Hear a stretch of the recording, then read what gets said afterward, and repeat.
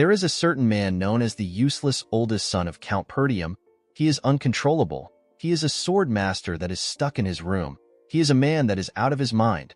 This man's name is Ghislain Perdium. While shaking in pain, a man in an armor contemplates about the fact that he lost to a garbage human like Ghislain. He could not believe that he who was the best knight in the north would lose to someone like that. Next to the knight, we see the bodies of several other knights. While the man was shaking in pain, someone walks up to him.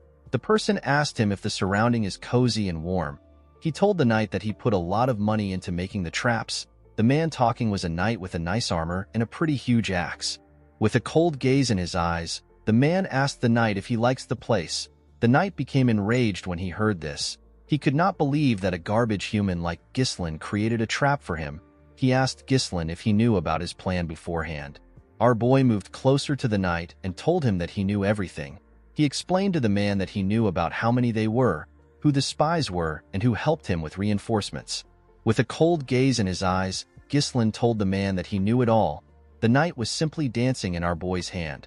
The poor man could not accept this reality. He told Ghislain that he has always been a hidden ace card. The knight raised his voice and asked our boy to tell him how a useless bastard like him was able to know what was happening. Before he could finish talking, Ghislain used his leg to hit the man's face. He asked him to shut up. Our boy took off his helmet and told the man that he can continue trying to invade them. He informed the man that he is going to win the war and the next one after that. Our boy asked the knight if he knows the reason why he will win. With a smile on his face, Ghislain revealed to the man that he has all the plans. The scene shifts and we are taken back a year earlier. We are taken to a soldier's camp which is in the Luthania kingdom near Perdium estate. We see Ghislain wake up in one of the tents. Our boy was shocked to see that he is alive. He quickly placed his hand on his neck to confirm this. Ghislain was certain that he was in a different place a while ago. He remembered what happened earlier. A knight knocked his sword out of his hand. Our boy spat out some blood when the knight attacked him. When our boy fell to his knees, the knight with red hair and a golden armor said that it is now over for Ghislain, who is the mercenary king and one of the continent's 7 strongest men. With a smile on his face, the knight said that the war is over. This man is also among the continent's 7 strongest men. He is known as the noble knight Aiden. Aiden pointed his sword at Ghislain and asked him if he has any last words. Our boy told the man that he simply regrets being unable to fulfill his revenge. While breathing heavily, Ghislain told him that he hopes he dies. Aiden smiled when he heard this. He called our boy an arrogant bastard. He informed Ghislain that he never expected him to have been the oldest son of the fallen Perdium household. He reminded our boy that he left his family after his sister died.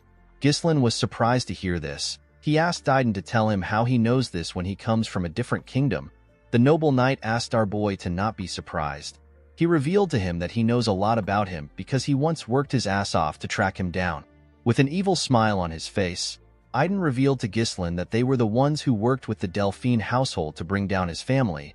Our boy was shocked to hear that there were other people involved in the fall of his household other than Duke Delphine's household. Aiden moved his sword closer to Ghislain's neck. He told him that he does not need to know more since he is going to die anyway. He asked our boy to accept his fate. Ghislain was annoyed to hear this. He told the man that he will never forgive him. Aiden did not care about this. He beheaded Ghislain with a single strike. The scene shifts and we are taken back to the present. Ghislain moved closer to a barrel containing water. He wanted to see if his head was still on his neck. Our boy could not comprehend what was happening. He wondered if he was hallucinating. He noticed that he was much younger. Ghislain looked around. He wondered if he was taken captive and used as a lab rat by some mages. Our boy promised himself that he would make the arrogant bastards regret keeping him alive. While looking around, our boy saw a sword lying next to a barrel. While he was thinking, he hears someone call him young master. The person stepped into his tent and asked him to come out. He told him that he knows he is awake. This man is a soldier that belongs to the Perdium household. His name is Ricardo. Before the soldier could take another step, Ghislain appeared behind him and put a sword to his neck. The man was shocked to see this. With a serious tone in his voice, our boy informed the man that he will let him leave if he answers his questions correctly. Ricardo referred to Ghislain as young master and told him that he is crossing the line. Our boy was surprised to see how casually the man spoke. He did not expect the man to have such a weird reaction when he is being threatened. Ghislain asked the soldier to tell him what he is talking about. Ricardo pushed Ghislain back and revealed to him that he tired himself out from his tantrum earlier and fell asleep. Our boy was surprised to hear this. While touching his neck, Ricardo asked his master if he forgot everything after sleeping. He reminded Ghislain that he was throwing tantrum about how he wanted to command the group to raid the orcs. Ghislain could not comprehend what the man was saying. He asked the man to stop spouting nonsense. Ricardo picked up a bag and asked our boy to pack his stuff. He explained to him that people are waiting. With a nervous look on his face, Ghislain asked the soldier to tell him where they are going. Ricardo walked past our boy and told him that they are going to the Perdium estate. Ghislain was shocked to hear this. He quickly turned around and grabbed the man. He asked him to repeat what he said. Ghislain asked Ricardo if he is talking about the fallen Perdium estate. The scene shifts and we see our boy outside. While standing at the top of a cliff, Ghislain looked at his estate from afar. Our boy was certain that this was the Perdium estate. He did not understand why it was looking fine. He remembered that it was reduced to ashes the last time he saw it. Ricardo moved close to his master and asked him if he had a nightmare. He could not believe that Ghislain would call his household a fallen one. He told our boy that the Count will kick him out if he hears this. Our boy still wasn't convinced that everything was real. He believed that he was dreaming, pinched his cheek to confirm if he was dreaming. Seeing that he could feel pain, Ghislain realized that everything was real. Due to the fact that he had a younger face and his estate was in its original form, our boy was able to deduce that he had returned back to the past. Our boy's younger self resented his household.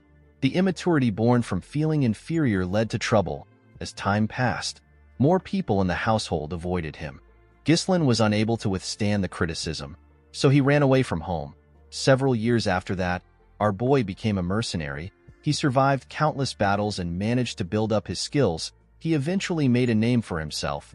After achieving so much, Ghislain returned to his county in order to make up for his past mistakes. Unfortunately for him, his household had already been crushed to dust by the time he returned.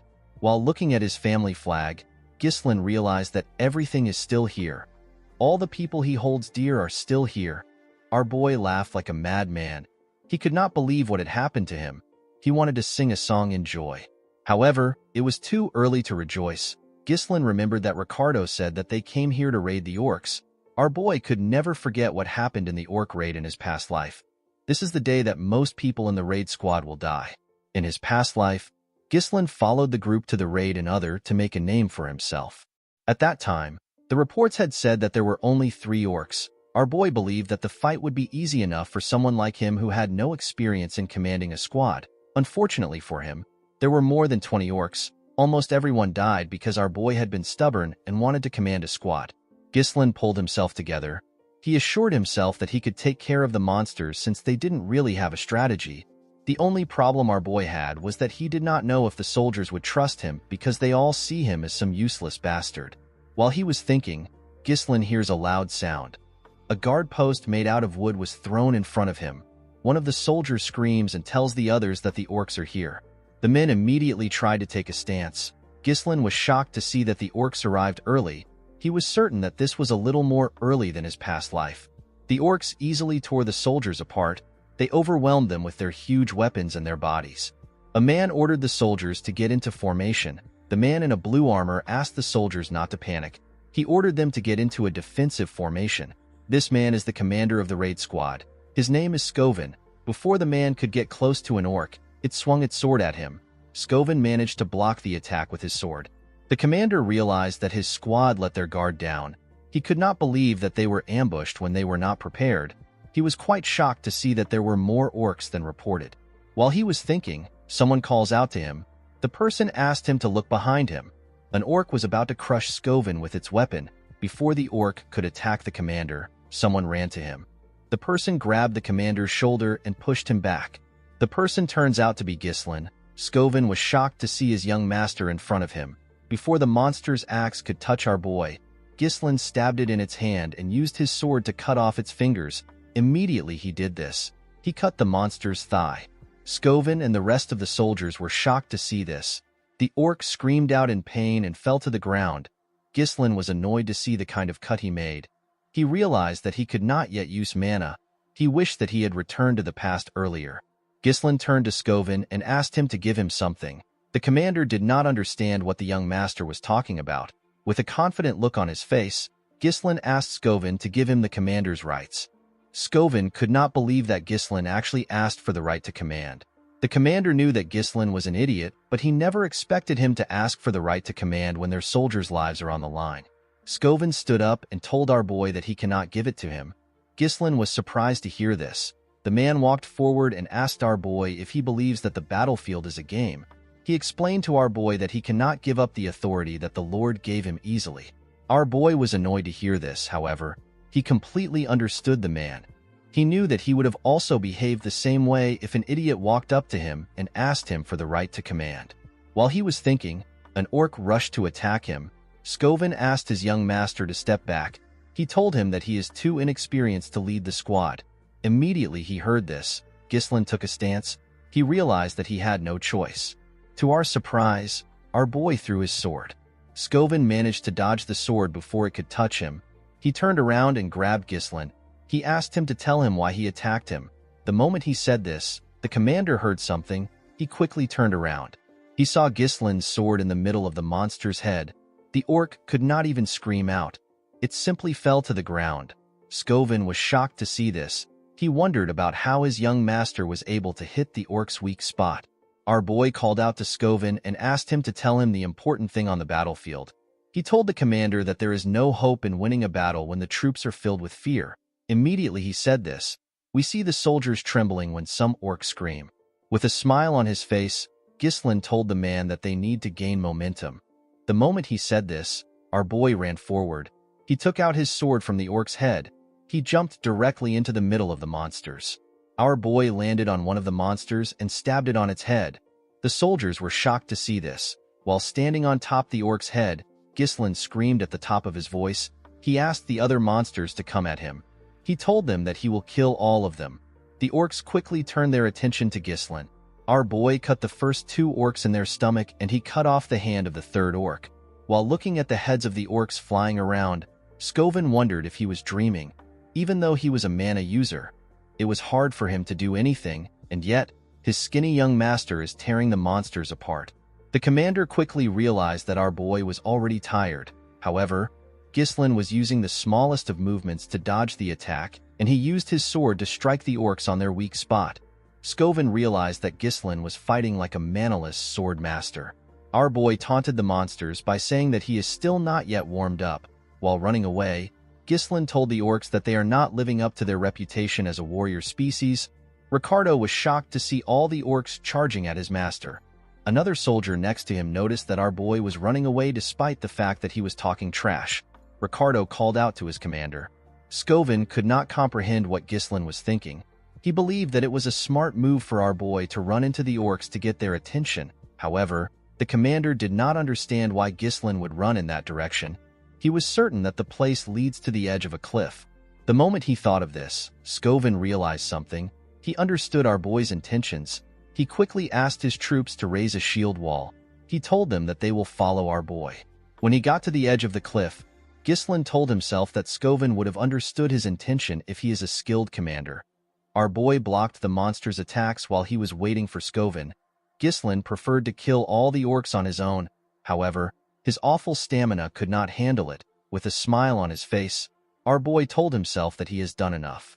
Immediately he said this. The orcs heard someone coming at them from behind. When they turned around, they saw the commander and the rest of the soldiers forming a shield wall. The men held their spears tightly. Ghislain smiled when he saw this. He said that it was perfect. The moment he said this, he jumped off the cliff. Immediately our boy jumped. Scovin ordered his troops to push the orcs off the cliff. The soldiers moved close to the orcs and stabbed them with their spears, while screaming at the top of their voice. The soldiers successfully pushed the orcs off the cliff. The orcs fell to the ground and covered the area in blood. The soldiers were shocked to see what they had done. They could not believe that they managed to kill all the orcs. Immediately they took care of the monsters. Scovin moved to the edge of the cliff. He called out to his young master. To the man's surprise, Ghislain had pushed his sword into the cliff and held on tightly. While breathing heavily, our boy smiled at Scovin. The commander was relieved to see Ghislain. He stretched out his hand and asked him to grab it. Unfortunately, our boy's stamina was bad. His grip slowly loosened. Before Ghislain could reach for the commander's hand, He let go of the sword and fell. Scovin and the soldiers were shocked to see this. The scene shifts and we see someone calling Ghislain. Our boy immediately recognized this voice. He called out to the girl whose name is Elena. Our boy remembered how the girl cried when their mother died, how she used to thank him for helping her. He also remembered how his sister told him that she hates him. Ghislain was surprised to see memories of Elena. While he was thinking, someone grabbed him. The person turns out to be Elena. The little girl told her brother that she wants to go with him. The moment he heard this, Ghislain opened his eyes. He saw himself in a room. There was a cloth on his head. Ghislain was happy to see that the soldiers managed to save him.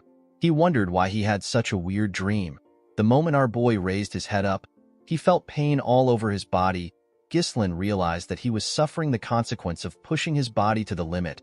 While our boy was shaking in pain, someone steps into the room. A maid with white hair was happy to see our boy awake. Ghislain was shocked to see the woman whose name is Belinda. The maid placed the bucket she was holding on the table and told her master that she was quite worried about him. She reminded Ghislain that she told him to let the soldiers handle everything. To Belinda's surprise, Ghislain rushed to hug her. The woman was shocked to see this. She asked her master if she offended him. Our boy told the woman that he is simply happy to see her. Belinda was Ghislain's personal tutor. Since he was little, Belinda was the only one who continued to stay by his side despite his idiotic antics. However, after the Perdium family fell to ruins, Belinda went missing. Our boy was no longer able to see her again. Belinda asked her master to tell her why he is happy when they see each other every day. Ghislain believed that he needed to tell his maid the truth. He asked the woman to listen carefully to him. He revealed to her that a catastrophe will soon strike their family. The maid asked her master to explain what he means. With a serious look on his face, Ghislain told the woman that he died and came back to life. The maid laughed and told her master that she knows that the orcs almost killed him. Our boy told her that he is not talking about that. Belinda explained to him that he is the one who is in danger and not the family. While the maid was warning our boy, he realized that she doesn't believe him. Belinda asked her master to tell her what he would have done if he was too hurt to go to the festival. Ghislain was surprised to hear this. Belinda asked her master if he has forgotten. She reminded him that Elena has been waiting for this day to go to the festival with him. She explained to her master that this is a great opportunity for he and his sister to become close to each other again. While looking at a picture of him and his sister, Ghislain remembered that a festival always happens at this time of the year. In his past life, Ghislain did not have time to enjoy the festival because of his traumatic experience. Our boy asked his maid to tell him when the festival will start. Belinda told her master that it will begin next week. A week from now is the day that Ghislain's life changed. While he was thinking, someone steps into his room. Our boy was shocked to see who came into his room. On the day of the festival, Ghislain got a memory that continues to haunt him. A week from today, his sister will die. The person who stepped into the room turns out to be Elena. Ghislain ran to hug his little sister. Belinda was shocked to see this. Elena was shocked to see what her brother did. She asked him to tell her what he is doing. Our boy told his sister that he has missed her. Elena pushed her brother back when she heard this. She told him that he is creeping her out. Ghislain was shocked to see how his sister easily pushed him back. He never knew that Elena was so strong. While dusting her clothes, Elena informed her brother that she came to see him because Belinda asked her to be here. She asked him to tell her the kind of game he is playing. She asked her brother if he believes that this will make everything okay. Ghislain asked his sister to tell him what she is talking about. Elena reminded her brother that he asked her to piss off because he is annoying. He told her that he feels disgusted from just feeling her breath. Ghislain was shocked to hear that he said this to Elena. Our boy remembered that he was not the closest person to his sister in his previous life. He was actually a complete piece of shit. Ghislain apologized to his sister for his behavior. Belinda was shocked to see that her master actually apologized first. Elena asked her brother if his head is all right. She remembered hearing that an orc hit him. Our boy was annoyed to hear this. He wondered why the two of them kept saying that he got hit. He told them that he was the one who got the monsters. The moment he said this, Ghislain felt a large amount of pain in his body. Our boy fell to the ground. With a cocky smile on her face, Elena told her brother that he came back unconscious after getting the orcs. The maid and Elena laughed when they saw the way Ghislain was trembling. Our boy was surprised to see the two of them laughing. He was happy to see that everyone acts exactly how he remembers them. Ghislain wondered why his past self wasted so much time on useless things. In the festival that happens next week, Ghislaine rejected Elena's offer to go together. He told her that the things that happened in the raid made him upset. This was the last time our boy saw his sister. Elena's body was found shredded to pieces along with her bodyguards. Ghislaine was annoyed that he did not go with his sister. While he was thinking, someone knocks on his door. 2 men in an armor open the door. These men were Elena's bodyguards. Their names are Jamal and Philip. Jamal informed his mistress that they were waiting for her. Elena asked the men if something is wrong. She reminded them that she asked them to wait outside. Jamal apologized to Elena. He revealed to her that the servants asked her to oversee their work on the festival supplies. Ghislaine was surprised to hear this. He asked the man to tell him why the maids would ask Elena to do such a thing. Belinda told her master that he does not know anything because he always lays around all day. She informed Ghislaine that there is a shortage of workers in Perdium, that even the young lady has to work. Our boy was surprised to hear this. He could not believe that they were actually short on workers. Of course, it was impossible for our boy to know anything about it because he never cared about such things in the past. Elena told her brother that she has to leave. The moment she turned around, Ghislaine told her that he wants to help as well. Elena was shocked to hear this. Belinda could not believe that her master volunteered by himself. Elena wondered if her brother really got hit on his head. In the town, we see some servants arranging and preparing for the festival. The people of the town heard Elena chasing her brother away. The girl informed Ghislaine that people will be too scared to work with him around. Our boy asked his sister if this is how she treats people that wants to help. The girl informed him that the best way for him to help is to stay out of their way. While his sister was pushing him away, Ghislaine remembered that her body was found near the slums, which is far from the festival grounds. Our boy believes that someone must have called Elena out there or forcefully moved her there. In order to prevent this, Ghislaine realized that he needs to know the ins and outs of the castle. While Elena was struggling to move her brother away, a soldier ran to him. The man referred to Ghislaine as his lord. Our boy immediately recognized this voice. He was surprised to see the old soldier. He referred to the man as Old Man Fergus. While breathing heavily, Fergus cleaned his sweat. He was relieved to see that his master was well. The man grabbed our boy and referred to himself as a lowly servant. He told him that he ran to him immediately he heard the news about the orcs. Our boy told the man that everyone can stop talking about it now. Elena moved close to the man and commended him on his great timing. With a smile on her face, the girl explained to the man that her brother has been acting weird since he woke up. She begged Fergus to take Ghislaine to his room. The old man easily accepted Elena's request. Ghislaine was annoyed to see how his hooligan image was getting in his way. Our boy realized that he had to give up. He decided to find out more about the castle the following week. Ghislaine told the old man that there is an abandoned training field in the castle. He asked him to take him there. Fergus was surprised to hear this. He asked his master to tell him why he wants to go there. With a serious look on his face, Ghislaine informed the old man that he wants to train. Fergus was shocked to hear this. The scene shifts and we see our boy and the old man arrive at the training ground. Ghislaine was shocked to see the place. It was in a much better condition than he expected. Even the weapons were good. The place was a perfect location for our boy to train. Ghislaine never saw anything like this when he was a mercenary. Fergus revealed to our boy that they kept it maintained in case he wished to use the facility. The old man told Ghislaine that he always believed that what he was going through was just a phase. Our boy realized that the man also did this in his past life. Ghislaine tapped the man's armor and told him that he wants to live a long life. He revealed to Fergus that dying feels horrible. The old man was surprised to hear this. He asked his young master to tell him why he is speaking as if he has already experienced life and death. With a confident smile on his face, Ghislaine commended the old man for being sharp. He explained to Fergus that he died and got resurrected. Fergus told our boy that he is not interested in jokes. Ghislaine asked the old man to step out. He told him that he wants to start training. Fergus bowed his head and informed his master that he will be outside. Our boy understood that he has always treated everyone around him like they are his enemies. He realized that he was too short-sighted. In the past, it was revealed that the person behind Elena's death was a neighboring territory. Thanks to this, Perdium got caught up in a war. This led to its downfall. Elena's death was essentially the starting point of the household's downfall. Ghislaine decided to set things straight in this life. In order to achieve his goal, our boy knew that he had to get a better physique. Unfortunately, our boy did not have a lot of time. Ghislaine was still certain that he will be able to learn mana control. He sat in a lotus position and began to meditate. Mana is a supernatural resource that allows humans to break through their limit. Most people say that noticing and taking in mana is the hardest part. However, our boy was able to do this easily, even on the chaotic battlefield. He connects the mana particles floating in the air and bundles it up as if he is spinning a spool. For someone like him who had experienced thousands of battles, it was quite easy to create a mana core. However, this was not enough.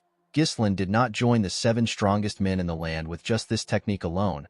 With the method from the half-burned book of magic that he picked up and the natural mana core of humans, our boy is able to create a second and even a third core.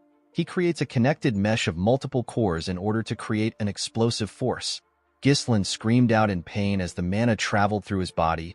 Our boy spat out some blood from his nose and even his mouth. He was surprised to see that he was only able to create 3 cores in his past life. He actually managed to get 5 cores. This method allows one to create an explosive force in a short time, but it also requires an extremely large amount of mana in return. This was the primary reason Ghislain lost to Aiden in his past life. The noble knight brought a whole knight order to fight against him when he had ran out of mana. Our boy was certain that he would have won if it was a fair fight. Ghislain knew that this technique was an unstable one. However, he did not mind. Our boy knew that he had a youthful body and a lot of time. He assured himself that he will be the one to behead Aiden this time. With a look of anger on his face, Ghislain promised to destroy the bastards that helped House Delphine to destroy their county. The scene shifts and we are taken to the day of the festival. We see Ghislain gear up and walk into the festival grounds. Elena was shocked to see her brother. She asked him if something is wrong. She reminded him that he never used to come to things like this. Ghislain explained to his sister that he needs to come to these things once in a while, since he is also a member of the Perdium household. Elena told her brother that he has been acting weird recently. She revealed to him that she heard that he has been training for the entire week. With a nervous look on his face, Ghislain explained to his sister that there is nothing weird for the heir of a knight family to be training. Elena reminded her brother that he never cared about these things before. She reminded him that he said that their father is annoying and he cannot wait to be lord. Our boy was shocked to hear what he said. With a bright smile on her face, Elena informed her brother that she likes the way things are now. She told him that it feels as if he has returned to his old self. Ghislain realized something in the past week. Due to the fact that his actions have changed, his reception and his future are also slowly changing. While thinking, our boy saw Belinda instructing Elena's bodyguards. She asked them to figure out a solution by themselves if Ghislain causes any trouble. She explained to them that they cannot afford to have any problems, especially when there are a lot of visitors around. The 2 men told the woman that she can trust them. Although the general flow of things were the same, it was difficult for Ghislain to gauge the impact of his actions on small events. Making good use of the information he has was our boy's work. Ghislain knew that he needed to respond to each situation effectively. Our boy followed his sister around during the festival. He carefully watched his surroundings to see if anyone is acting suspicious. After moving around for a while, Elena sat down. She told her brother that she enjoyed the festival a little. She explained to him that it is a little boring to have the same thing every year. She wondered if there was nothing new this year. Ghislain found it odd that nothing had happened to his sister even though the festival is almost over. He wondered if this happened because he is with his sister. While he was thinking, someone asks Elena if she wants to check out other areas. The person turns out to be a soldier. The soldier explained to the girl that his friend told him that there are new events elsewhere. He asked the girl if she will come with him. Elena was surprised to hear this. She grabbed the soldier's hand and told him that the events have to be fun. Upon seeing this, our boy realized that the 2 soldiers in front of him are the traitors. Ghislain could not believe that Jamal and Philip were the traitors of their household. Elena's bodyguards were the most trusted knights in the feud. This is because they have protected Elena since she was a little girl. It was known that they were murdered while protecting her in the past. With a smile on his face, Jamal welcomed his mistress to the event. To the girl's surprise, there was no one there. Elena did not understand what was happening. She asked Jamal if there is really going to be an event in such a dirty place. With a nervous look on his face, Jamal told her that the people must have not yet prepared. He told her that people will soon arrive. Elena believed her bodyguard was joking with her. She asked him if he would perform in such a dirty place. While she was talking, our boy looked around. Although the place looked like a simple deserted street, Ghislain could tell that the men have carefully blocked the escape route. He realized that they must have made their preparations in advance. While he was thinking, his sister pulled him. She asked him to leave with her. Jamal asked his mistress to stay in order to see the show. Elena told the man that she is not going to watch a show in a place like this. Ghislain asked his sister if she works out. He told her that she is quite strong. Before the girl could reply, Philip appeared in front of her. With a scary look on his face, the man asked Elena to wait for a little while. The girl became nervous when she saw the look on his face. She told her two guards that they are acting strange. She asked them if something is wrong. Jamal apologized to her for scaring her. With a creepy look on his face, the man informed his mistress that a reasonable request came in. Elena was surprised to hear about a request. The moment Jamal said this, 3 men walked into the area. 2 of the men were wearing black clothes. The other man, who appears to be their leader, was wearing a blue coat with a blue hat. This man's name is Frank. Frank commended the men on their smooth work. Jamal walked up to the man. He told him that they brought their mistress just like they promised. He told Frank that their deal ends here. Frank noticed that Ghislain was also here with Elena. He told Jamal that he never asked him to bring our boy. While trembling, Elena held her brother. With a smile on his face, Jamal revealed to the man that he will give him Ghislain for free. He told him that our boy followed them foolishly without knowing that this would be his graveyard. Ghislain asked Jamal if he really believes that he can get away with selling them out. With a cocky look on his face, Jamal asked our boy to worry about himself. He told him that they can simply run away to a faraway place. He explained to our boy that he and his friend have simply gotten sick and tired of the impoverished land which is tormented by barbarians. He told Ghislain that there are plenty of others leaving the county. The moment he said this, Ghislain moved close to him and attacked him. Our boy easily cut through his armor in one slash. Everyone was shocked to see this. Jamal's body tore apart. Our boy told the man that the people that left never tried to sell them out. Immediately he said this, he turned to Philip and asked him if he is wrong. The knight quickly grabbed Elena. He called Jamal an idiot. He could not believe that a knight would lose to an amateur. Before the idiot could unsheath his sword, Ghislain threw his sword directly at his forehead. The man could not comprehend what just happened. He fell to the ground and died. Elena quickly ran to her brother. One of the men in black asked his boss if they are really looking at Ghislain. The other man told Frank that our boy has never had any real combat experience or fundamental training. Frank told the men that they are definitely looking at Ghislain. Although they were caught off guard, Frank could not believe that our boy killed 2 knights instantly with attacks that used mana. While shaking, Elena asked her brother to explain what is happening. Immediately she asked her question. Our boy hit her neck and knocked her out.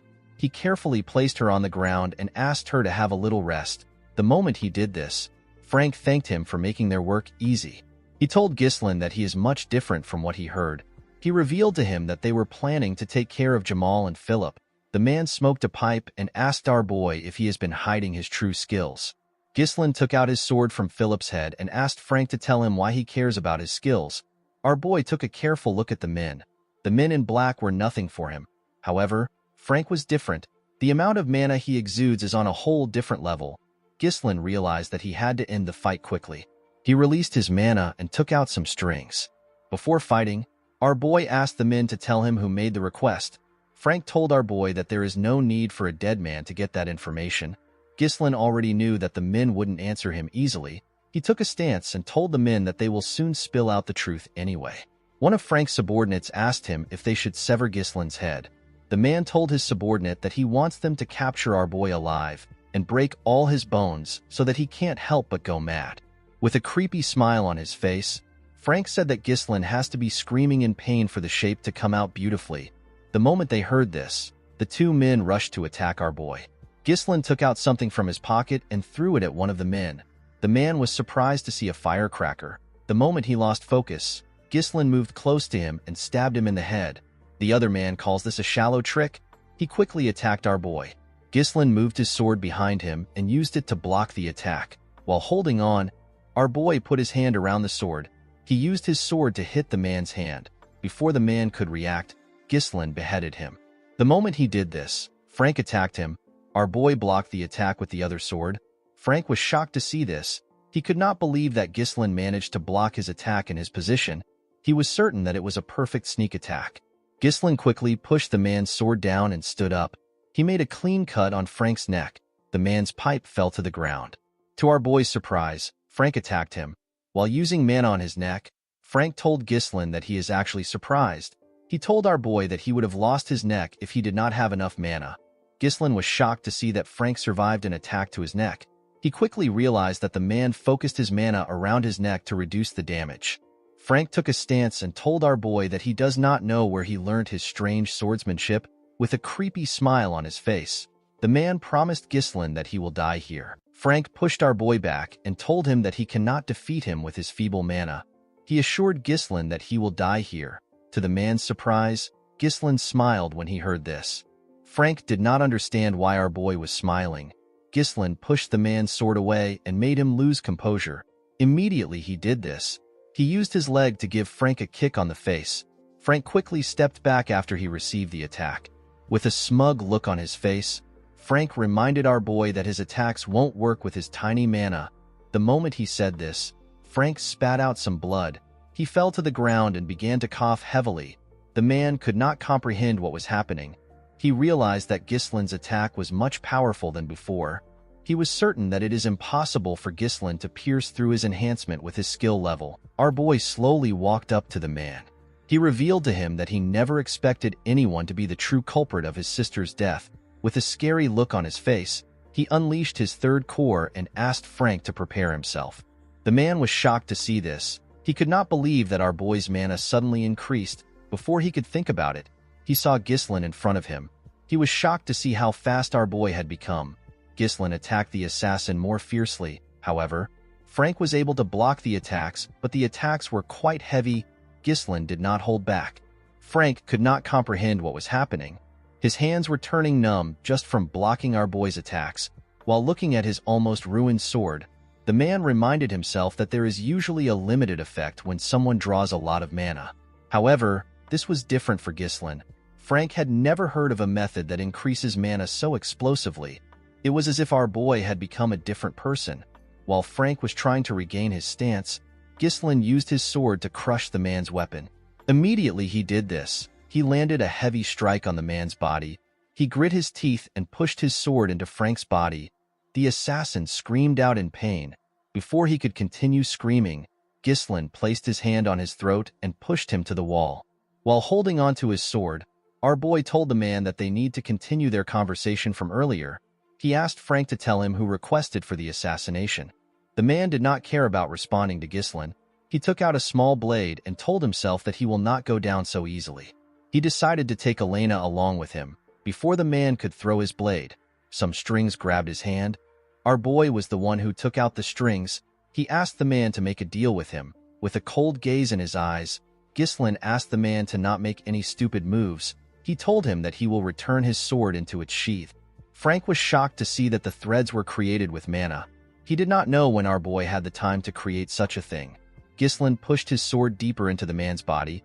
He told him that someone on his level should be able to patch up this injury. With a horrifying tone in his voice, our boy told Frank that his level won't matter when his mana core is destroyed.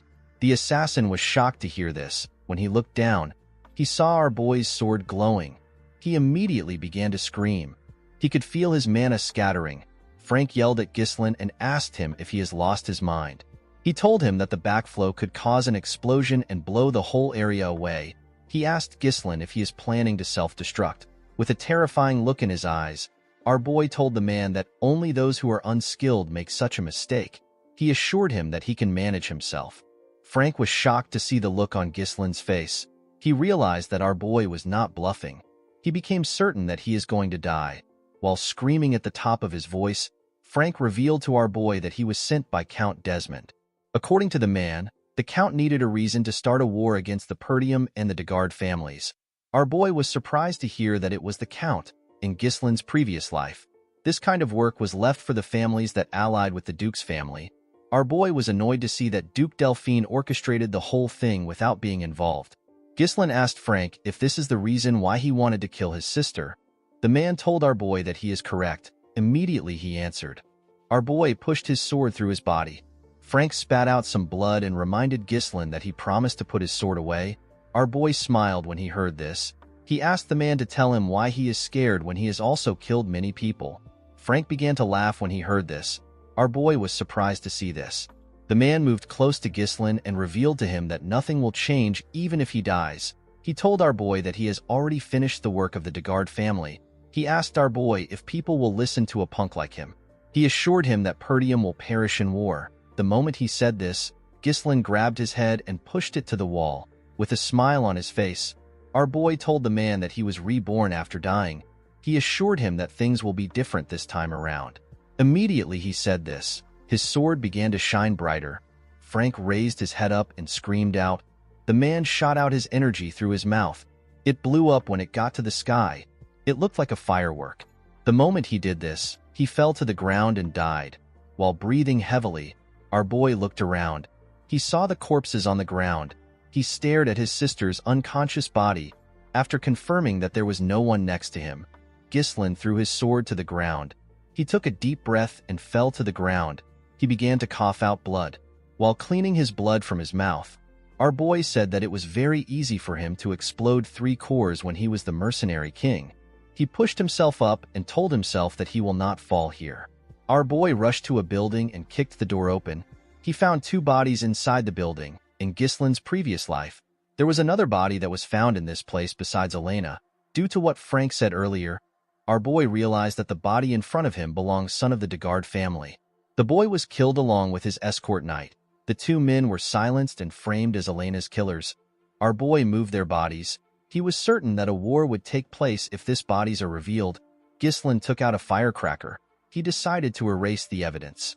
After setting the building on fire, our boy carried his sister and slowly walked away. He assured himself that he will never let things go as planned for his enemies.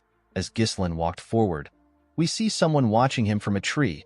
The person disappeared after staring at our boy for a while. The scene shifts, and we see the man reporting to his superiors who sat on a round table. The man revealed to them that the assassination was a failure. The people on the round table were shocked to hear this. They could not believe that Frank and the other 2 knights failed the mission.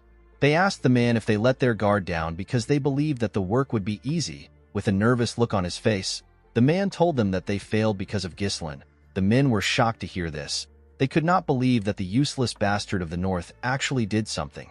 One of the men on the table reminded the spy that Ghislain is actually a useless piece of shit. He asked the man to stop using our boy as an excuse. The spy revealed to the man that Ghislain is completely different from the information and rumors they have about him, while remembering how our boy dealt with their men. The spy told his superiors that Ghislain was basically a completely different person. The man revealed to his superiors that they have already taken care of the Degard family. He assured them that it will not be difficult to start a territorial war. He begged them to give him another chance. The men asked the spy to shut up. They could not believe that he was not able to get enough information on one kid. They asked the spy if he knows that he has pushed their plans back. They could not believe that the man was asking for another chance when he failed his first mission. The members of the group ordered for the spy to be eliminated. The moment they said this, someone sitting on a throne told them that they are noisy. The man asked the spy to tell him the kind of chance that he wants. The spy assured the man that he can get rid of Ghislain. The man asked him to tell him how he wants to do this. The spy revealed to the mysterious man that he will make a duel happen naturally. He told the man that he has someone in mind. The men on the table asked him to tell them who he plans to choose.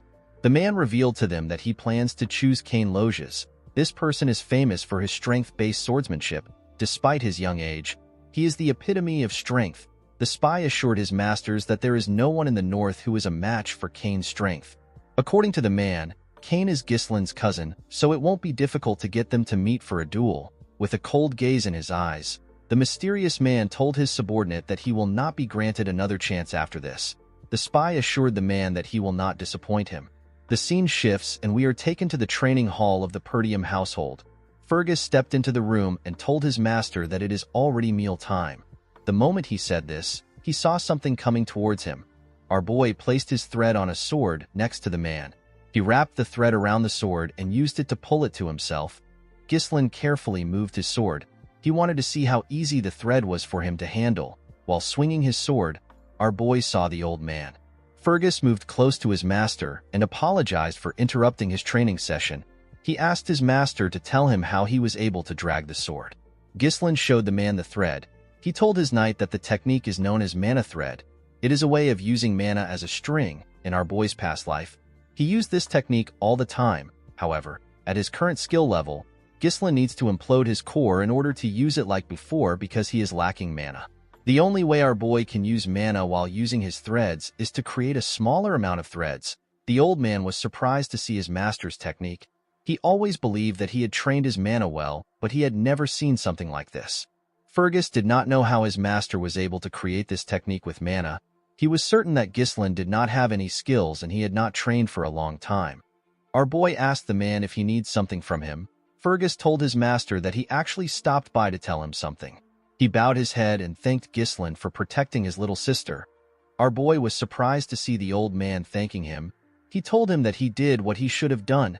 He asked Fergus to eat with him. A few days after that, the festival was paused. This was expected because a knight tried to traffic the young lady. Inside the castle, we see Elena complaining to her brother. She told him that no one believes her when she says that he saved her. She asked her brother to say something to the people. Ghislain assured her that it is fine. He told her that no one will believe him either. Belinda was annoyed when she heard what Elena said. She was annoyed to hear that Jamal and Philip were trying to take her. She believed that the knights were trying to take Elena for themselves. She told her mistress that she always believed that the two men were perverts. Ghislain was happy to see that his sister actually managed to survive. Although he was able to prevent the war from happening, our boy knew that their enemies won't give up easily. Ghislain knew that he cannot stop them on his own forever. He realized that he needed to grow his own military force. While he was thinking, a maid stepped into the room. She brought a cart containing their food. Our boy realized that he needed to get into politics if he wants to get the things he needs. The maid placed the plate on Ghislain's part of the table. When he opened the plate, he saw a piece of potato. Our boy was shocked to see this. Ghislain turned to Belinda and asked her to tell him when they will have dessert. The maid was surprised to hear this. She asked her master if he does not know how their situation is. The moment she said this, our boy hears someone screaming outside of the castle. He was startled when he heard the person. At the gate of the castle, we see a chubby bearded man asking the Perdium household to compensate him for the damage they have caused with the cancellation of the festival. It wasn't just the chubby man that demanded this. Other men were also asking for compensation. They were holding pitchforks. They asked Ghislain and his sister to come out. They asked them to stop wasting their money. The guards begged the men to calm down. Our boy looked outside the window to see what was happening. He did not understand what was going on. Belinda told her master that she knew this would happen. She revealed to Ghislain that their county is full of merchants who make a living from the profits that come from the festival. The profit was good enough for them last year. However, since the festival was cancelled after just one day, it is expected for the merchants to be angry. Ghislain was shocked to hear this. He never expected the county to be in such a bad situation. Our boy turned away from the window. He realized that he needed to stop the merchants. He was certain that they will get more aggressive if he doesn't do anything. Ghislain asked Fergus to tell him what the soldiers are doing. He asked him to send the soldiers down to calm the crowd. Fergus revealed to our boy that they do not have any soldiers. Ghislain could not believe what he was hearing. The old man explained to our boy that most of their soldiers have been dispatched to the Forest of Monsters for reconstruction because of the orc raid. Ghislain was annoyed to hear this. Perdium is basically eternally at war because of the barbarians in the north. On the other side of the county is the Forest of Monsters. Monsters can come from this place at any time. Ghislain could not believe that they did not have any money or soldiers. He moved Belinda to the side and told her that they need to talk. He reminded the maid that she is the one who manages his money. He asked her to use his money to calm the merchants down. With a surprised look on her face, Belinda told her master that he does not have any money left. Our boy asked her to tell him the reason. The maid reminded her master that the count cut off his allowance because he used to spend money like water. Ghislain could not believe that he was broke. He asked Belinda to lend him some money.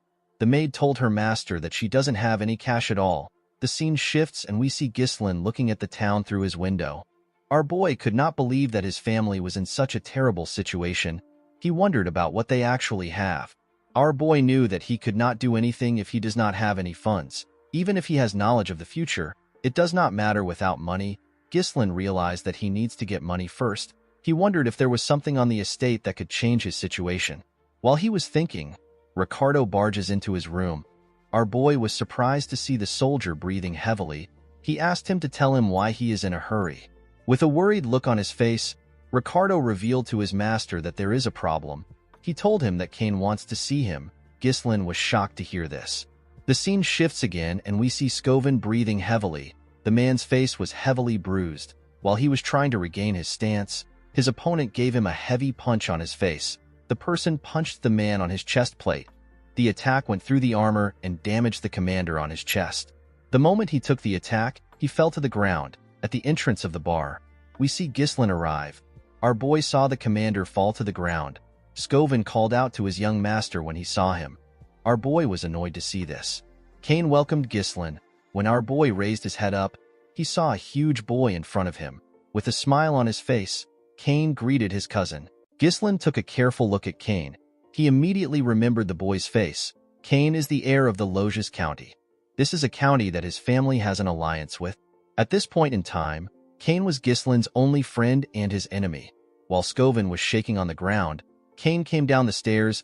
Ghislain asked Ricardo to explain the situation to him. According to the soldier, he and the commander came to the tavern because they heard a report about a disturbance.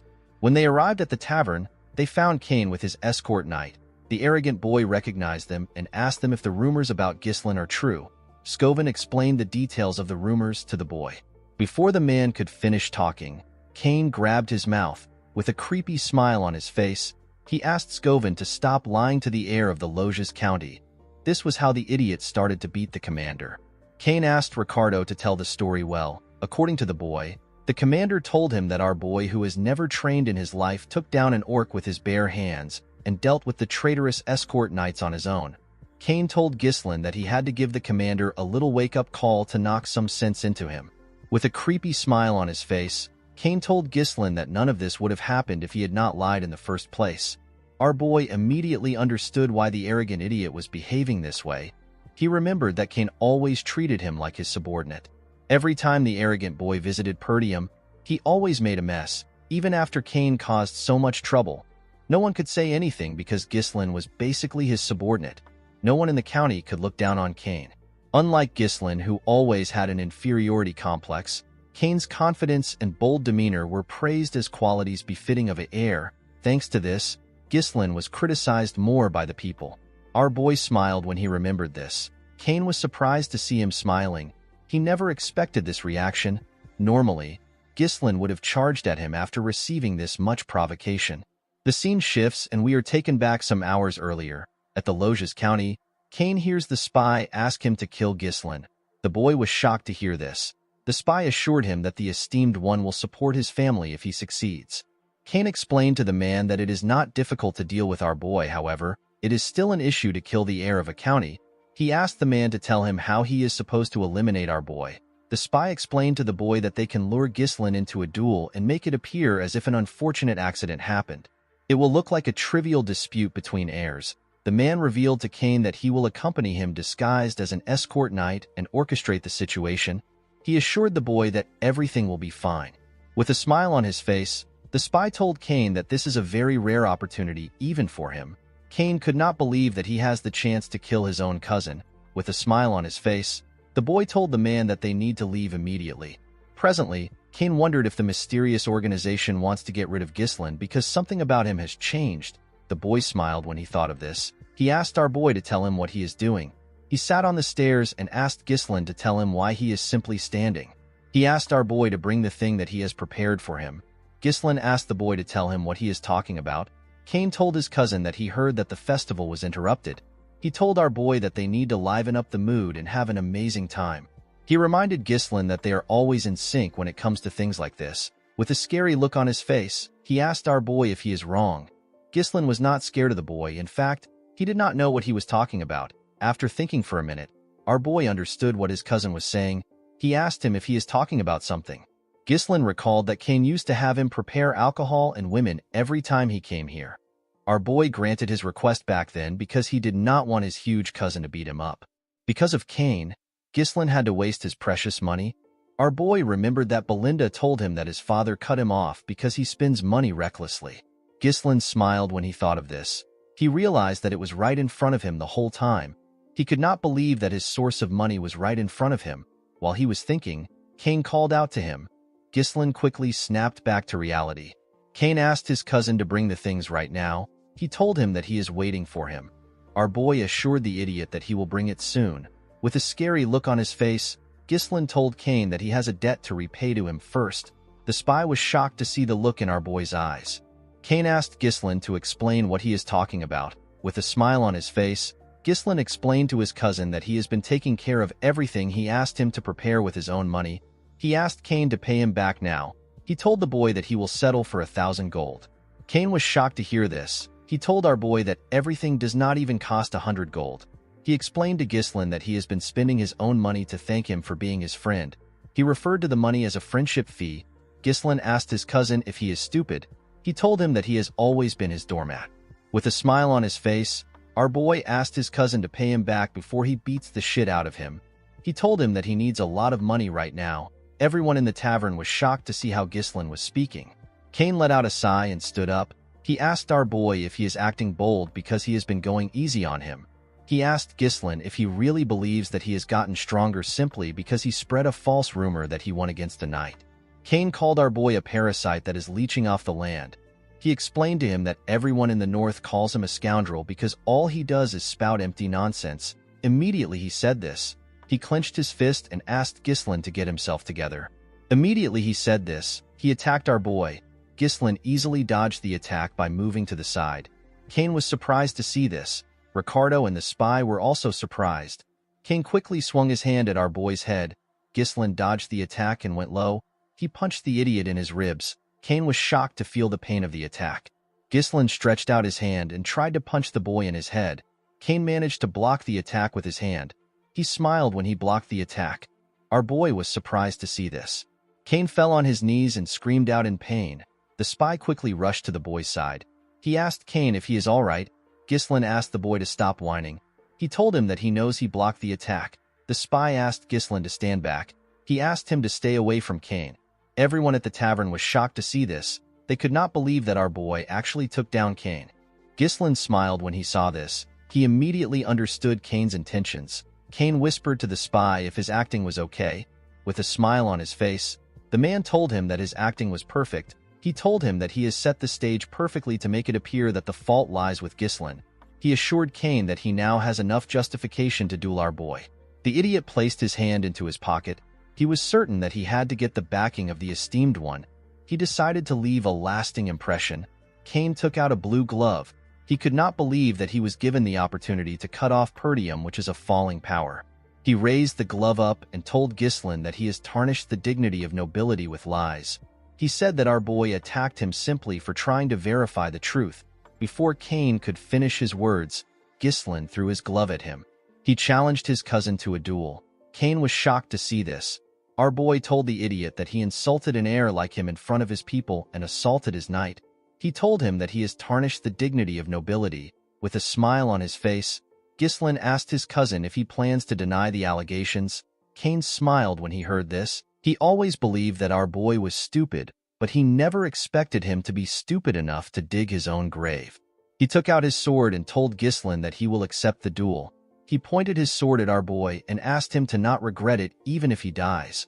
Our boy smiled when he heard this. He called out to Ricardo. The soldier immediately answered him. Ghislain ordered Ricardo to bring all the merchants who were protesting in front of the castle. The soldier was shocked to hear this. With a crazy smile on his face, Ghislain asked Ricardo to tell the merchants that he will help them make a lot of money. When the festival was cancelled, the atmosphere that had heated up to its peak suddenly cooled down. Some tourists regretted their decision to visit the county. Ghislain was certain that the tourists were in a state of incomplete combustion. This is because they were not able to spend their money or their time. In this situation, if an event were to take place right now, it might soothe them. The scene shifts and we see Ghislain and Cain on a stage. The two boys were surrounded by a large amount of people. They seemed excited to witness a duel between our boy and Cain. Most people there were happy to see that Ghislain was going to get beaten up. Thanks to the fight, store owners opened their store and began to sell their items to tourists. The chubby merchant who was protesting asked everyone to place their bets. He asked them to bring their money. All the merchants immediately put down their money. They placed their bets on Cain. They were certain that this was a guaranteed win. Cain placed his huge sword on the ground and asked our boy to tell him why he would turn a sacred duel to a marketplace. With a smile on his face, the boy told Ghislain that his sword will not stop even if he surrenders. Ghislain was not surprised to hear this. He already knew that Cain and his escort knight planned to kill him. Our boy told his cousin that enough people have gathered. He told him that they can begin the match. The moment he said this, the spy asked him to wait. With a smile on his face, The man told Ghislaine that a proper bet cannot proceed. Everyone was shocked to hear this. The chubby man revealed to the people that no one bet on Ghislaine. People were not shocked to hear this. They believed that only a stupid person will bet on Ghislaine. They all believed that the results were too obvious. Cain laughed when he heard this. He told our boy that even his own people don't trust him. The chubby man asked the spy if they should change the content of the bet. He told him that they should bet on how long Ghislaine can last against Cain. The moment he said this, someone dropped a bag of gold on the table. The person turns out to be the commander. He was being supported by Ricardo. The man told the merchant that he wants to bet on our boy. Ghislaine smiled when he saw this. Another person dropped a huge bag of gold on Scovin's bag. The person turns out to be Elena. The girl told the man that she wants to bet on her big brother. Ghislaine and everyone there was shocked to see this. The girl asked the merchant if the money is enough. After carefully counting it, the man told her that it is enough. Belinda reminded Elena that she advised her not to do this. Cain told them that they made him wait for no reason. The referee asked the boys to get ready. Ghislaine reminded Cain that he is older than him. He told him that it will look a little strange if he makes the first move. The boy was shocked to hear this. Ghislaine took out his sword. He asked Cain to come at him. Cain did not understand what our boy was thinking. He went down and told Ghislaine that it is a little late for him to act like an older brother. The moment he said this, they were asked to start the fight. Immediately he heard this. Cain jumped up and rushed to attack our boy. He used his momentum to hit Ghislaine with his heavy sword. Our boy managed to block the attack. He was surprised to feel the weight of the sword. With a smile on his face, Cain told him that he has already stooped too low to act like an older brother. He used his sword hilt to push Ghislaine back. He grabbed his blade and used its hilt to attack Ghislaine's head. Our boy managed to dodge the attack by going low. The moment he saw this, Cain tried to kick him with his leg. Ghislaine was able to dodge the attack, but Cain's leg still destroyed the ground. Everyone was shocked to witness Cain's strength. They could not believe that he did not even give our boy the chance to attack. With a cocky look on his face, the idiot smiled at our boy. Ghislaine never expected him to be so proud. Belinda began to panic after she saw Cain's strength. She grabbed Elena and told her that they need to stop the fight. The spy smiled when he heard this. He knew that it was already too late.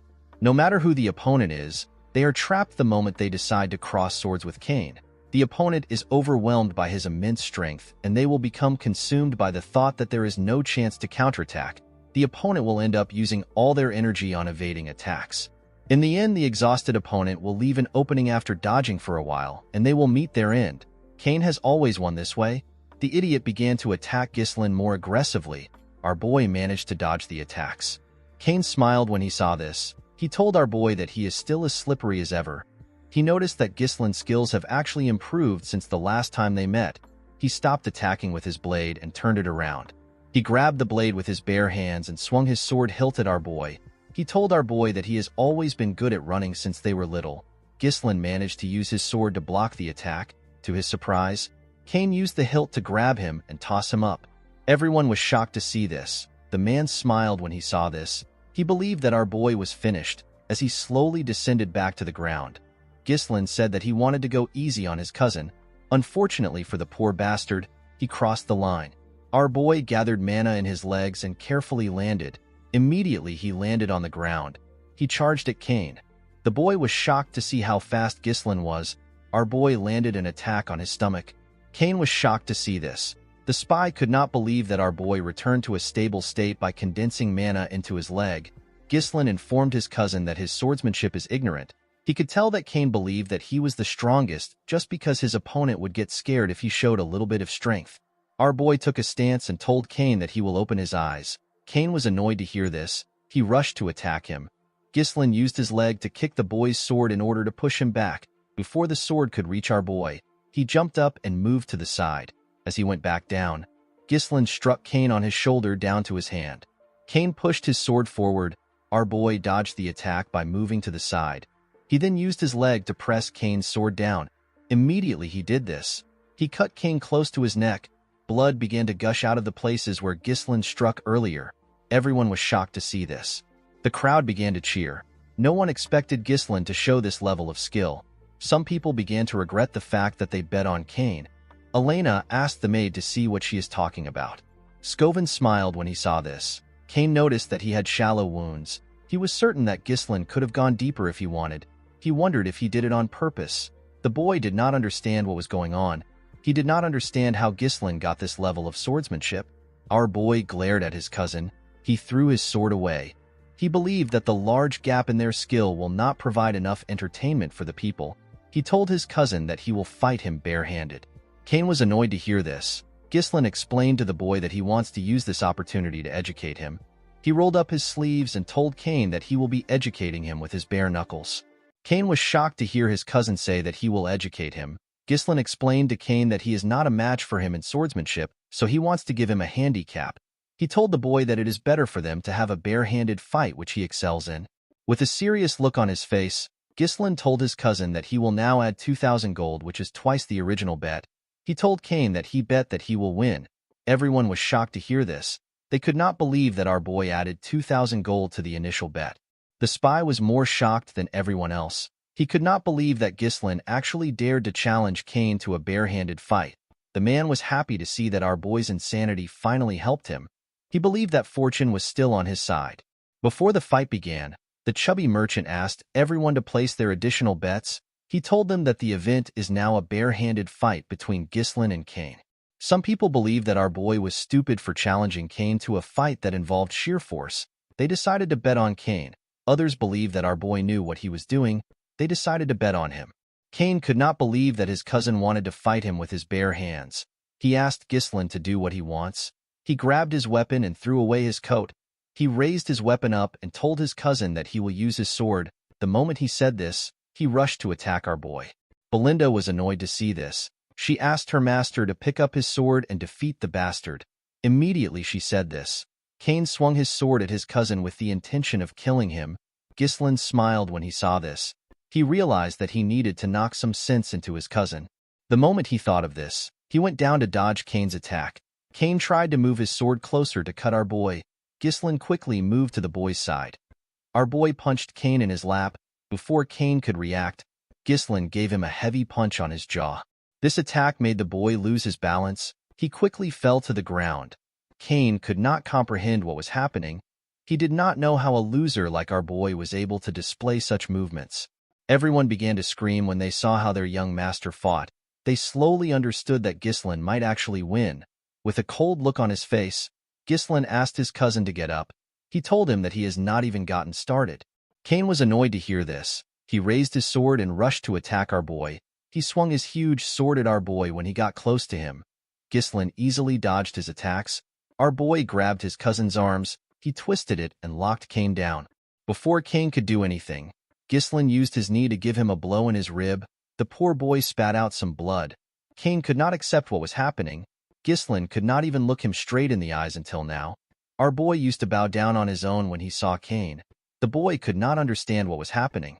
He believed that it would have been simple for him to kill Ghislain and secure his family's future. After Cain spat out some blood, our boy did not give him the time to rest. He pounded him without stopping. He beat the shit out of Cain. By the time Ghislain stopped, Cain's face and entire body had already swollen up. The boy trembled in front of our boy. Ghislain grabbed his hair. He told the boy that he pities his father. He explained to his cousin that his father helped Perdium until he was on the verge of demise simply because he was friends with our boy's father. Unfortunately, his son had a different idea in his mind. Upon hearing this, Cain remembered something. A few years ago, we see Cain arguing with his father. He could not believe that his father wanted to send more support to the Perdium County. He reminded his father that they are also having a hard time right now. He asked his father to tell him why he continues to invest in a land that is withering away.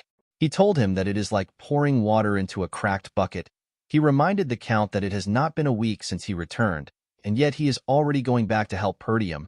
Cain asked his father not to leave. He told him that everyone is asking him to stay. He asked his father to tell him why he insists on helping Perdium. Count Loges turned around and told his son that he is doing all of this because he is friends with Count Perdium. Cain finally understood what his father was talking about. The moment the boy remembered this, he saw Cain's fist coming close to his face. Cain closed his eyes out of fear. Upon seeing this, Ghislain told his cousin that he has done enough. When Cain opened his eyes, he saw our boy's hand in front of him. Ghislain asked his cousin to get up. Cain was surprised to see this. He faced his head down and told our boy that he accepts his defeat.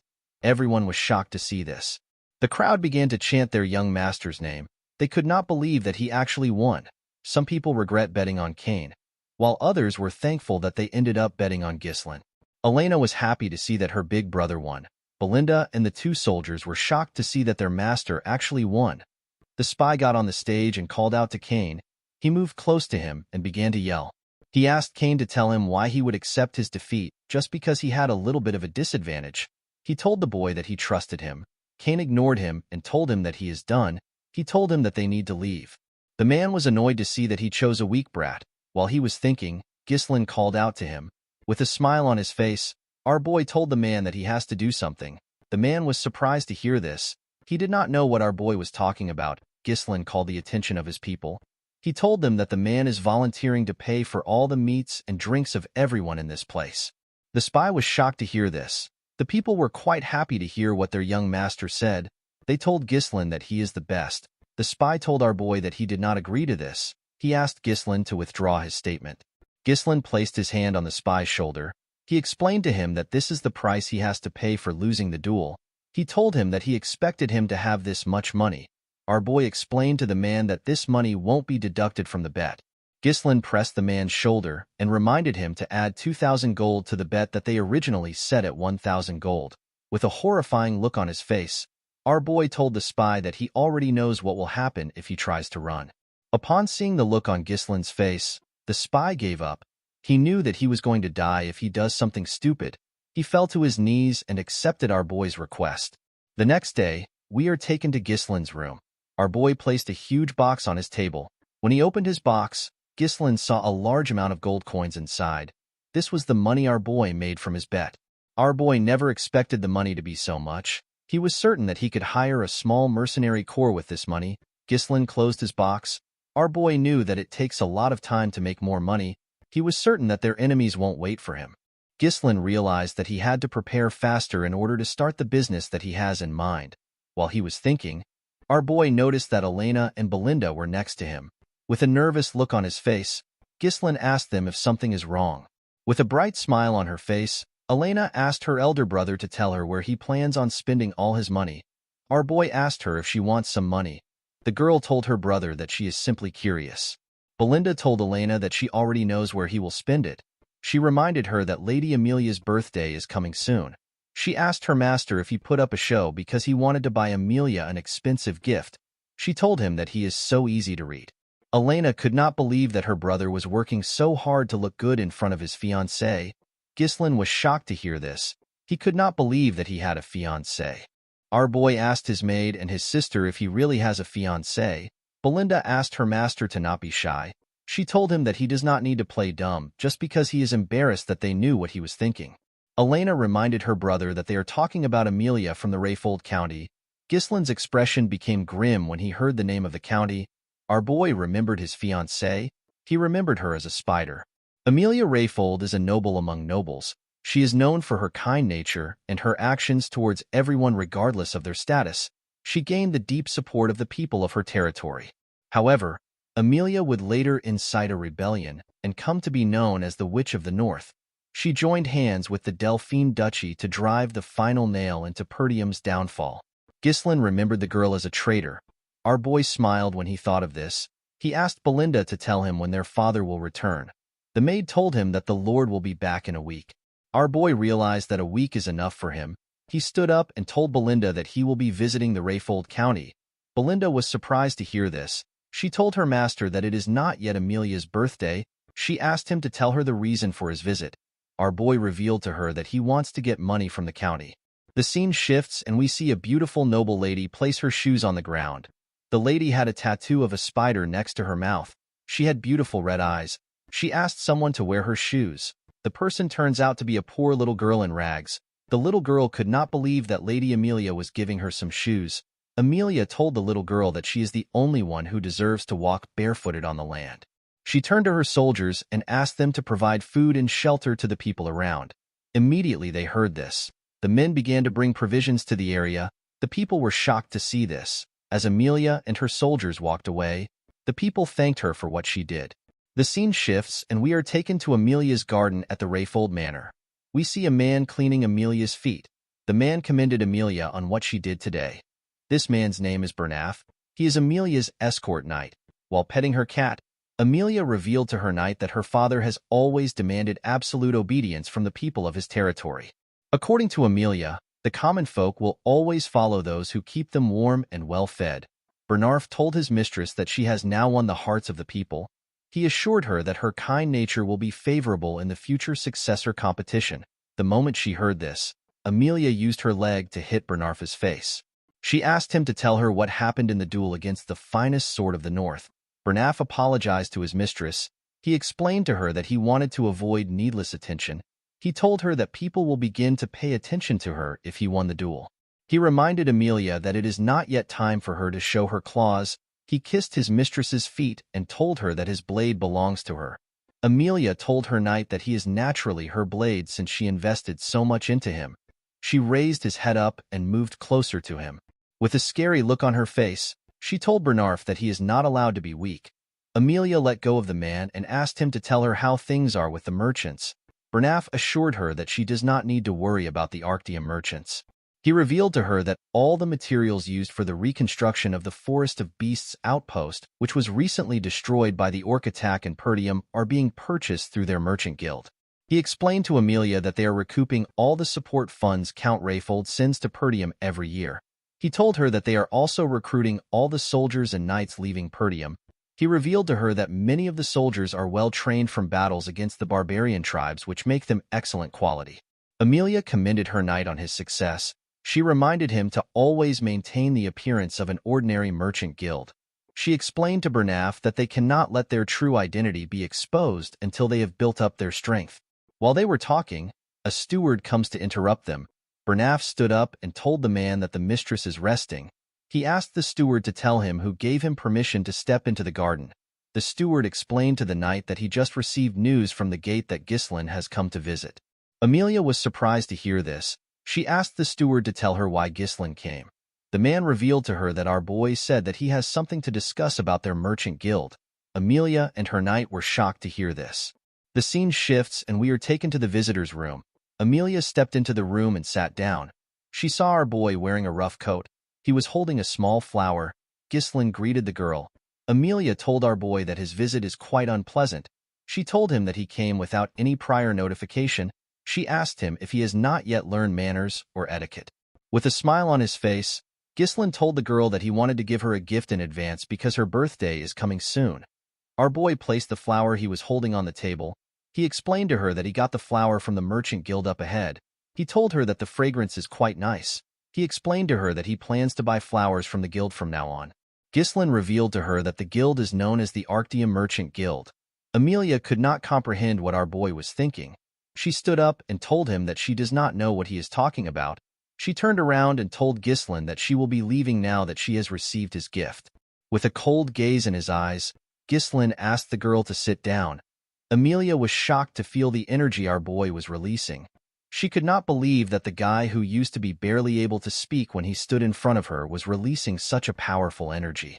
Ghislain picked up the tea in front of him. He told Amelia that he does not want to waste her time. He revealed to her that he needs some money. He asked Amelia to give him 10,000 gold. Amelia was shocked to hear this. She could not believe that Ghislain visited her out of nowhere and is asking her to give him a large amount of money. She asked our boy if this is the will of his father. Ghislain assured her that his father has nothing to do with this. He asked her to simply give it to him. Our boy poured the tea on the floor. With a smile on his face, Ghislain told the girl that she never planned to marry him. Amelia was shocked to hear this.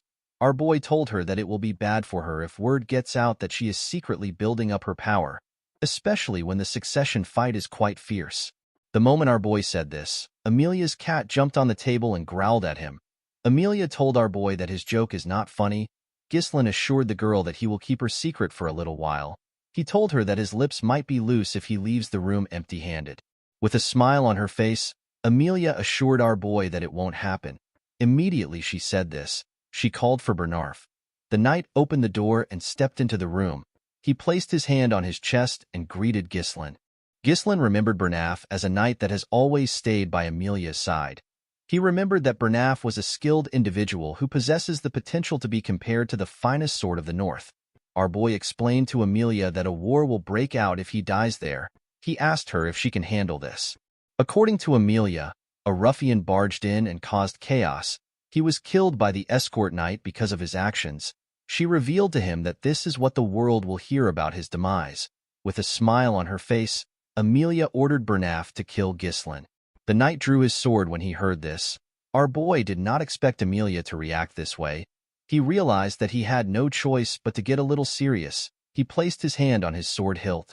Before Ghislain could attack, he noticed that Bernaf was smiling. Our boy found this to be weird. The moment he saw this, he heard a sound. An assassin jumped out of one of the knight armors that was behind Ghislain. The assassin stabbed Ghislain's chair. Fortunately, our boy managed to jump out of the chair and go low. As the assassin struggled to remove his sword, he gave him a heavy kick in his chest. The assassin was sent flying. His body broke the window. Amelia and Bernaf were shocked to see this. Ghislain turned to them. He could not believe that Amelia was feigning politeness while she launched a surprise attack.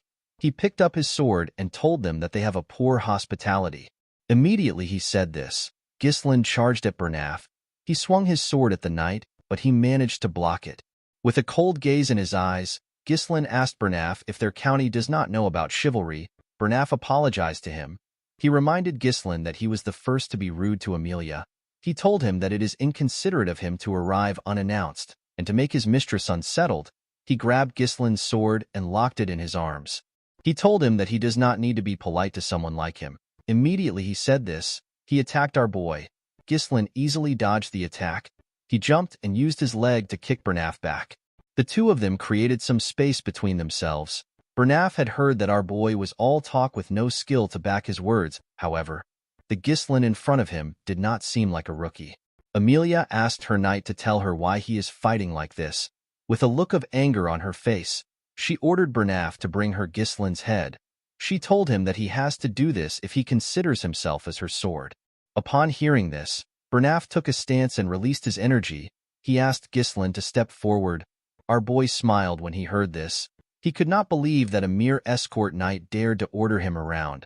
Bernaf told our boy that he was actually doing him a favor. He put his leg forward and told Ghislain that he will do as he wishes. Immediately he said this, he appeared in front of our boy. He swung his sword at him. Ghislain was shocked to see him. He barely managed to dodge his attack. Even though he dodged the attack, Bernaf managed to leave a cut on his face. Our boy was shocked to see how fast he was.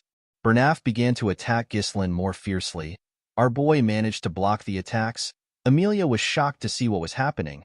She could not believe that a lousy punk like Ghislain is actually fighting on equal footing with Bernaf. Even though she saw what was happening, she was certain that her knight was still stronger. Our boy blocked another one of the knight's attack. He locked his sword down and moved his sword close to his neck. Before our boy could hurt him, Bernaf moved his sword back and locked Ghislain's sword with his arm. He attacked Ghislain the moment he did this. Our boy smiled when he saw the technique. He could not believe that the knight was using the same technique as earlier. He jumped and tried to take away his sword the same way he did before. Unfortunately for him, something was different. Ghislain was shocked to see that he couldn't take out his sword. Bernaf's body was being strengthened with his mana. He told our boy that his trick won't work twice. The moment he said this, he slammed our boy to the ground. He quickly rushed to attack him. Ghislain pushed his sword away and jumped back to create some space between them. Our boy realized that the man was able to hold on to him because of his mana. The knight told Ghislain that he is actually completely different from the rumors. He said that a person never truly knows a lot until you have fought the opponent yourself. Bernaf could tell that Ghislain's swordsmanship was not something he learned systematically. He told our boy that it looks like something he picked up through real combat experiences. With an arrogant look on his face, he asked him if he has fought with the barbarians so often that he naturally adopted their style. Immediately he said this. He threw away our boy's sword. He told Ghislain that his method only works on a chaotic battlefield. With a smile on his face, Bernaf told our boy that his deviation ends now. While breathing heavily, Ghislain acknowledges the fact that things are difficult. The narrow and precise thrusts of Bernaf's blade that constantly targets the head messes with Ghislain's sense of distance and timing. And at a close range, the difference in size makes it difficult to overcome him with techniques alone. In the first place, Bernaf was not someone that Ghislain should have tried to take on yet. Our boy raised his hand. We see a mana thread attached to it. He told the knight that he also doesn't have a lot of time left. The moment he said this, he pulled the thread. Bernaf was surprised to see mana in form of a thread. He did not know what our boy was doing. Before he could react, Ghislain used his sword hilt to hit him at the back of his head. The moment the man lost his stance, our boy moved close to him and used his knee to give him a heavy blow on his face. Bernaf could not understand what was happening. He did not know how Ghislain got his sword close to him. Amelia quickly called out to her knight. Ghislain raised his sword and attacked the knight. Surprisingly, Bernaf was actually able to block the attack. He used his sword to push our boy back. Our boy managed to maintain his stance. Upon seeing how the fight was going, Bernaf asked his mistress to leave the room. He explained to her that he cannot guarantee her safety. With a serious look on his face, the knight said that he will have to start doing his best. Our boy told the man that this is what he wants to see. With a cold gaze in his eyes, Ghislain said that he has not met such an entertaining opponent in a long time. The scene shifts and we see Amelia running away with her cat. The girl was annoyed to see that Ghislain would cause her such a terrible humiliation. Amelia wondered about who leaked the information about the merchant guild to a madman like our boy. She believed that it was impossible for Ghislain to know about it in so much detail if no one told him.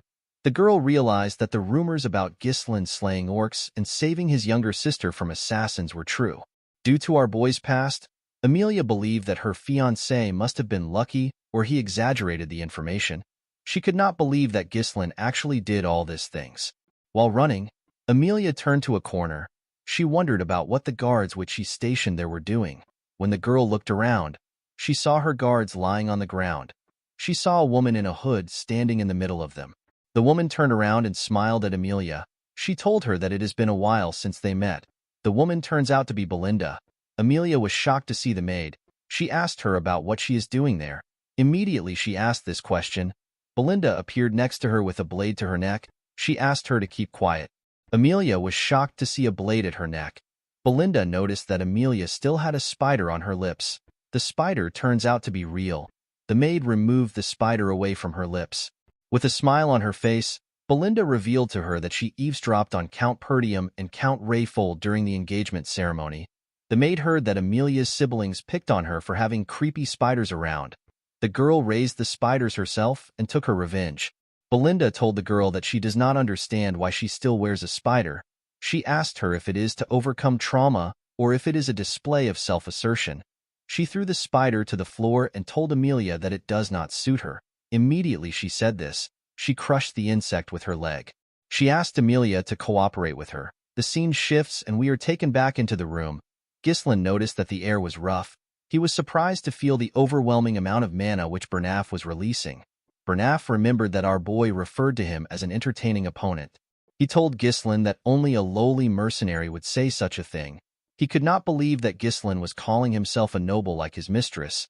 Our boy was surprised to hear this. He reminded the knight that he is an escort. He asked him not to question his nobility. Bernaf rushed to attack Ghislain when he heard this. Our boy managed to block his fast attack. With a serious look on his face, he asked our boy to not disgrace the nobility. Immediately he said this, he began to attack faster. His attacks were on a whole different level from before. Ghislain was surprised to see how fast the attacks were. Our boy still managed to block them. Even though he was blocking the attacks, our boy was still having a hard time. He was surprised to see how the knight was pushing forward so fiercely. Ghislain became annoyed. He told Bernaf that he has done enough. He used his sword to push his sword aside. He tried to pierce the knight's head. Bernaf managed to use his sword to intercept the attack. He bent our boy's sword and pushed him back. The man told Ghislain that he just used his final attack. He thrust his sword at our boy. His sword landed on Ghislain's body. To his surprise, Ghislain used his shoulder to take on his blade. Bernaf realized that our boy braced himself for the injury and used his shoulder to push away his blade. Ghislain quickly attacked the knight with this chance. Bernaf managed to block it. The knight realized that he could never let his guard down until the very end. He pushed our boy's sword and locked it down. He used his leg to kick him away. He told Ghislain that this is the difference between him and a person who wields a sword for entertainment. While breathing heavily, Ghislain thinks about how entertaining the fight is. With overwhelming speed, range, and consecutive attacks, Bernaf controls the flow of the fight. Any attempt to counter him in close quarters through grappling is instantly shut down. In a binding clash, Bernaf makes it seem like their swords are locked together. This is done to deceive Ghislain into thinking that the swords cannot be separated. With his current mana, it was impossible for our boy to counter his strength. The situation was not looking good for Ghislain. Of course, our boy could not counter Bernaf with the mana he has right now. While Ghislain was thinking, Bernaf charged at him. Our boy felt bad that he had to end the fight here. He raised his sword and took a stance. There was one thing which Bernaf overlooked. This was Ghislain's unique mana cultivation technique. Our boy unleashed his third core and charged at the man. The moment their swords touched, Ghislain pushed it down with his strength and knocked it out of his hand. Bernaf was shocked to see this. He did not understand how Ghislain got such an explosive mana during combat. Before our boy could pierce Bernaf's head, someone asked him to stop. The person turns out to be Amelia. With a look of anger on her face, the girl asked Ghislain to take the 10,000 gold and to get out of her sight. Our boy felt irritated when he heard this. He told the girl that it would have been better if she had just handed over the money when he asked nicely. He removed his sword from Bernaf's head. Belinda told her master that what he has done is a bit too much to call it a lover's quarrel. Ghislain assured her that they simply had a difference in opinion. He walked up to Amelia and told her that he has some unfortunate news for her. He placed his sword on his shoulder and revealed to the girl that the fee has gone up to 20,000 gold. In the next scene, we see Amelia smash a vase on the floor. Bernaf was next to his mistress. He apologized to her for his failure. He explained to her that Ghislain is quite strong and different from the rumors. He said that it is his fault for not correctly assessing Ghislain beforehand. He revealed to her that our boy managed to emit a mana that surpassed that of an advanced level knight. With a scary look on her face, Amelia said that Ghislain has changed. Bernaf asked her if she wants to report this change to the Delphine Duchy.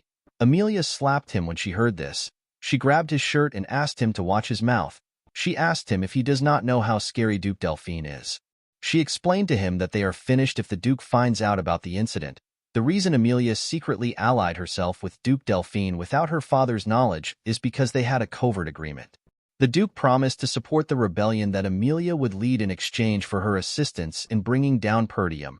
Amelia told Bernaf that her siblings will kill her the moment the agreement is exposed. With a look of anger on her face, Amelia realized that Ghislain might also know about the agreement since he knew about the secret of the Merchant Guild. She told Bernaf that they need to do whatever it takes to kill our boy. The man accepted this idea. Amelia asked him about the state of Ghislain's body. Bernaf revealed to her that he managed to leave light injuries on many parts of his body and a heavy one on his shoulder.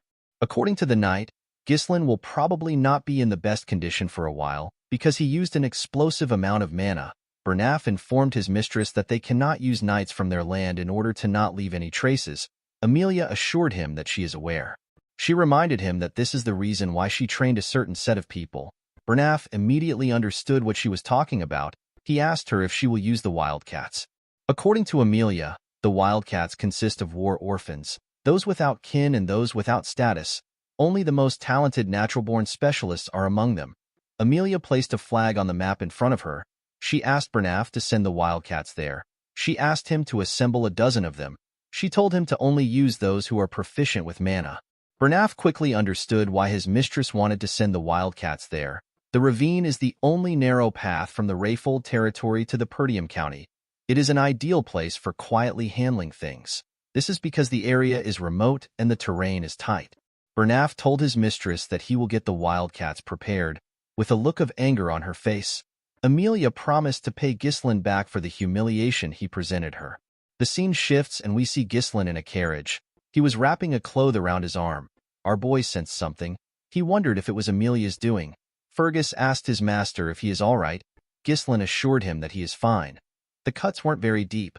Our boy felt like he was doing well considering the fact that he went a little overboard.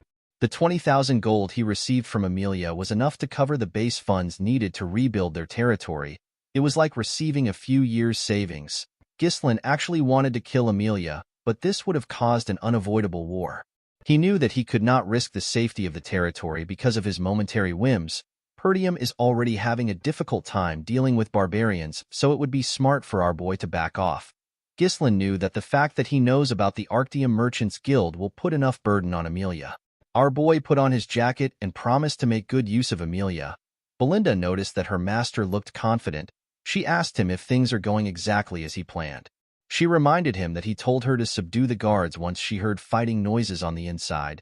Ghislaine also asked her to take Amelia hostage once she came out of the room. Our boy told her that he actually asked Fergus to do these things. Immediately he said this, he felt a large amount of pain in his body. Belinda and the old man quickly stood up. Our boy spat out some blood. He realized that the pain he is feeling comes from the recoil of opening up the third core. The pain he felt was still better than what he felt last time. However, it would still be troublesome for Ghislaine to go through this every time he uses his power. Our boy realized that he needed to find a way to increase his mana. While he was thinking, Belinda grabbed his hand. She took out a huge needle. The needle was covered in mana. She told her master that the flow of his mana is a mess. The moment she said this, she used the needle to hit different parts of his hand. Ghislaine was shocked to see this. He felt something coming out of his body. When he opened his mouth, he let out some air.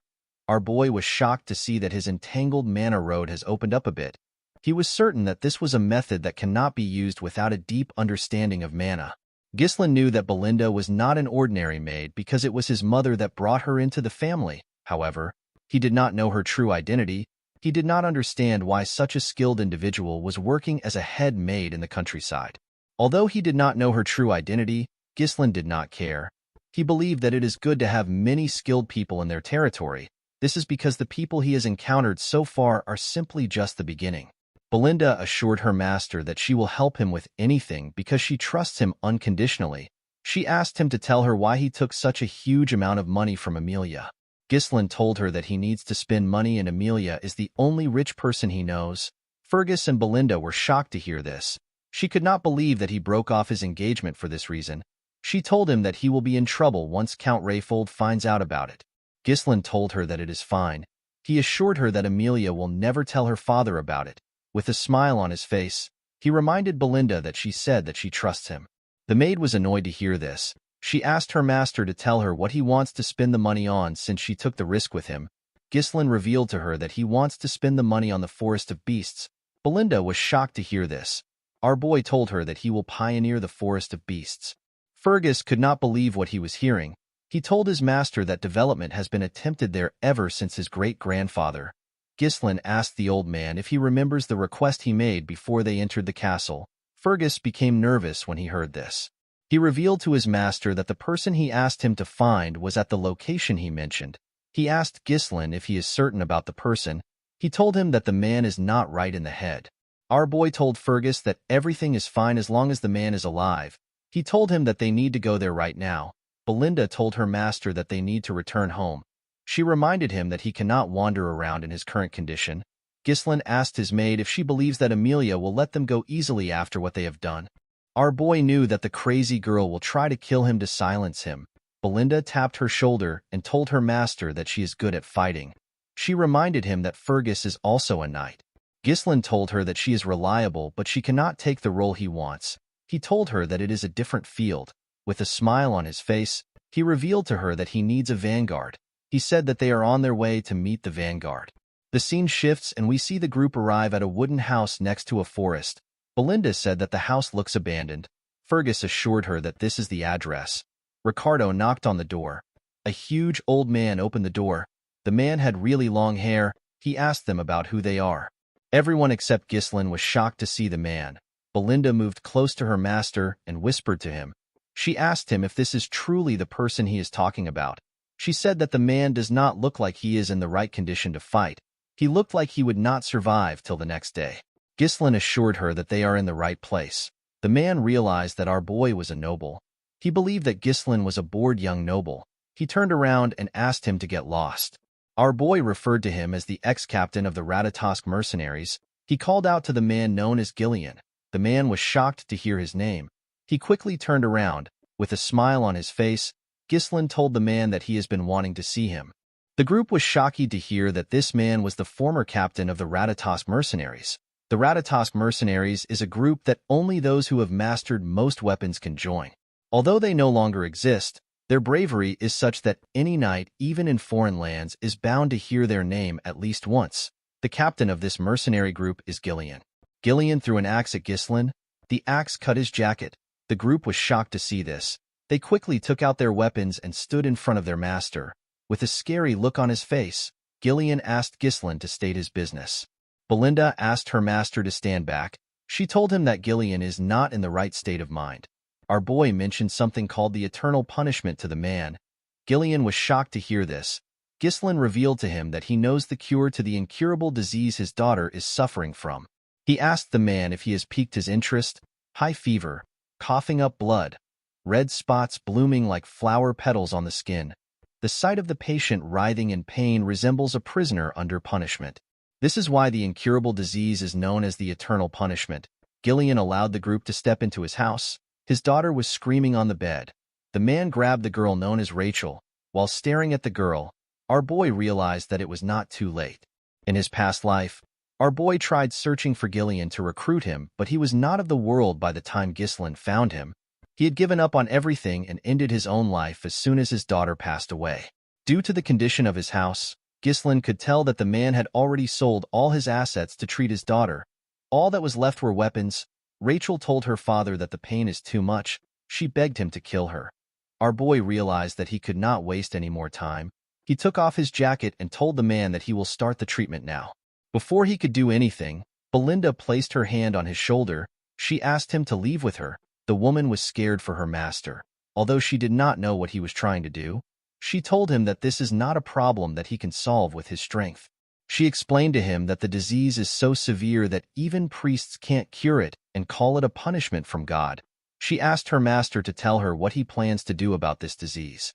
Our boy pushed her hand aside and told her that he can fix Rachel. Belinda was not convinced. She called out to him. Ghislaine turned around and reminded her that she said that she will trust him. Belinda remembered that she said this. Our boy took out a paper and gave it to her. He asked her to purchase all the medicinal herbs on the list and bring them back. Belinda was surprised to see what was on the list.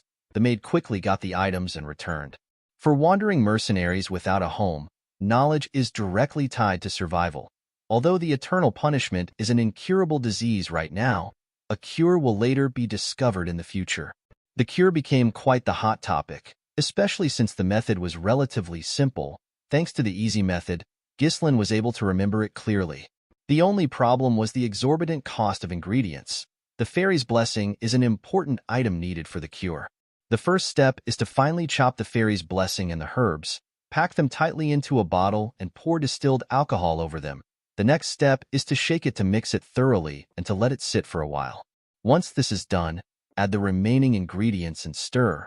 When he was done, Ghislaine stretched out his hand and asked the man to give his daughter the purple glowing liquid.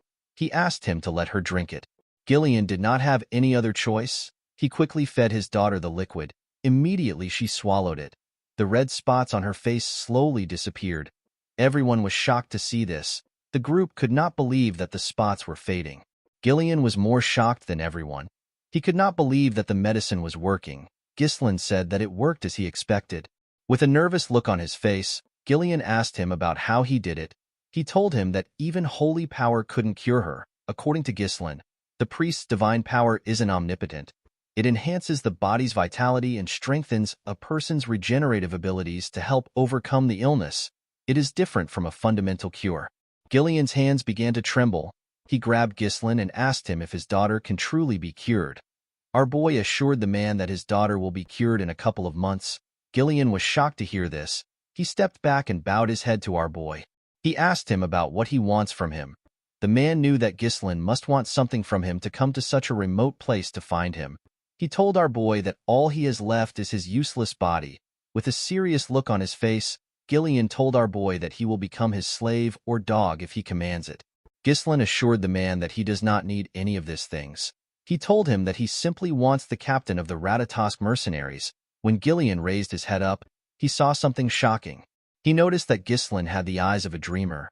The man stood up and picked up an axe. He used it to cut his very long ponytail. The group became scared when they saw how the man looked without the ponytail. He was completely different from earlier. He now looked more alive. Gillian moved close to his weapons. He asked Ghislaine if there is anyone besides the people inside the room who have come with him. He asked him if there is anyone who might come looking for him. Our boy told him that he is here with his group. Gillian grabbed a spear and wrapped a rope around it. He asked our boy if he has anyone who holds a grudge against him. Ghislaine told him that he does. He explained to him that he will have more people like that in the future. The man grabbed the rope's end and threw the spear outside his house. He destroyed the wooden wall. The spear was sent into the forest in front of the house. Gillian managed to hit his target. Immediately he did this. He used the rope to drag his spear back to himself. When the spear came into the house, we see Gillian's target on it. The man had captured an assassin. His spear hit the assassin directly in the chest. While the assassin was struggling to take out the spear, Gillian grabbed his neck. He asked him to tell him who sent him. The assassin turned out to be a wildcat. The wildcat did not know how Gillian found him. The mercenary asked Ghislain to tell him what he wants to do with the wildcat. Our boy told the man that he already knows who sent him. Ghislain placed his hand on his sword. He told Gillian that he did not want to use his sword again today. Gillian placed his hand on his hilt to stop him from unsheathing the sword. With a smile on his face, the man asked Ghislain to leave it to him. He used his hand to snap the assassin's neck. After doing this, he bowed to our boy. Belinda was shocked to see how Gillian killed the assassin. He showed no hesitation in killing. She did not understand why her master would want to recruit such a dangerous person. Gillian went on his knees. He promised Ghislain that he will leave his life in his hands. Our boy realized that he has acquired a crucial card for the upcoming reconstruction plan. With a smile on his face, he told Gillian that he looks forward to working with him. The scene shifts and we are taken to a cabin in the woods. We see a wildcat trafficker reporting to the rest of the members. He told them that their teammate has been killed. The wildcats were shocked to hear this. While they were all talking, someone asked them to lower their voices. This person is known as Vigo. The traffickers apologized to their captain for raising their voices.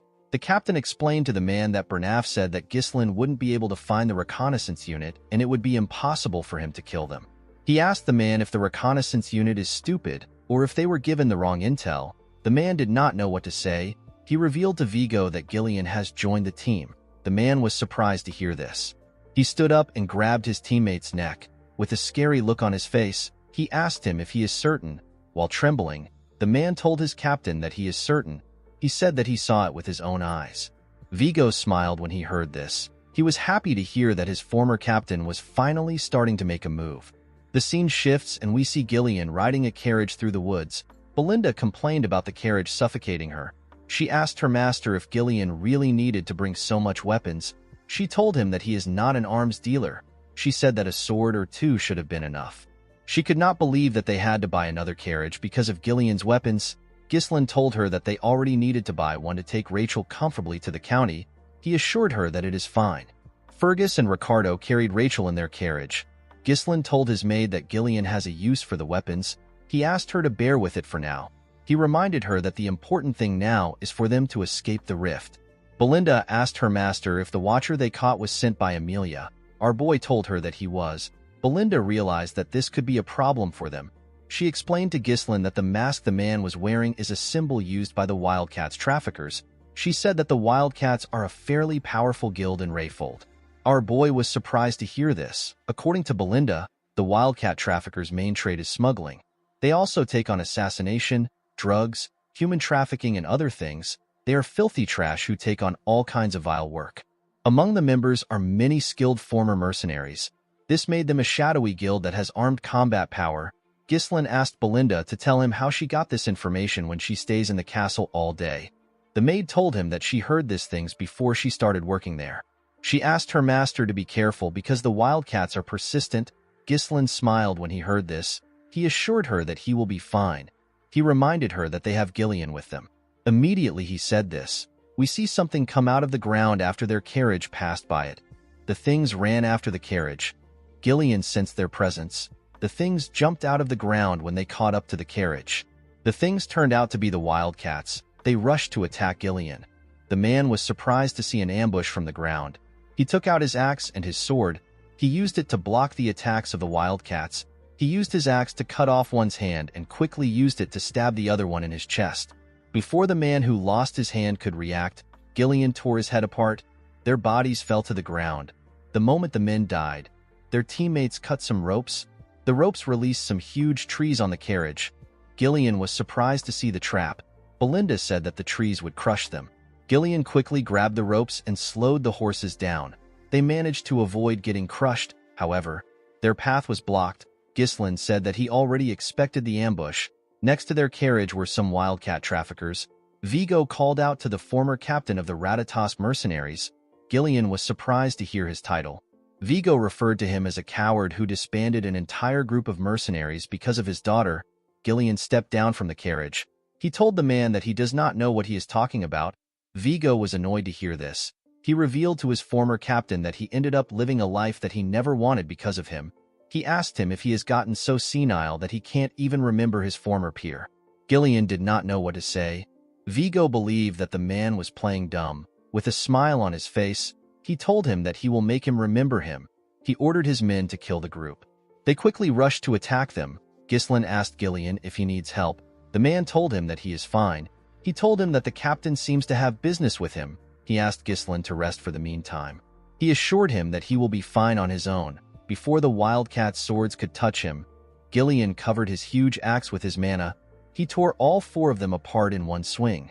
The others were shocked to see this. They rushed to attack the man. Gillian took out his short sword. He tore the first person that got close to him with his axe. He stabbed the second person in the neck with his sword. He blocked the third person's attack and used his axe to tear him in half. Vigo was not surprised to see how strong his former captain was. He could tell that he still had his same strength. He ordered his unit to spread into 2 groups. He asked them to take Gillian from both sides. The wildcats quickly followed their captain's order. Gillian got on a horse. The wildcats were surprised to see this. Gillian grabbed a much bigger axe and spun it in the air. He charged at the wildcats. He covered his axe with his mana. With a single swing, the man tore several wildcats apart. Some of them got pushed back. One of them said that he cannot get near the man. Another one advised everyone to aim for the horse. Before the men could even get to the horse, Gillian attached a rope to his axe handle and swung it around him. He split their bodies apart in one swing. Belinda was shocked to see this. The moment he took care of his subordinates, Vigo rushed to attack him. Gillian grabbed a shield when he sensed the man's energy. He used the shield to block the captain's attack. Vigo told Gillian that he should not hinder his work since he ruined his life. With a scary look on his face, the man promised his former captain that he will kill him. He took out 3 blades. He threw the blades at the horse. The blades stabbed the horse. It fell to the ground. Before he could lose his balance, Gillian jumped off the horse. The moment he landed on the ground, he saw a blade in front of him. Gillian quickly took out his smaller axe. He used it to block the attack. He told the man that he is not the captain of the Ratatosk mercenaries. Immediately he said this. He used his shield to hit the man in his rib. Vigo quickly moved back. He asked Gillian to stop spouting nonsense. He asked him to tell him who he is if he is not the former captain of the Ratatosk mercenaries. Gillian covered his axe with his mana. He said that he has discarded his past. He told Vigo that he is now Ghislain's subordinate. Vigo was annoyed to hear this. He charged at Gillian. He promised to kill him at all costs. Gillian blocked his attacks. Vigo pushed his sword into the shield. He revealed to Gillian that the mercenary company disbanded after he left. He told him that he lost his purpose and ended up living a disgraceful life just to earn a living. Gillian pushed the man's sword away and swung his axe at him. Vigo dodged the attack by going low. He quickly attacked Gillian with his leg. The man managed to block the attack with his wooden shield. However, the shield got destroyed. Vigo explained to Gillian that he was prepared to sacrifice his entire life to make the Ratatosk mercenaries the best in history. He could not believe that his former captain threw away everything only to end up as a mere pawn of a spoiled noble. The man took out some blades. He told Gillian that he cannot forgive him. He covered the blades with his mana and threw them at Gillian. Gillian used his axe to block the blades. The moment he blocked the attack, Vigo appeared in front of him. He tried to stab him with his sword. Gillian dodged the attack. He quickly attacked him with his axe while he was in the air. Vigo managed to land in time and block the attack with his sword. The man smiled when he did this. He and Gillian began to attack each other more fiercely. The man believed that Gillian is still the same captain he knew years ago. While his former captain was spending his time trying to find a cure for his daughter, he was putting himself through countless battles to get stronger. The man believed that Gillian is no longer a match for him. Gillian attacked him with a huge swing. Vigo dodged the attack by jumping over him. He used his sword to hold himself and land behind Gillian. Immediately he landed. He used his leg to kick the 3 blades which Gillian blocked earlier. He fired the blades at him. Gillian used his armor to block the 3 blades. The moment he blocked the blades, Vigo rushed to attack him. Gillian sensed his presence and swung his axe at him. Vigo jumped and dodged the attack. He rushed to attack his former captain. He told him that it is over. Unfortunately for him, Gillian covered his hand with his mana and grabbed his blade. He asked Vigo if his reason for vengeance is hatred. Vigo did not reply. He was shocked to see that Gillian put mana around his hand to grab his dagger. He realized that Gillian was not showing his true power until now. Gillian slammed the head of his axe on the man's face. The attack sent Vigo flying. He was slammed into a tree. Gillian told him that he does not understand him. He believed that Vigo had a lot of chances to kill him if he wanted revenge. He asked him about why he did not come to kill him earlier. Vigo laughed when he heard this. He told his former captain that he does not know a lot. He revealed to him that he already visited where he used to stay, but he did not find the captain of the Ratatosk mercenaries. He said that he found a feeble old man who was not even worth killing. With a look of anger on his face, Vigo asked him to tell him where the Gillian he used to look up to disappeared to. Gillian threw the man's dagger on the ground. He asked him to pick it up. He told him that he is now a body bound to another's will. He took out his sword and told the man that he will still show his former comrade the highest level of respect. He said that he will do this as captain of the Ratatosk mercenaries. Vigo was happy to hear this. He picked up his dagger and charged at Gillian. His captain blocked his attack. Vigo said that this is what he wished for. He began to attack Gillian more fiercely. His captain managed to keep up with him. Gillian made a huge swing. Vigo dodged the attack by going low. He quickly attacked him.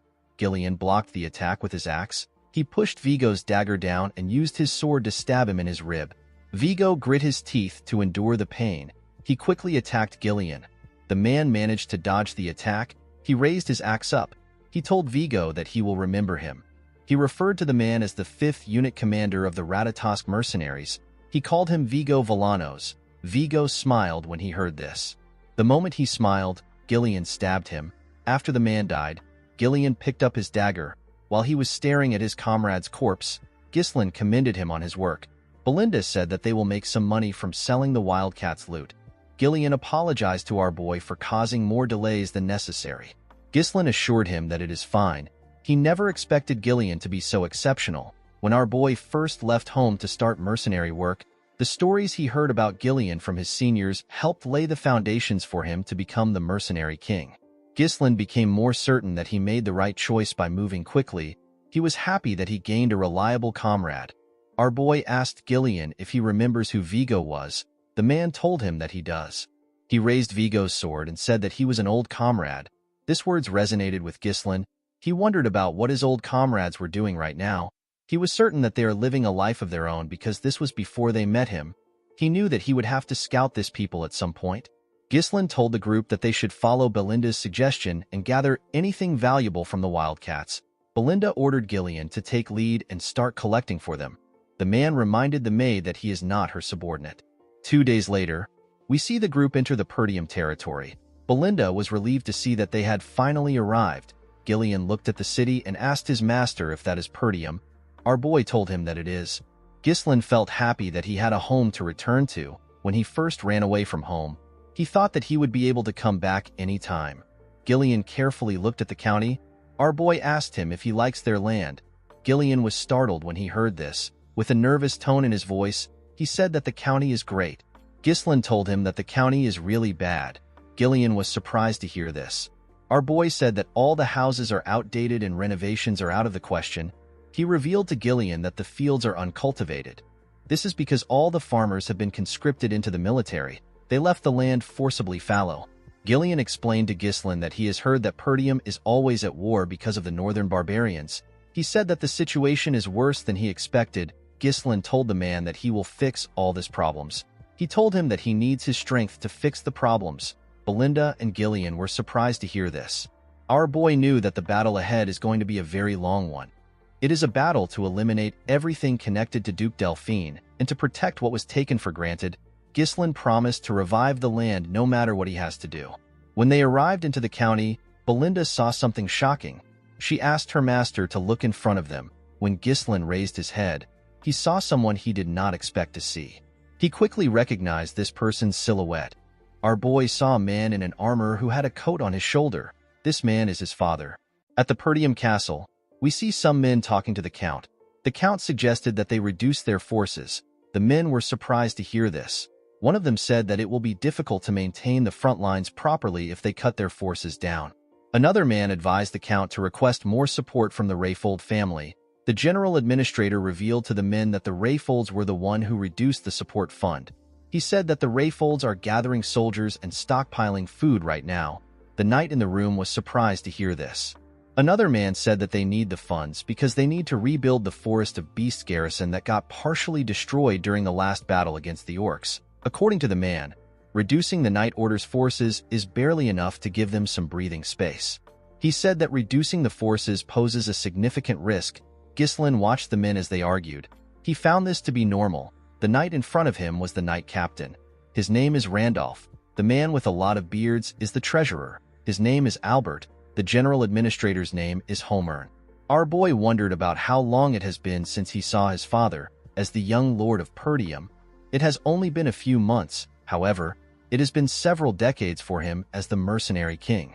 Ghislain called out to his father and welcomed him back home. The Count found it odd that his son did this. The Count's name is Walter Perdium.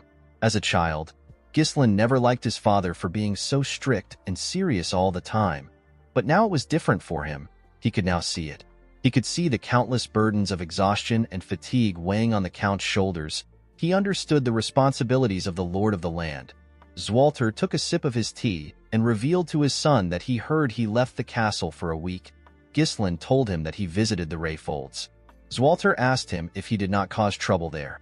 Our boy told him that he didn't. The treasurer turned to Ghislain.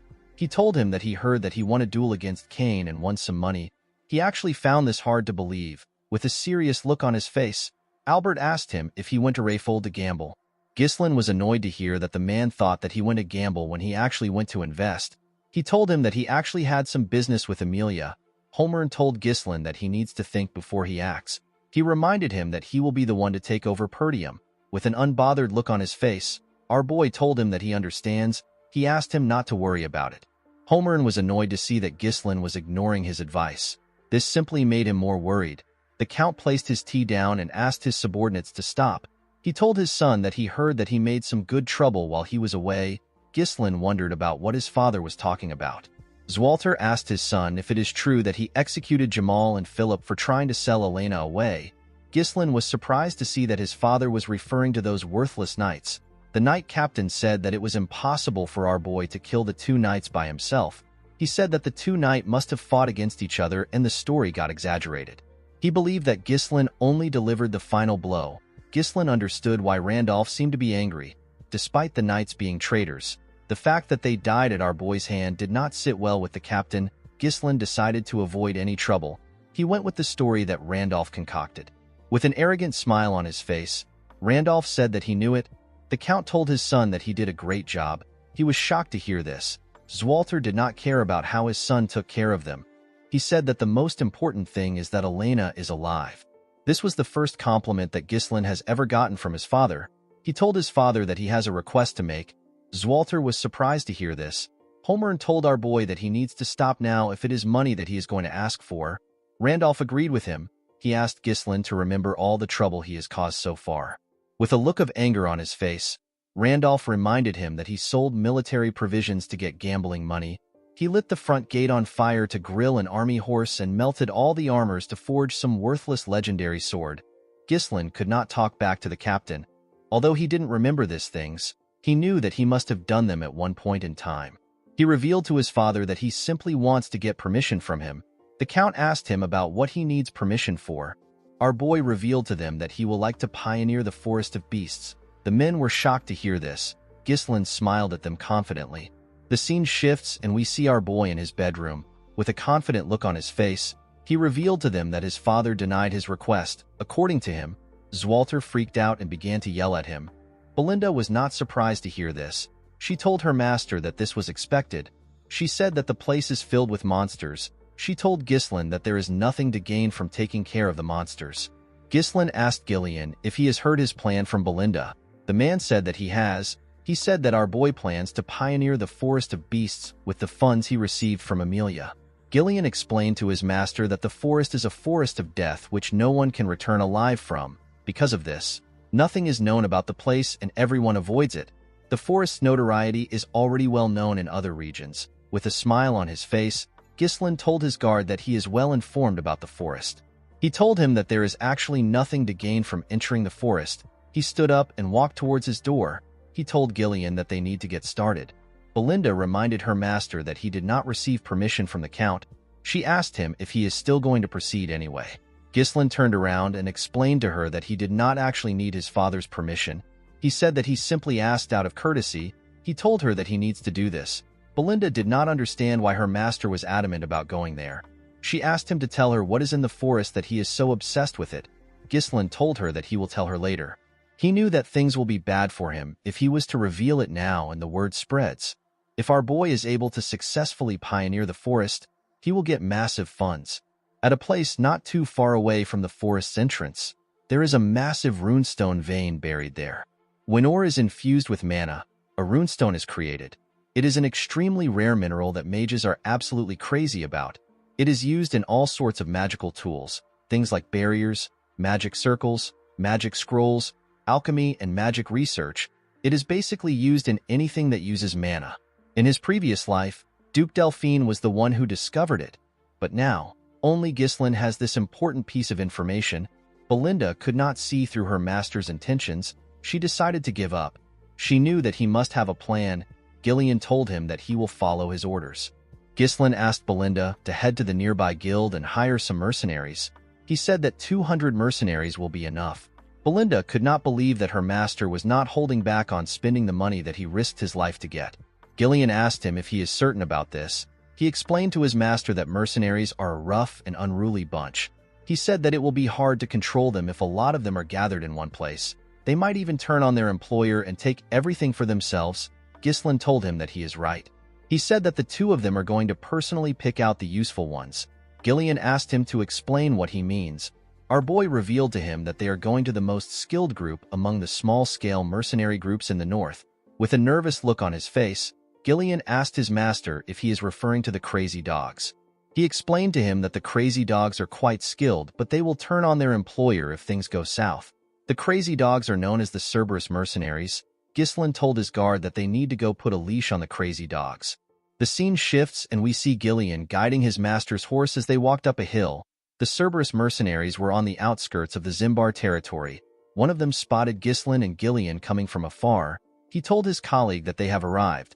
The man laughed when he heard this. He referred to Ghislain as a poor soul and said that they do not know what they are walking into. The man took another look at Ghislain. He realized that he was a noble. He believed that they were going to make a lot of money off our boy. While the man was looking at Ghislain through his spyglass, someone grabbed him. The man screamed out in pain. The men in the camp were surprised to hear his voice. Gillian was the one who grabbed his head. He raised him up with one hand. The man called Gillian a bastard and asked him about what he is doing. Gillian threw the man with so much force that the upper half of his body got pushed into the sand. The mercenaries were annoyed to see what was done to their comrade. They began to yell at Gillian. They asked him if he has lost his mind. A mercenary stepped out of the crowd. He told Gillian that he can't act reckless just because he is from a noble family. The mercenary held a chain and a hook. With a smile on his face, he told Gillian that he should not expect to return home alive. Unfortunately, this dumbass did not know who he was talking to. The man noticed that someone else was coming into the camp. He saw Ghislain on a horse. Our boy asked him to shut up and bring his captain. The man laughed when he heard this. He began to spin his chain. He said that the noble brat has lost his mind. He told Ghislain that it is time for him to understand what it means to take responsibility. The moment he said this, he threw his chain at him. Before the spiked ball could touch our boy, something hit it and stopped it from moving. The person who stopped it turns out to be Gillian. The man stopped it with a dagger. He put the dagger into a part of the chain. The man was shocked to see that Gillian shoved his blade into the chain. The spiked ball fell to the ground. Ghislain smiled when he saw this. He already knew that words won't get through to them. He asked Gillian to do enough so that the men won't die. Gillian took a stance and grabbed the chain. He told his master that he understands. He pulled the man in front of him with the chain. The man flew to his side without any resistance. The moment the man got close to him, he swung the spiked ball at him. The ball hit him in his stomach. The man screamed out in pain. The mercenaries were annoyed to see this. They called Gillian a bastard. They said that they won't go easy on him because he works for a noble. They charged at the man. Gillian twisted his blade around the chain. He used it to raise the injured man up. He threw him at the mercenaries that charged at him. The man's body pushed them to the side. The other mercenaries were surprised to see this. Gillian turned to the side and glared at them. The men were terrified to see the look on his face. Ghislain came down from his horse. He asked the men to tell him how long they plan on making them wait. He asked them to go get their captain. The moment he said this, someone said that he was sleeping. He asked them about what caused the commotion. The mercenaries immediately cleared the road and arranged themselves when they saw this man. The red-haired man introduced himself as the captain of the Cerberus mercenaries. He said that his name is Kair. He asked them about why they were looking for him. Ghislain believed that this was a stupid question. There is only one reason why anyone would look for a mercenary group. He said that he came to entrust a request to him. Kair was surprised to hear this. He asked Ghislain about why a client would beat up his subordinate. He told our boy that a noble should be more knowledgeable when it comes to manners. With a smile on his face, Ghislain told the captain that this is his own way of greeting him. He told him that this is the best way to properly tame him. Kair smiled when he heard this. He wondered about what would happen if Ghislain had greeted them twice. The scene shifts and we see everyone in Kair's tent. He had some mercenaries with him. He asked Ghislain to tell him the kind of request he has. Our boy revealed to him that he would like to hire him to pioneer the forest of beasts. The mercenaries behind Kair were shocked to hear this. They could not believe that our boy wanted to send them to the forest filled with beasts. They knew that the forest was near the Perdium territory. With a smile on his face, Kair asked Ghislain to tell him the kind of person he is for him to try disturbing such a dangerous forest. Our boy revealed to him that he is the young lord of Perdium. Kair was surprised to hear this. He and his men began to laugh. They could not believe that they were looking at the insane young lord from the rumors. They became certain that he had lost his mind. Kair told our boy that he does not know what the forest of beasts is like because he was raised in a greenhouse. He told him that it is not a place for rookies like him. The captain said that he is no longer interested in hearing anything from Ghislain. He signaled his men and told them that the negotiation is over. The men raised their weapons. Gillian raised his axe when he saw this. Ghislain asked Kair if he is scared. The man was shocked to hear this. With a smile on his face, he said that he is disappointed because he heard that his mercenary group is quite skilled. He told Kair that it is just a hoax. Kair placed his leg on his table. He asked Ghislain to not mess with him. He reminded him that they are mercenaries. He told him that they do not take jobs that don't pay off. Ghislain said that weaklings usually like to come up with excuses. Kair was annoyed to hear this. He told our boy that the mood is ruined. He told him that all he is doing is throwing around pathetic provocations. He referred to Ghislain as a clueless brat. He told him that he is not even worth killing. He assured our boy that he will let him go. He asked him to hand over some money for the trouble he caused and to get lost. Ghislain told him that this won't happen. With a serious look on his face, our boy requested to have a Moriana's recognition with the captain of the Cerberus mercenaries. Gillian and the other mercenaries were shocked to hear this. Kair asked him if he even knows what this means. With a confident smile on his face, our boy told him that he does. Moriana's recognition is a traditional betting method passed down among mercenaries. When two people agree to the bet, they fight using only a single dagger without relying on mana. Each of the participants have one of their arms tied together. Stepping outside the small circle counts as a loss. This match forces them into a brutal life-or-death struggle within limited space and movement. In many cases, not only the loser but even the victor ends up dead. Ghislain explained to Kair that the loser must cleanly admit defeat and absolutely obey the words of the winner. In other words, the loser becomes the winner's dog. He asked Kair about how he feels about the bet. Gillian wondered why his master, who is a noble, would know about a filthy mercenary tradition. In the mercenary world, rejecting this challenge would mean admitting to one's weakness. Due to this, it is something that can never be refused. Kair began to laugh like a crazy person. With a creepy smile on his face, he told his subordinates that they have a bold little noble who wants to be recognized in a mercenary's way. He told them that they should help our boy a bit. The men began to laugh when they heard this. The scene shifts and we see everyone outside. Ghislain and the captain tied one of their arms together. They were both given a dagger. Kair took off his jacket. The mercenaries were cheering for their captain. They asked him to kill the insolent noble. Kair believed that Ghislain heard about this method from somewhere and decided to fight him with it. He told our boy that he cannot back out of it now. He pulled Ghislain to his side. With a confident smile on his face, He told him that he has done this 5 times. Ghislain went back to his original spot. He pulled the captain close to him. With a condescending look in his eyes, he revealed to Kair that he has done this over 100 times. The captain was shocked to hear this. Ghislain and Kair were asked to start. The two of them charged at each other with their daggers. They both managed to dodge the attacks. They swung the daggers at themselves again. They barely missed each other. Ghislain attacked Kair with more strength. The mercenary was able to block his attacks. He pulled our boy in front of himself and tried to stab him from behind. Ghislain managed to block each of his strikes, even though he couldn't see the dagger well. He bent his head and made Kair miss an attack. He quickly attacked him with the opportunity. Kair managed to dodge it. He pulled our boy close to himself. He gave him a heavy kick on his leg. Our boy felt the power of the kick. With a smile on his face, the mercenary told Ghislain that he is doing better than he expected. He could not believe that our boy was claiming that he has done a Moriana's recognition 100 times. This is something that most people don't get to do once in their life. Kair charged at Ghislain.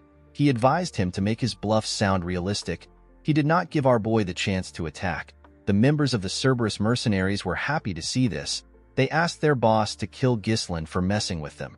Gillian glared at them when he heard this. The men immediately became silent. Gillian could tell that this was a losing battle.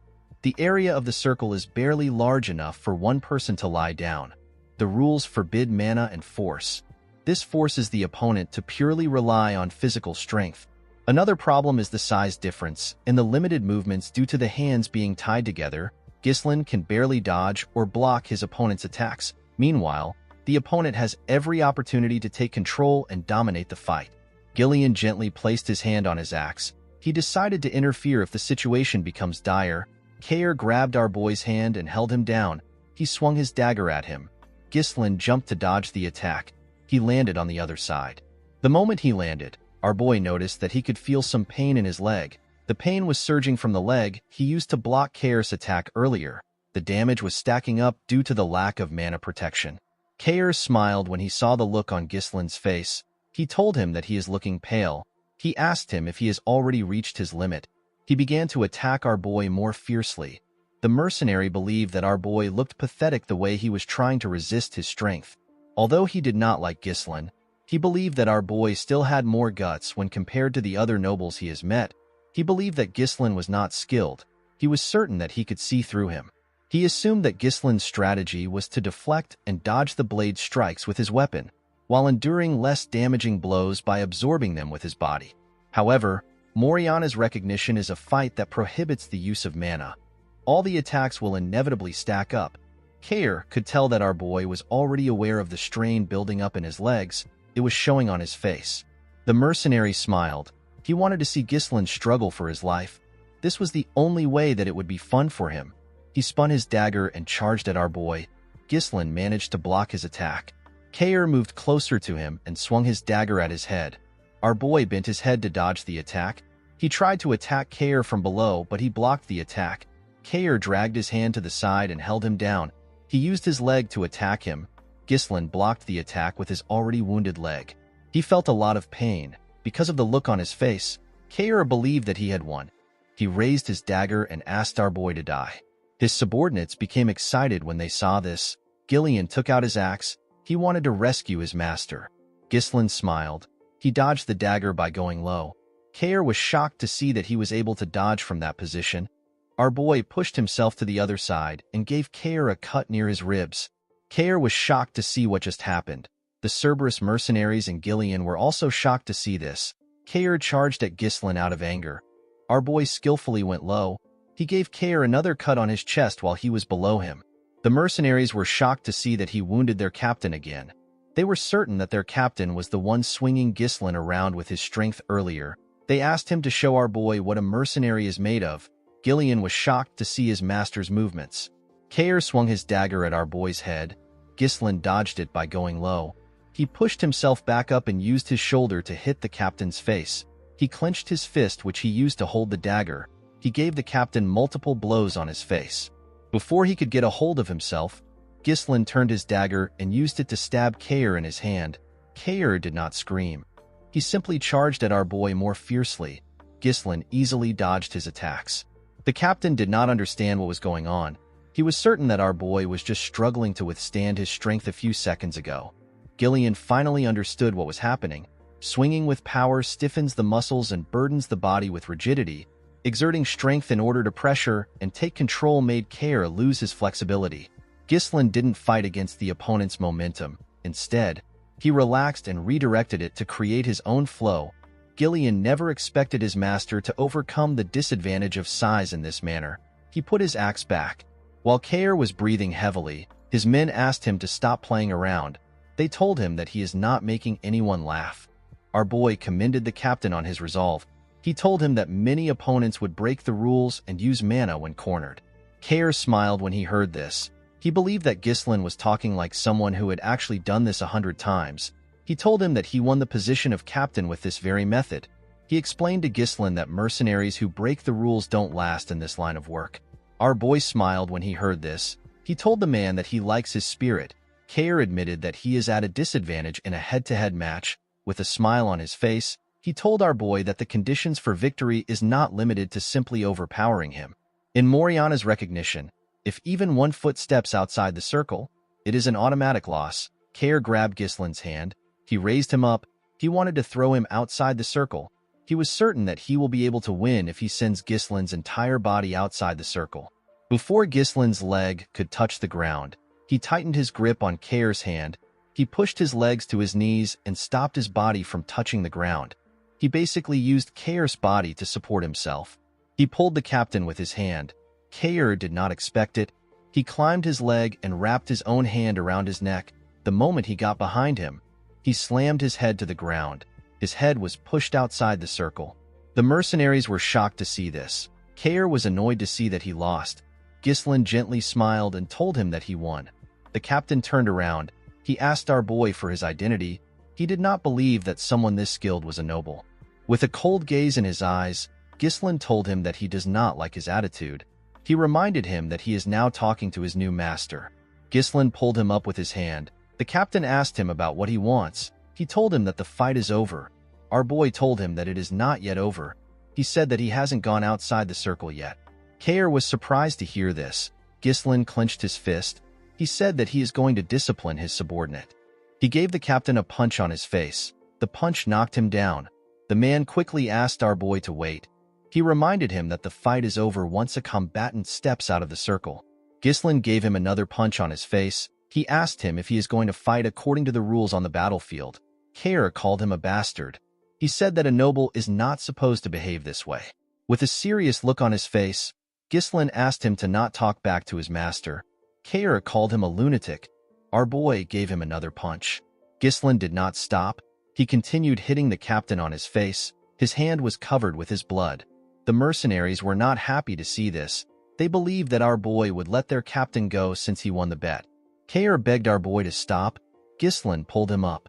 With a cold gaze in his eyes, he told him that he is not yet out of the circle. Kair was horrified to hear this. His face was already quite swollen. He quickly turned to his men. He asked them if they are going to allow this to happen. He asked them to kill Ghislain. The mercenaries immediately grabbed their swords. Before they could move close to their captain, Gillian took out his axe. They quickly stopped moving. With a scary tone in his voice, Gillian told them that anyone who hinders his master's disciplinary measure will be killed. Everyone knew that Gillian was not messing around. Kair was shocked to see what happened. While trembling like a scared dog, he turned to his new master. Ghislain asked him if he is done. The next thing Kair saw was our boy's fist. The captain laughed out of fear. He knew that he messed up. The punch pushed him back. All the nobles Kair had met in his life were simply losers. They were overconfident pigs, traitors, narcissists. A little scare tactic worked wonders for them. Kair found it entertaining to take money from their pockets. It was thanks to how he treated the nobles that he earned the title of Mad Dog. But now, the Mad Dog was taking a beating from some noble brat who he did not think much of. The mercenaries became worried when they saw the state their captain was in. Unfortunately, they couldn't do anything. Ghislain took a look at Kair's body. He wondered if he had done enough. He asked the men to stop standing around. He ordered them to bring him some water, a bandage, and a towel. The men were surprised to hear this. Ghislain told them that their captain will die soon if they don't act quickly. The men were shocked to hear this. They accepted his order. Gillian carefully watched his master. he noticed that the unruly mercenaries were listening to his orders. In the world of mercenaries, where fists are closer than the law, Ghislain engraved his position into their heads using the most direct and surefire method. He showed them who the boss is. In the next scene, we see Kair sitting on a chair. His body was wrapped in bandages. Our boy placed a paper on the table. He asked him to sign on the paper. Kair stared at Ghislain. He knew that he had no choice but to do it. He took out his pen and signed. He asked our boy to take it. With a scary look on his face, Ghislain asked him to repeat what he just said. The captain became nervous. With a shaky tone in his voice, he told Ghislain that he looks forward to working with him. Our boy grabbed his hand. He was quite scared to see this. Ghislain told him that they are now family. He told him that he also looks forward to working with him. A few days later, we are taken to the outskirts of the Perdium territory. We see some mercenaries gathered there. One of them yawned. He asked the others if they know the reason why they were called early in the morning. A bald man with a shield told some of them that he heard a rumor that their employer is the young lord of Perdium. The men were shocked to hear this. One of them said that our boy is just a brat. He believed that Ghislain will not be able to handle the mercenaries properly. He said that the job might turn out to be easy. A shirtless man clapped his hand and called for the attention of his fellow mercenaries. The huge man said that they need a representative to handle their brat employer. The other mercenaries were surprised to see the man. They referred to him as Gordon the Muscle. With a smile on his face, the man said that they are correct. He said that he thoroughly observed the admirable posture of all of them discussing ideas to reap rewards without working hard. He told them that they won't be able to get the result they want if they don't unite their voices. The mercenaries realized that he was right. One of them remembered a time when an idiot made an unreasonable demand and made the whole thing fall apart. The bald man asked Gordon about what he plans to do. The man said that it is important to know one's boundaries in matters like this. He opened a bag which contained some coins. He explained to the men that he will pressure their employer as the representative. He asked them to put the compensation for his hard work into the bag. The men believed that Gordon was perfect for the situation. They knew that his large build would be good for pressuring a person. They told him that he is quite reliable. They did not expect someone who works out all day to be so good at making money. They poured their money into the bag. The moment they did this, one of them said that someone is coming. Everyone quickly raised their head. They saw Ghislain coming from the distance. He was riding his horse towards them. They were shocked to see that he was alone. One of them said that our boy might run away after seeing Gordon's muscles. Gordon asked the men to move close with him. He said that it will help them set up a scary mood. With a smile on his face, the man said that it is time to teach a brat how scary the real world is.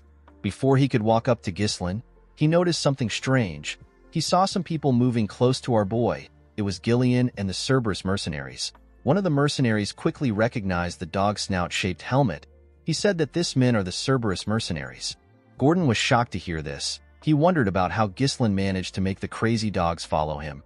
When Ghislain got close to them, the men stepped back. He turned to Gordon and asked him if he is the representative.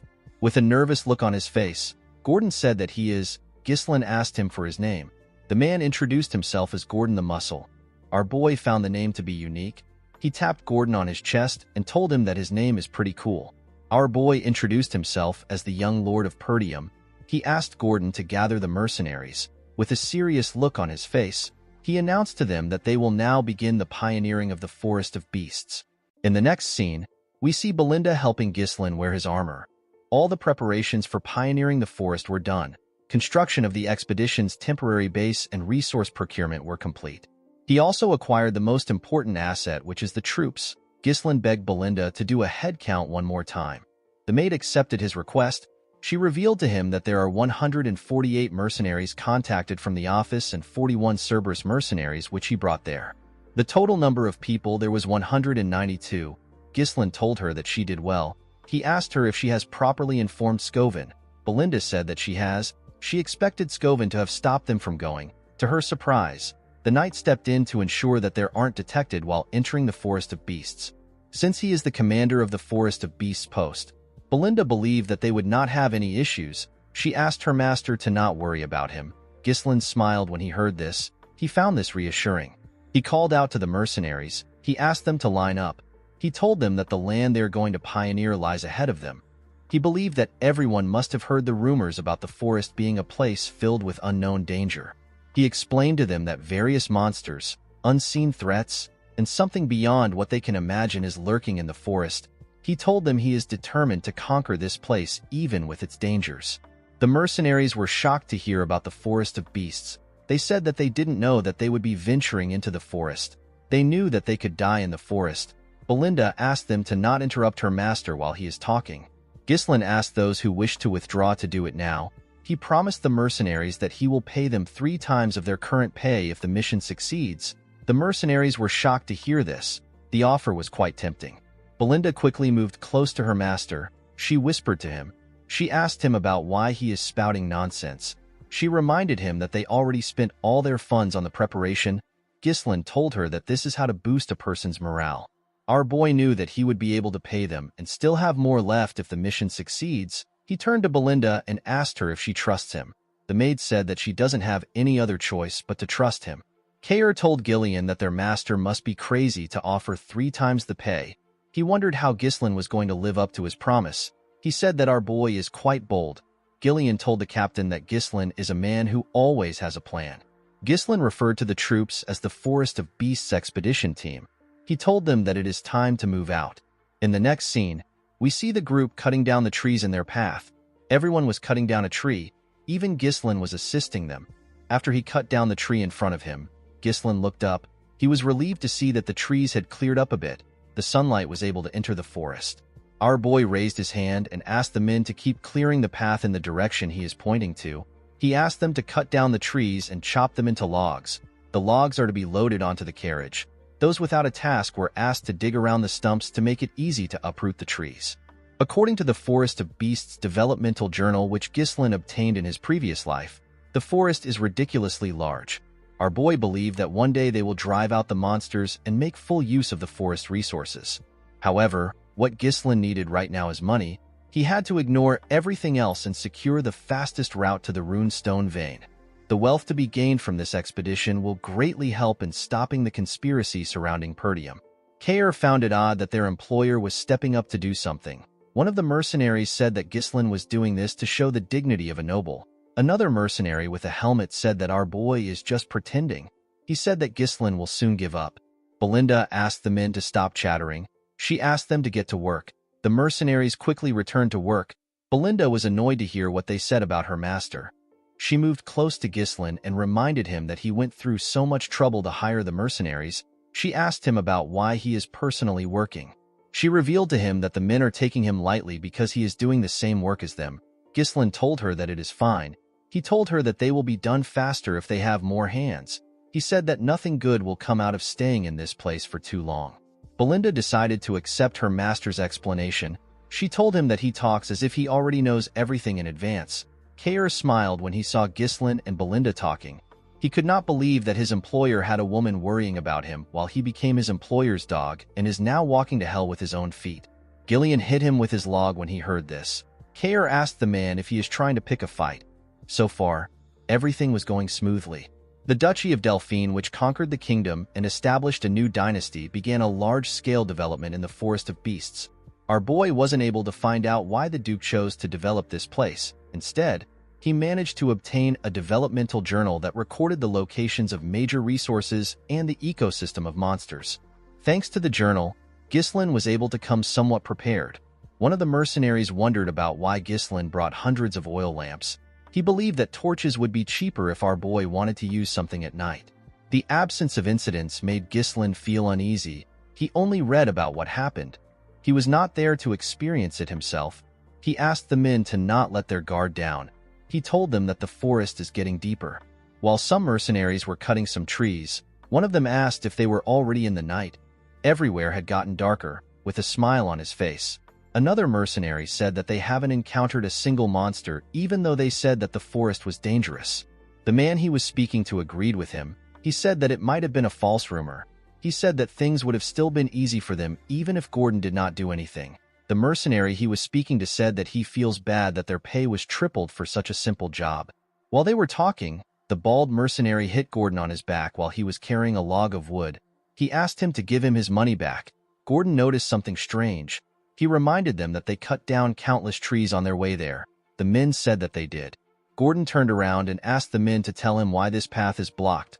The mercenaries were shocked to see this. Ghislain called out to everyone. He asked them to pay attention. The troops quickly grabbed their swords. The mercenaries who were talking about how easy the work was began to panic. They noticed the sudden change in the atmosphere. Ghislain called out to Gordon. He told him that he will die if he stays there. He asked him to slowly walk to them. Gordon accepted the order. When he turned around, he hit a tree and fell to the ground. The group quickly took a stance. They called the man an idiot. Gordon quickly turned around. To his surprise, nothing happened. The mercenaries were confused. They did not know what was happening. With a smile on his face, the bald man said that their employer gets scared easily. He said that there is nothing there. He told everyone that it only seems like there is no path because the scenery is similar. He said that Gordon was mistaken. He told them that the Forest of Beasts is just a grand name. In reality, it is just a slightly dense forest. With a serious look on his face, Ghislain asked the man to move close to them if he doesn't want to die. The man was annoyed to hear this. He asked our boy to tell him why he keeps trying to create a scary atmosphere. He told him that they know that he is trying to intimidate them. The moment he said this, some vines got wrapped around his waist. Before the man could react, the vines pulled him to the top of the tree in front of them. At the top of the tree, we see a large mouth filled with sharp teeth. The monster threw the man inside its mouth. This monster had no presence at all. There was no way to predict how it would move. It was a being that you can only fall victim to if you are unaware. The huge monster tree opened its eye. Ghislain realized that he was looking at a Derusant. A large amount of Derusants surrounded the group. Gordon and the rest of the mercenaries began to panic. They wanted to run away. They believed that they were going to be eaten. Before Gordon and the mercenaries could get away, the monsters stretched out their vines and grabbed them. They managed to throw the mercenaries into their mouths. Fortunately for Gordon, he was able to hold on to a tree. He screamed out for help. One of them moved close to him with his axe. He asked him to hold on tight. He hit the vine with his axe. He wanted to cut it. To his surprise, the vine was not affected. Instead, his axe began to slowly break. The man wondered why the vine was so sturdy. While he was looking at his axe, the monster pulled Gordon. The huge man began to scream. Before it could raise Gordon up, Ghislain appeared above it. He covered his sword with his mana and used it to hit the vine. He managed to cut it. While he was in the air, he landed a cut on the monster's eye. A large amount of blood burst out of its eye. The mercenaries were surprised to see that their employer managed to cut it down. They assumed that the Derusant's eyes were their weakness. Ghislain took a deep breath. While screaming at the top of his voice, he asked the mercenaries to get themselves together. The men were shocked to hear their employer's voice. Our boy told them that they will become easier targets if they spread out. He asked them to raise their shields and form a tight formation to make sure that no one gets caught by the vines. He asked them to focus on defense until they received the next order. They all accepted his orders. They quickly got into position. One of them said that he is not going to die in a place like this. Ghislain quickly went to the carriage. He asked Kair about the oil lamps. The captain said that they are all there. Our boy asked Kair to light the lamps and throw them at the monsters to burn them down. Kair was surprised to hear that this was the reason his master brought so many lamps. One of Kair's teammates told him that the monsters are looking at them. Ghislain asked the captain to throw the lamps now. Kair and his teammates began to throw the lamps at the monsters. Unfortunately for them, the monsters were using their vines to destroy the lamps before they could get close to them. Kair was shocked to see that they swatted the lamps away. His subordinate told him that they cannot burn the monsters down like this. A Derusant fired its vines at them. Before it could touch them, Gillian appeared in front of them. He used his axe to destroy the vines. Belinda took out some knives. She threw them at the monster's eye. Ghislain asked Gillian and Belinda to prepare to throw the oil lamps while guarding the Cerberus mercenaries. Our boy raised his sword. He said that he will draw the attention of the monsters. The moment he said this, a Derusant fired its vines at him. Belinda called out to her master. She asked him to look out. Ghislain swung his sword and managed to cut through the vines. The other Derusants began to attack him. Our boy skillfully dodged their attacks. One of the Derusants raised its leg to crush him. The mercenaries were shocked to see that the monsters had legs even though they were trees. They believed that their employer was going to get stomped on. Ghislain covered his sword with mana and used it to cut the monster's leg. He jumped and stabbed the Derusant directly in the eye. The other Derusants turned their attention to Ghislain. The mercenaries were surprised to see this. Belinda ordered the Cerberus mercenaries to throw the lamps now. The mercenaries were certain that it would work this time. They quickly began to throw the lamps at the Derusants. The monsters screamed out in pain when the lamps touched them. The Cerberus mercenaries were happy to see this. Ghislain asked them not to stop. He asked them to keep throwing the lamps until they burn all the Derusants down. The flames spread on the monster's body. The mercenaries were shocked to see what was happening. They could not believe that they were able to fight against them. One of them said that the entire forest will burn at this rate. With a nervous look on his face, Gordon said that the Derusants aren't anything big. He said that it is natural that they are weak to fire because they are trees. Ghislain asked the men to not let their guard down. He told them that it is not over yet. The mercenaries were shocked to hear this. With a serious look on his face, Ghislain informed them that the Derusants will now show their true appearance. The Derusants released some steam into the surroundings. The mercenaries did not understand why there was steam there. They wondered if the fire has already been extinguished. Belinda and Gillian quickly ran to their master. Belinda asked Ghislain about what is happening. Our boy explained to her that the shells of the monsters are weak against fire, but their insides are different. He said that the fire that is burning the shell is meeting the moist flesh and causing them to release steam. When the steam cleared up, we see the true form of the monsters. The Derusants screamed at them. The mercenaries were shocked to see this. They could not believe that the monsters were still alive. Ghislain raised his sword and called for everyone's attention. He asked them to raise their weapons. He told them that it will be a close-quarters battle from now on. He ordered them to charge. He also ran to attack the Derusants. The mercenaries were shocked to see Ghislain running towards the monsters. They could not believe that he wanted them to have a close-quarters battle against this massive monsters. They were scared that the monsters would stomp on them to death. Unlike Gordon and his friends, the Cerberus mercenaries and their leader charged at the monsters. They said that they have been waiting for this moment. The men seemed to be excited. Belinda also ran to her master. Gillian asked Gordon and the other men to tell him why they are hesitating. He reminded them that Ghislain gave an order. With a serious look on his face, he asked the mercenaries to trust our boy. The moment he said this, Ghislain cut one of the Derusants down. The mercenaries were shocked to hear what Gillian said. They decided to follow their employer. They believed that Ghislain was going to do something about the monsters. Gordon asked his teammates to trust their employer. They all raised their weapons and charged at the monsters. Ghislain raised his sword and pointed it at the monsters. He revealed to his men that they will be able to cut the monsters without mana because their barks has burned away. He asked them to not be afraid. He told them that the Derusants are nothing but huge target dummies. The mercenaries followed his orders and ganged up on the monsters. Kair was enjoying killing the Derusants. Belinda and Gillian also helped in taking care of the monsters. The group did not relent. They fought every single monster that surrounded them. Ghislain knew that hesitation in this situation is death. He believed that his role is to eradicate all hesitation from his followers. The moment he thought of this, he stabbed a Derusant in its mouth. He used his sword to tear it open. Our boy believed that he needs to instill them with the will for making the impossible possible. He wanted to instill this will into his men. When the monster which our boy killed fell to the ground, the mercenaries looked around. They realized that nothing was around them. The men could not believe that they killed all the Derusants. Ghislain asked them to line up. The mercenaries quickly followed his order. Our boy asked them to look around. He told them that this is the reality of the forest of beasts.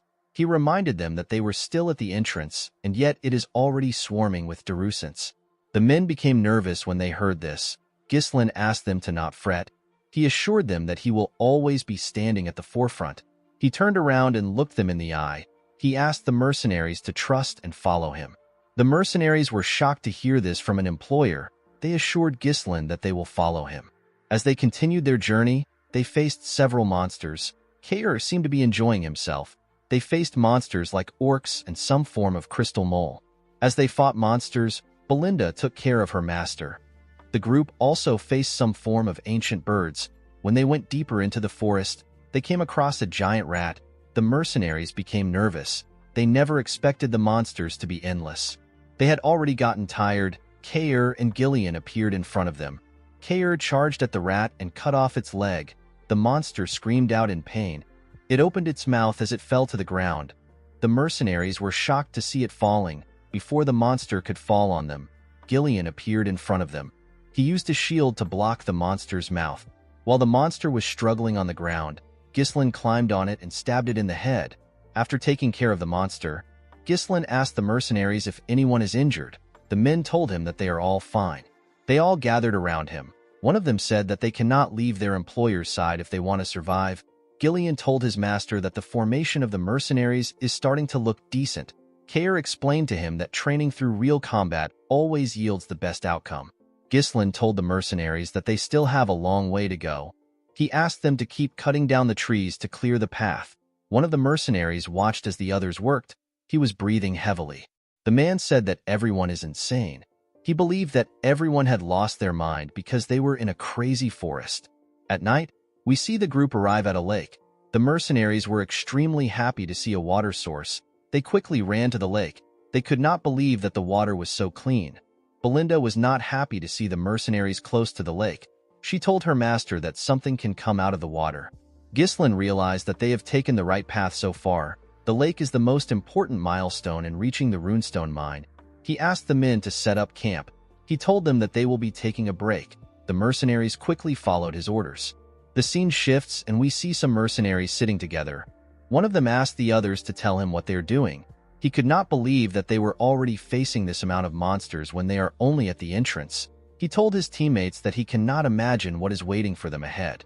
Another one said that they are lucky that nothing happened in the last 2 nights. In another part of the camp, we see the man who was breathing heavily earlier talking to Gordon and some men. The man suggested that they sneak out of the forest with him. One of them asked the man whose name is Manus to explain himself.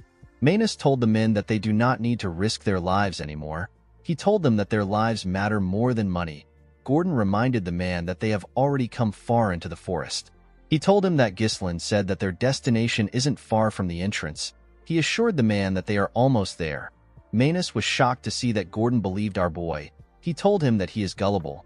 He reminded him that their employer is the well-known scoundrel of Perdium. He told him that Ghislain wants to pioneer this forest to get an accomplishment. A man with an eye patch reminded Manus that they have already been paid. He told him that it is their job as mercenaries to do as the employer says. Gordon told him that Ghislain has also saved their lives multiple times. Manus admitted the fact that Ghislain is a good fighter. He told the men that they have simply been lucky until now. He told them that our boy is only human. He said that they can die from a single mistake. With an ugly smile on his face, he said that Ghislain will use them as meat shields once the situation becomes dire. He told them that all nobles are the same. The men's resolve began to shake when they heard this. Manus was happy to see that they were scared. He knew that it would be suicidal for him to go back alone, especially with monsters waiting at every corner. He wanted to use the men as bait. The man with the eye patch asked him if he is trying to tell them that they would all be dead without their employer. Manus was surprised to hear this. The eye patch man pointed at Ghislain. He asked the other men to see what our boy was doing. Ghislain was applying some cream on a wound for one of the mercenaries. He advised the mercenary to not allow water seep into the injury. He told him that it will get infected. The man thanked our boy. After the man stood up, Belinda leaned in and asked her master if he knows how expensive the medicine is. She advised him to use it for himself. Ghislain told her that this is what the medicine is meant to be used for. After saying this, he called for the next person. Manus was shocked to see how nice Ghislain was. The eye patch man told the bastard that the medicine and potions that their employer is using on them is more expensive than them. He asked Manus if he really believes that our boy would use such medicine on them just so that they can be meat shields. The other mercenaries agreed that Ghislain is different. They were certain that he wouldn't abandon them. Manus had to turn around. He hated the eye patch man for interfering in his plan. He wanted to persuade a few men to get out, but the man was making it difficult for him. Ghislain walked up to Gordon and the other men. He asked them to stop chit-chatting. He told them that they need to get some rest. He moved close to Gillian and Kair. He told them that he needs to speak with them for a moment. Kair asked Ghislain if he is sure about leaving Manus alone. He told our boy that he would have sliced the man's tongue if it was him. Ghislain assured him that it is fine. He told him that Manus cannot do anything because of the monsters. He told Kair that he has something more important that he has to confirm. The group moved to a part of the camp where there was no one. Belinda asked her master to tell her why he wanted them to count the number of lamps available. Kair told him that there are currently 24 lamps. As our boy expected, a few lamps were missing. Ghislain reminded the group that monsters have charged at them day and night ever since they entered the forest. However, they have not seen any monsters for the past 2 nights. Belinda was surprised to hear this. Kair asked our boy about what this means. Gillian explained to him that they have entered the territory of a nocturnal monster. It is a monster that happens to have a huge influence in this forest. Ghislain told the man that he is correct. He turned around and looked into the forest. He said that they are now in real danger. In the next scene, we see Gordon resting on some logs of wood. While the man was trying to sleep, he felt a bright light shining in front of him. He quickly opened his eyes. The lamp that was on the log was floating. Gordon was shocked to see this. He did not understand how a lamp was suddenly flying. The moment he moved back a little, a terrifying monster with 8 sets of eyes bit his shoulder. Gordon quickly screamed out. The mercenaries were shocked to hear his voice. Gordon picked up his mace and swung it around. He asked the monster to get away from him. The mercenaries quickly moved close to him. They asked him if something is wrong. They did not see any monsters around him. Gordon told them that there was a monster next to him just now. The men were surprised to hear this. They told Gordon that there is nothing around. The man was shocked to hear this. He looked around. He could not believe that they were right. The men believed that Gordon had a nightmare. They told him that his sleep talking is terrible. They believed that Gordon had such a bad dream because they have had to deal with a lot of monsters recently. The man tried to explain himself to them. One of the Cerberus mercenaries told the men that they are wrong.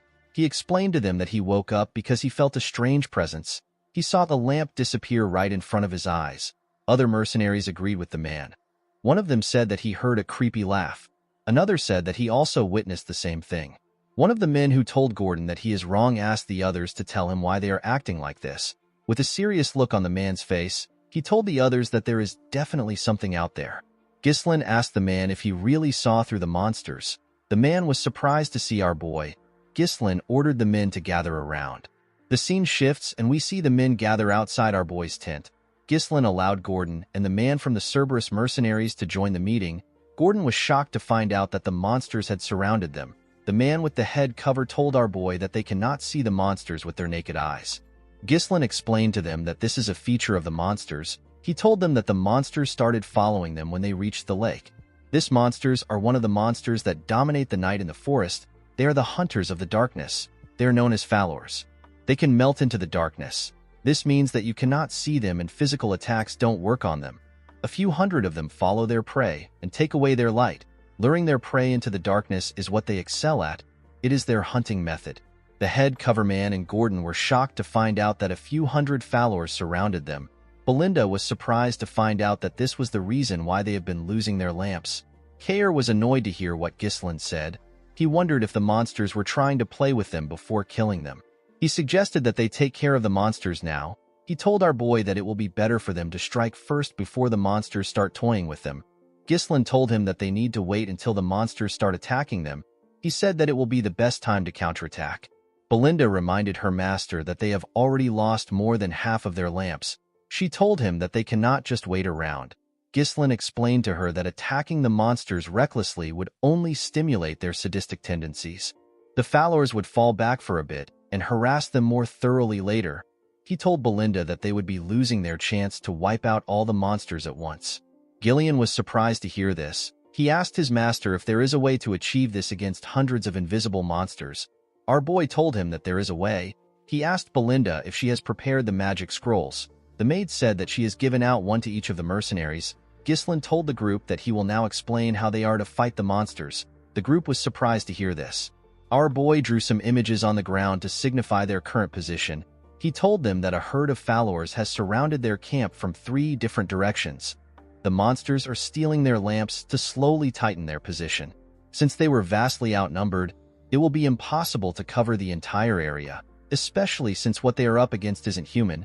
Ghislain told them that they will start collapsing from the sides if they start fighting them head-on. Gillian explained to Ghislain that due to the fact that they set up their camp with a lake in the back, they avoided being surrounded from all directions. Our boy told him that he is correct. Although it looked like they were at a disadvantage, Ghislain assured them that it is not the case. He told them that they have the initiative of this fight.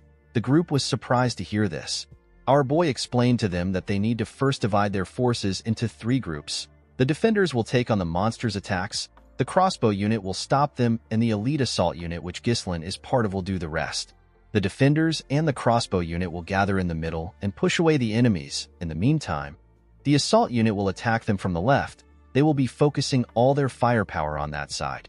If they are able to surround them with the forces in the middle, it will be their victory. Gillian quickly understood his master's plan.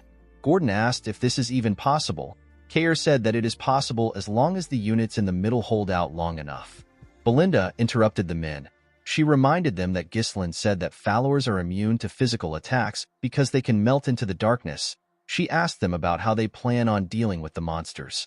Everyone turned to Ghislain. Kayer assumed that they just have to use mana. Ghislain asked her not to worry about it. With a smile on his face, he told her that they have magic scrolls.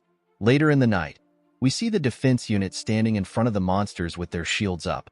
One of them asked the others to not break the formation. He asked them to remember what their employer said. One of them announced that the followers have taken their last lamp. He said that something is coming. In the Pioneer Journal of the Delphine, it was stated that the followers are extremely vulnerable to light. When they shone intense light on them, they revealed their true selves. The moment he thought of this, Ghislain raised his magic scroll and tore it. He asked the others to do the same. Gillian, Belinda, and the rest of the group followed his order. They all tore their first circle magic scrolls. The spell is known as light. The magic scrolls fired some energy into the sky. The energy turned into a ridiculously bright light. The followers screamed when they saw the bright light. The mercenaries were surprised to see that the darkness has been repelled. They could not believe that this was what the monsters looked like. They never expected this eel-looking monsters to be the ones surrounding them this whole time. Immediately they thought of this. The followers charged at them. The crossbow unit quickly raised their crossbows. They were ordered to stop the monsters' charge. They were asked to hold on for as long as possible. The men fired their arrows at the monsters. Ghislain raised his sword. He told his men that the true appearance of the followers has been revealed. He covered his sword with mana and swung it. He pointed his sword at the monsters and ordered the assault unit to charge at them. The team immediately charged at the monsters. They tore them apart when they got close to them. Ghislain made a huge swing and tore through them. Although followers possess the ability to assimilate into the darkness, their actual defense is extremely weak.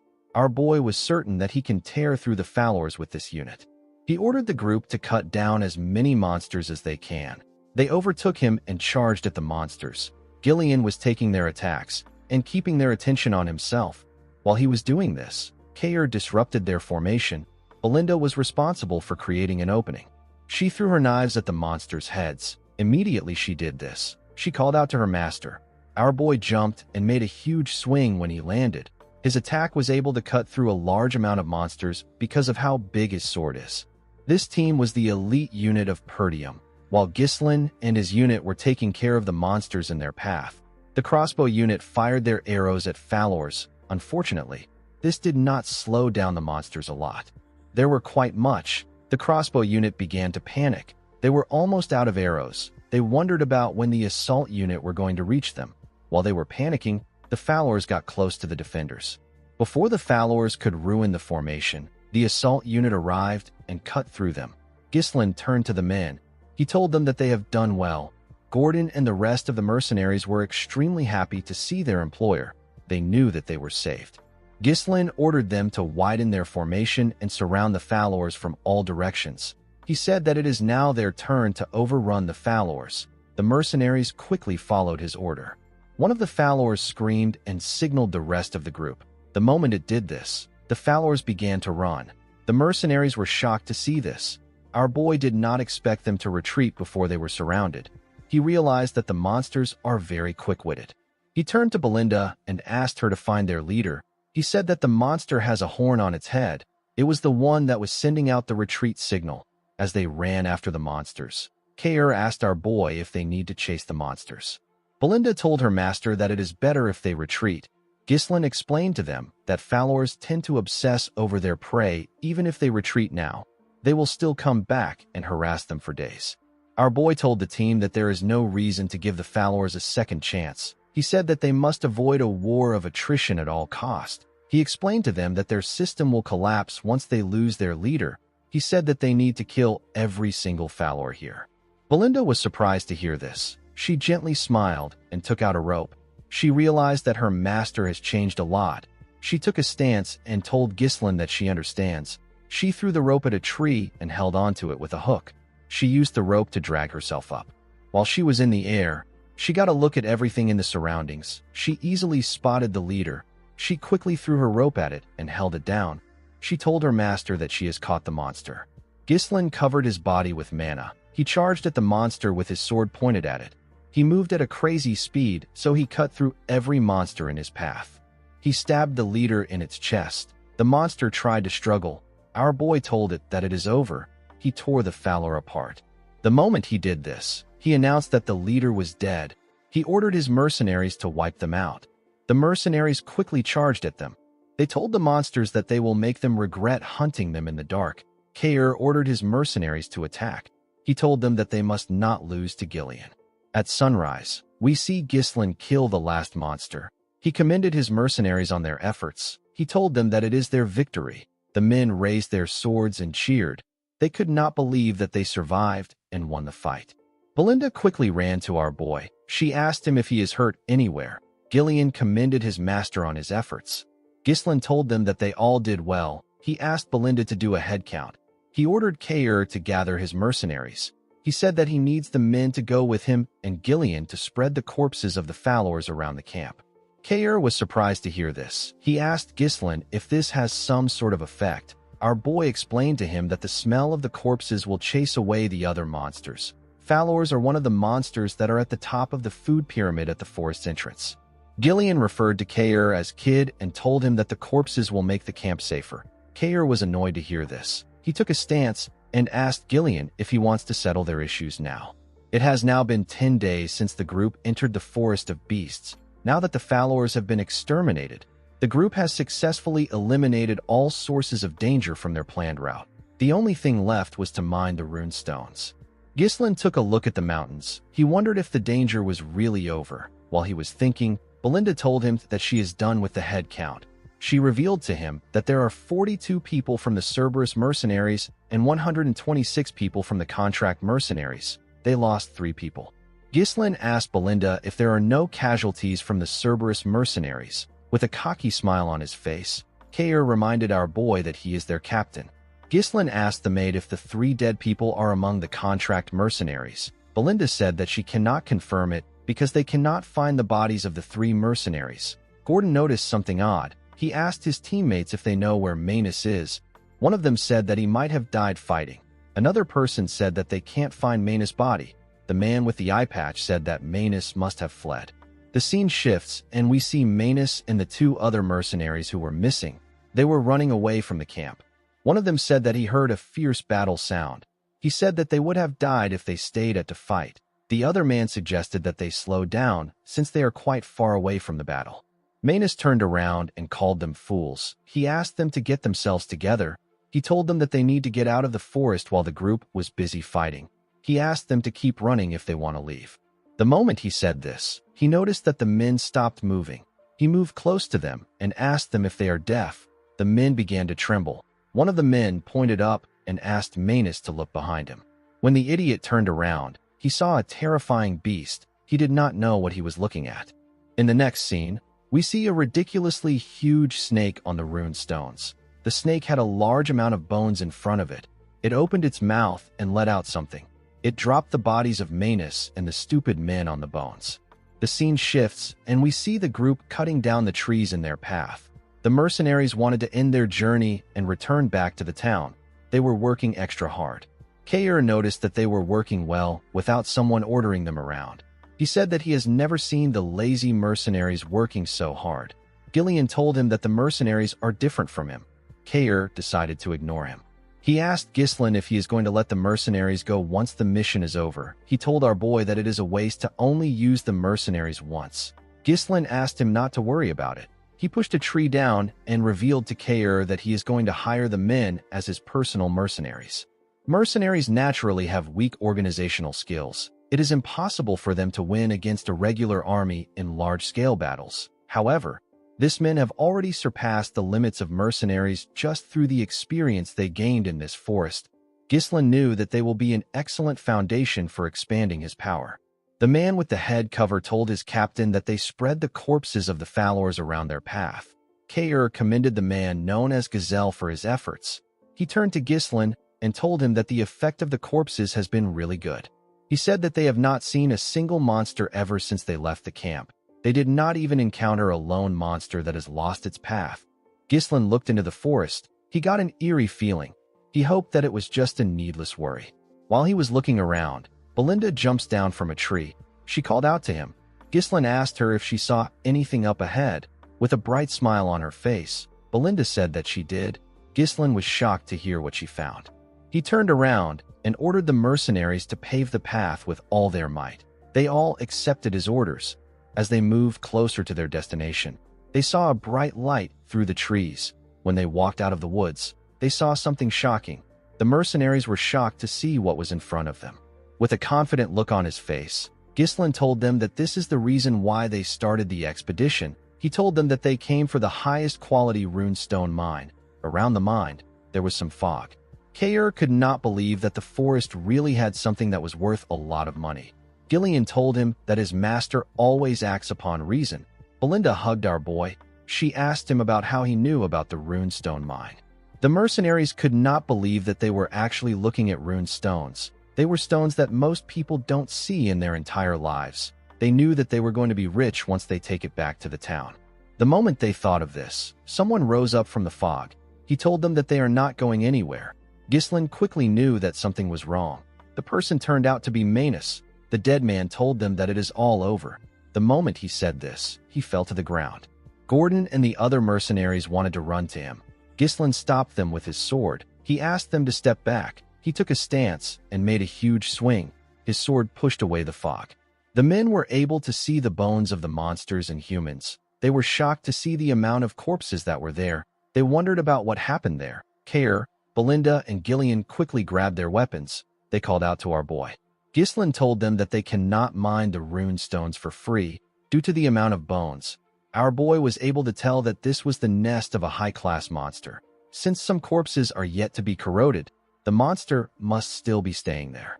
Ghislain was not able to figure it out immediately because the harmful gases from the corpses were mixed in with the fog. Our boy did not like the situation. There was no particular recording that stated that the mine itself had any danger factors. He turned around and asked everyone to prepare for battle. Immediately he said this. He saw something on the rune stones. He saw the python. The monster quickly charged at them. Ghislain ordered everyone to scatter. He charged at the python. He dodged its mouth by going above it and made a slash on its head. When he landed on its body, he covered his sword with mana and charged at its head. He pushed his sword into its head. Unfortunately, it barely damaged the monster. Gillian and Kair were shocked to see this. They could not believe that Ghislain only left a scratch on the python even after using many. Kair had never seen such scales. The monster tried to push Ghislain down. Our boy jumped off its head. While he was in the air, the snake fired its venom at him. Ghislain could tell that its venom is extremely poisonous. He turned around and used his coat to block the attack. The venom melted it. Before our boy could get in a good position, the snake charged at him with its tail. Ghislain used his sword to stand his ground. He tried to push the tail back. Unfortunately, the monster was much stronger. It pushed him into the ground. Belinda quickly called out to our boy. The snake spread its body around the group. The men quickly realized that it was trying to squash them. Before the monster was able to crush them, Gillian, Belinda, and Kair saved them. They were trying to save as many men as they could. As the group struggled to put themselves together, they called out to Ghislain. They wondered about where he was. Our boy was standing on top of the bones. Now that he had seen the monster with his own eyes, his bad feeling went away. He knew that this monster is the master of the runestone mine. It is known as the blood python. It is one of the monsters he considered impossible to hunt down in this expedition. Ghislain didn't think that he would have to face the monster because it lives in the deepest part of the forest. Our boy knew that the chances of them winning against this monster is very low. It would be best for them to retreat for now and come back prepared next time. However, our boy had no time for delays. He believes that everything he has done up until now will become meaningless if he gives up now. A bright light shined from his chest, and he took a stance. He asked the monster to not get in his way. He said that he has too many things on his back. Ghislain opened his third core after saying this. The blood python turned to him and charged at him. Our boy managed to block its head and landed a cut on it. Before letting the monster go back up, he landed a cut in its eye. The moment he did this, the blood python used its tail to attack him. Ghislain quickly used his sword to shield himself from the crushing weight of the monster. He managed to push the tail back. However, the monster did not stop attacking him. It used its tail to aggressively attack our boy. Ghislain managed to block off the attacks. Even when winning is unlikely, there are battles that one must not avoid. This is the definition of responsibility. Kair, Belinda, and Gillian watched as their master fought for their lives. Ghislain jumped and landed a cut on the python's mouth.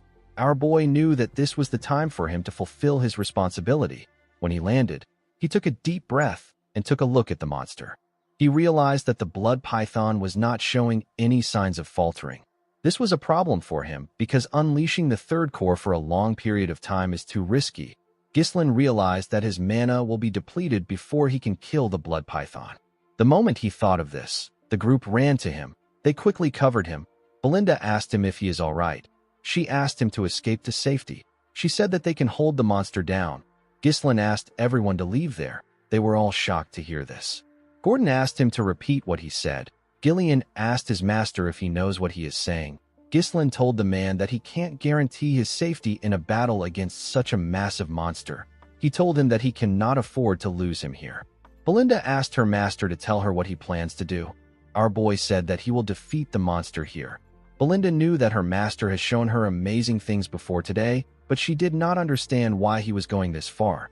While they were talking, the blood python fired its venom at them. Ghislain ordered them to leave quickly. The mercenaries ran. However, they did not run away. They ran to protect their employer with their shields. Our boy was shocked to see this. The men begged him to allow them fight with him. The eye patch man told our boy that they have never met an employer like him. Gordon reminded him that he has saved their lives many times. Kair told him that the treasure will be theirs once the python is gone. Belinda told her master that it is impossible for her to leave him behind. She took out her knives and a dagger. Gillian told Ghislain that they will draw the python's attention and create an opening. Our boy was surprised to hear this. With a smile on his face, Gillian asked Ghislain to trust them since they trusted him. Our boy informed them that the monster is massive and it has a lethal venom. Its extremely sturdy crimson scales will deflect even blades imbued with mana. Ghislain told them that they will die if they receive even one attack. Belinda was shocked to hear this. He revealed to them that they can inflict some damage if they smash its right eye and gaping injury. Our boy raised his sword. He told the Forest of Beast expedition team that they need to return alive. The men smiled when they heard this. They all accepted his order. The blood python charged at them. Gillian attacked its mouth, while Belinda and Kair attacked it from the side. Kair stabbed it in its injury. The monster screamed out in pain. While the python was screaming, Gillian slammed his axe on its tail. He pressed it down. Ghislain used this opportunity to charge at the monster and stab its other eye.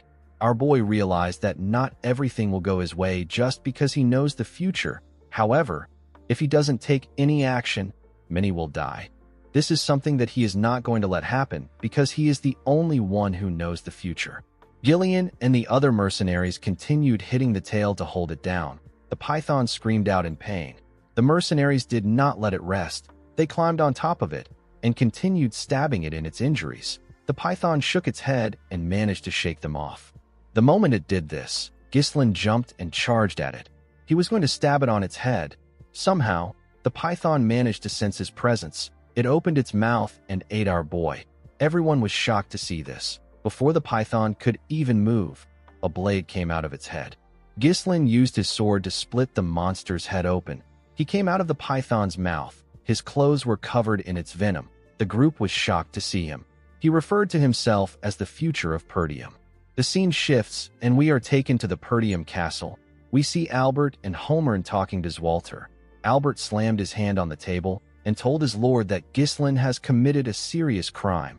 He could not believe that our boy ignored his father's order and went into the forest. Homer asked Albert to calm down. Albert said that he always knew that Ghislain acts unruly. He told the count that our boy thinks that he is the lord of the land because of his long absence. Homer asked Albert to not get worked up by the issue. He reminded him that it has already been 2 weeks since Ghislain entered the forest. He said that they could have stopped our boy if Scovin had not made a false report. The general administrator did not understand why Scovin would help Ghislain. A crime like this could cost him his knight status. Albert told the Count that he cannot let our boy continue to behave as he wishes. He told him that he should imprison Ghislain the moment he returns and punish him. Walter was quite annoyed with his son's actions. While they were talking, the knight captain barged into the room. He told the Count that he needs to come down to see something. Walter asked Randolph if something is wrong. The man revealed to him that Ghislain is back. The men were surprised to hear this. The scene shifts, and we are taken outside. We see Ghislain walking towards the castle. He was in normal clothes. In the next scene, we see Ghislain in his father's office. The officials were there with him. They all glared at him in silence. Even the Count glared at his son. Ghislain told his father that he is home. The Count reminded his son that he did not permit the development of the Forest of Beasts. Our boy apologized to his father. He told him that it had to be done. Homer was annoyed to hear what he said. Randolph reminded him that he downright ignored his father's orders. He explained to Ghislain that entering the Forest of Beasts is a serious crime. He told him that he could have lost his life and the monsters from the forest could have invaded their territory. Ghislain told him that he is fine. He said that the monsters did not invade their territory. Homer and Randolph were annoyed to hear this. They could not believe that he was talking back. Albert asked our boy if he finds this funny. He said that they can let the Forest of Beasts incident pass since it didn't lead to any trouble. He put his hand into his clothes and brought out a paper. He placed the paper on the table. He asked Ghislain if he has any excuse for this. When our boy picked up the paper, he was able to tell it was from Count Rayfold. Albert said that he felt uneasy when he heard about our boy's visit to the county. He told Ghislain that they found out about how he extorted 20,000 gold, which is the estate support funds that is given to Perdium regularly from Amelia, by threatening her.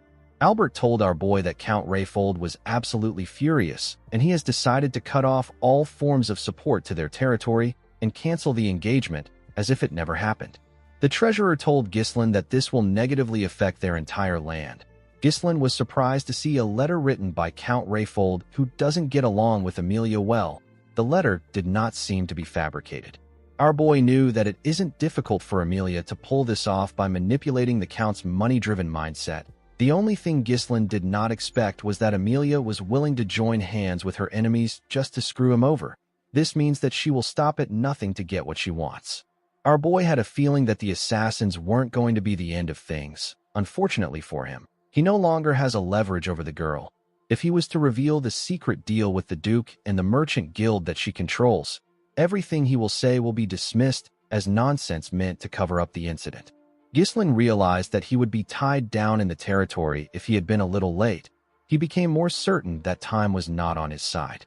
Albert asked Ghislain to say something. Homer told our boy that they are in an urgent situation. He said that they need to ask him to return the money first. Randolph said that the 20,000 gold will be enough to run the entire night order for months. Ghislain revealed to them that he has used it all. He said that he used it for the development of the Forest of Beasts. The room became silent. Albert asked him if he wasted the entire money on a useless forest filled with monsters. Our boy apologized to the man. He said that he doesn't have much to say about the Rayfold incident. Randolph grabbed Ghislain's shirt. He called him a stupid little brat. He reminded him that he is supposed to be the successor of the land. He could not believe that Ghislain sold the future of their land with his own hands. Homer told Ghislain that he is no longer the young lord of their land. He said that he is now a filthy criminal. He asked Randolph to tie him down and throw him in a cell. Ghislain asked the man not to worry. He said that they will receive support funds from him. He told him that he will also add the 20,000 gold. The Count asked him to explain what he means. Our boy called out to Belinda. The woman entered the room with a box. Ghislain told the men that he won't have started the development if he wasn't going to bring anything back. Belinda opened the box and showed the men the runestones. Ghislain revealed to them that these are the highest quality runestones. Albert was surprised to see the runestones. Homer held one of the runestones. He asked our boy to tell him where he got such a valuable thing. Randolph said that he might have spent the 20,000 gold on it. Ghislain revealed to them that they mined it from the Forest of Beasts. Albert explained to our boy that the stones are worth a fortune, but they are nowhere near enough to run the land. With a smile on his face, Ghislain told the man that this isn't the end of it. Our boy took the officials to the entrance of the Forest of Beasts where his camp was. They saw the body of the blood python and hundreds of runestones. They saw the mercenaries working hard to transport the runestones. They were moving fast and carefully in order not to scratch the runestones. They were also separating the corpses of the monsters into different sections. Holmern could not believe his eyes. He could not believe that Ghislain and this men managed to get all of this in 2 weeks. Randolph asked Holmern if he is seeing things. The Count asked Belinda if all of this truly came from the expedition. The woman said that it did. She said that Ghislain led the expedition himself. Ghislain told the men that they obtained the inner hide of the Darusants, and they got some byproducts from the blood python. He revealed to them that the amount of runestones here is merely a fraction of what they found in the mine. He told them that the reason for his expedition was to help the land. He said that he will use the gains for their land. Albert revealed to the Count that they won't have to struggle with the lack of support funds with the amount of items available here. He said that this is only a rough estimation. Holmern and Randolph were shocked to hear what the man said. They both tapped Ghislain on his shoulders. Randolph commended him on his efforts. He asked him if he is tired from his expedition. Holmern asked our boy to let them know if he needs anything. Ghislain revealed to the men that he has a few conditions for the support funds. Randolph was shocked to hear this. He asked them to release Scovin and Ricardo. He said that they were just following his orders. He told them that they have to continue to prohibit civilian access to the Forest of Beasts just as they have done so far. He said that unnecessary rumors can spread and it can cause needless trouble. Holmern believed that this was reasonable enough. For his last condition, Ghislain told the men that he will take care of recruiting and managing the mercenaries and security forces by himself. He said that having interference every time he moves troops within the territory would be a waste of time. The general administrator asked him if he intends on maintaining a private army. Randolph was against this idea. He told our boy that they do not know what he is plotting. Albert told Ghislain that he seems to have misunderstood something. He said that he will explain it to him. He told our boy that he is currently in a position where he should be begging for forgiveness. He told Ghislain that he sounds as if he is saying that he will do as he pleases, so they should stay out of his way. Ghislain told the man that this is a misunderstanding. He said that he is simply laying out the conditions necessary for him to provide financial support to Perdium in place of Rayfold. He explained to the man that if such trivial issues were to disrupt their operations, it will also negatively affect Perdium's finances. He asked the treasurer if he is okay with this. Albert was shocked to hear this. He called out to the Count. He asked him to say something. He told him that they are currently making a deal with the future of their land. The Count was simply looking around. Gillian and the other mercenaries came up to Ghislain. They wanted to report to him. Gillian explained to our boy that the runestone loading process is almost complete. He asked Ghislain to give the order. He said that they will be ready to move at any time. Kayer revealed to him that the hides of the Darusants have been stored without any preservatives. He asked Ghislain to tell him what he plans to do with the blood python. Our boy told him that the blood python will soon be dismantled. The venom, blood, flesh, and hides will all be separated and preserved to prevent decay. Kayer told him that he understands. The Count called out to Randolph.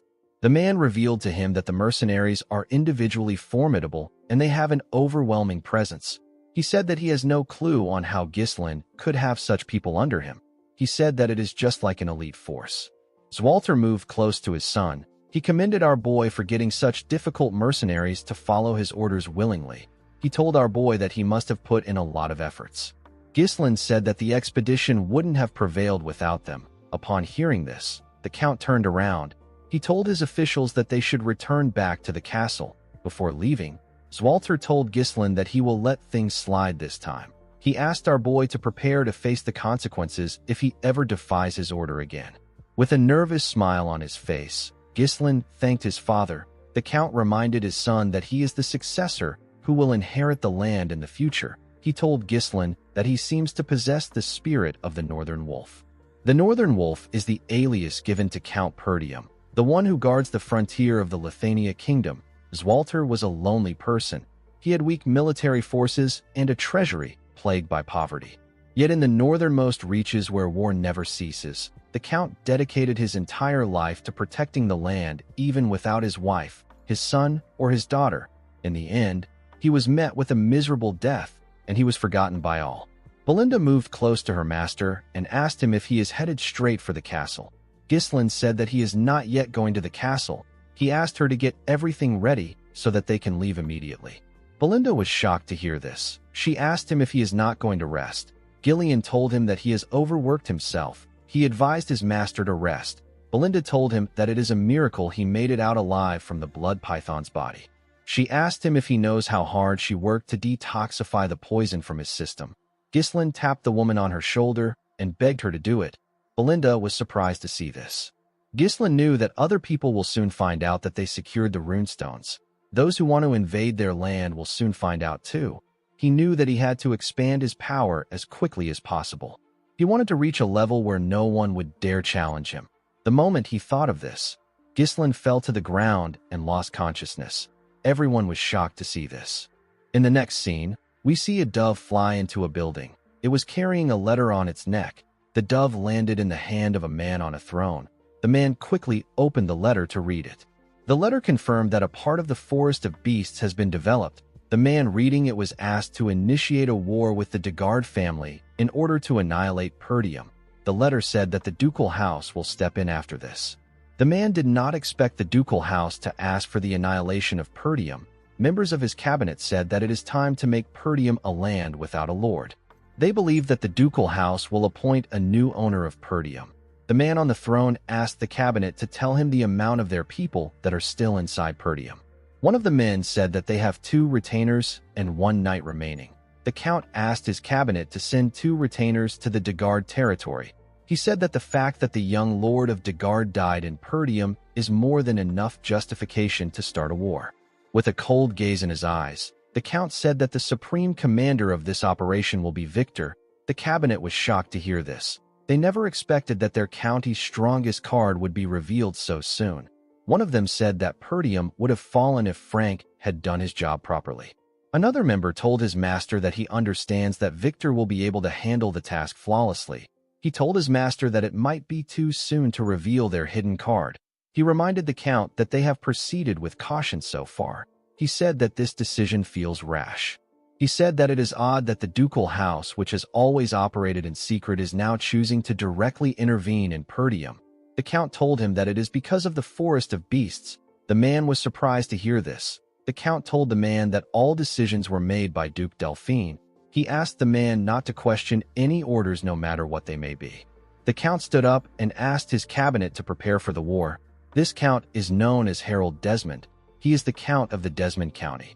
Count Desmond asked his men if there is anyone else who is aware of the situation. The scene shifts, and we see Amelia screaming as she rested her head on Bernaf. The man called out to his mistress. Amelia revealed to him that Ghislain has secured a runestone mine with her 20,000 gold. She said that he survived even though she sent the wildcats to kill him. She told Bernaf that she even bowed her head to her wretched father to cut off support funds for Perdium. She said that this made her look like a fool. Bernaf told his mistress that she is not acting like her usual self. Amelia took a deep breath. She told the man that he is right. She said that she got too emotional. She said that what is done can't be undone. Bernaf smiled when he heard this. He told Amelia that he is waiting for her orders. Amelia moved close to a map. She said that Perdium will soon escape their financial difficulties because they have obtained a runestone mine. Bernaf told her that they should be celebrating right now. Amelia told him that it is too early for them to celebrate. She told him that the most important thing is that they haven't sold the runestones yet. Bernaf was surprised to hear this. Amelia revealed to him that she got information that they secured the runestones 2 days ago. This is far too little time for them to establish a distribution network. She said that they will exploit this weakness. She told Bernaf that it is obvious who they will sell to. Bernaf realized that his mistress intends on acting before they can sell the runestones. He asked her about where she wants to intervene. Amelia revealed to her knight that there is only one place in the northern region that Ghislain will sell to. She believed that our boy was going to go to the finest magic tower in the north, which is dominated by the 7th Circle Archmage. The magic tower is known as the Crimson Magic Tower. According to Amelia, runestone is essential for magical research. Due to this, magic towers are always determined to secure their distribution channels. She placed a pin somewhere and asked Bernaf to set up the wildcats for an ambush along the main routes leading to the tower. The target isn't Ghislain. It is the laborers who are transporting the runestones. Amelia said that they will use a hit-and-run tactic to isolate the transport and prevent the transfer completely. She said that they will take the runestones for themselves. Bernaf reminded his mistress that there is another magic tower in the north. This is the Flame Magic Tower, which is in Bryvant's territory. He asked Amelia if it is wise to deploy all their forces to the Crimson Magic Tower. Amelia told him that this may have been the case before. She revealed to him that the Flame Magic Tower has been in decline ever since it lost its place at the top when it was blinded by past glory. Amelia believed that someone like Ghislain, who is obsessed with money, will not choose the Flame Magic Tower deal over the Crimson Magic Tower's better deal. With a serious look on her face, Amelia promised to take everything away from Ghislain. In the next scene, we are taken to the Perdium Castle. We see Ghislain lying on the bed. Some bandages were wrapped around his body. Our boy was unconscious. The scene shifts, and we are taken back to the time our boy was fighting the blood python. Ghislain got swallowed by it. A predator like the blood python begins to digest its prey immediately it swallows it.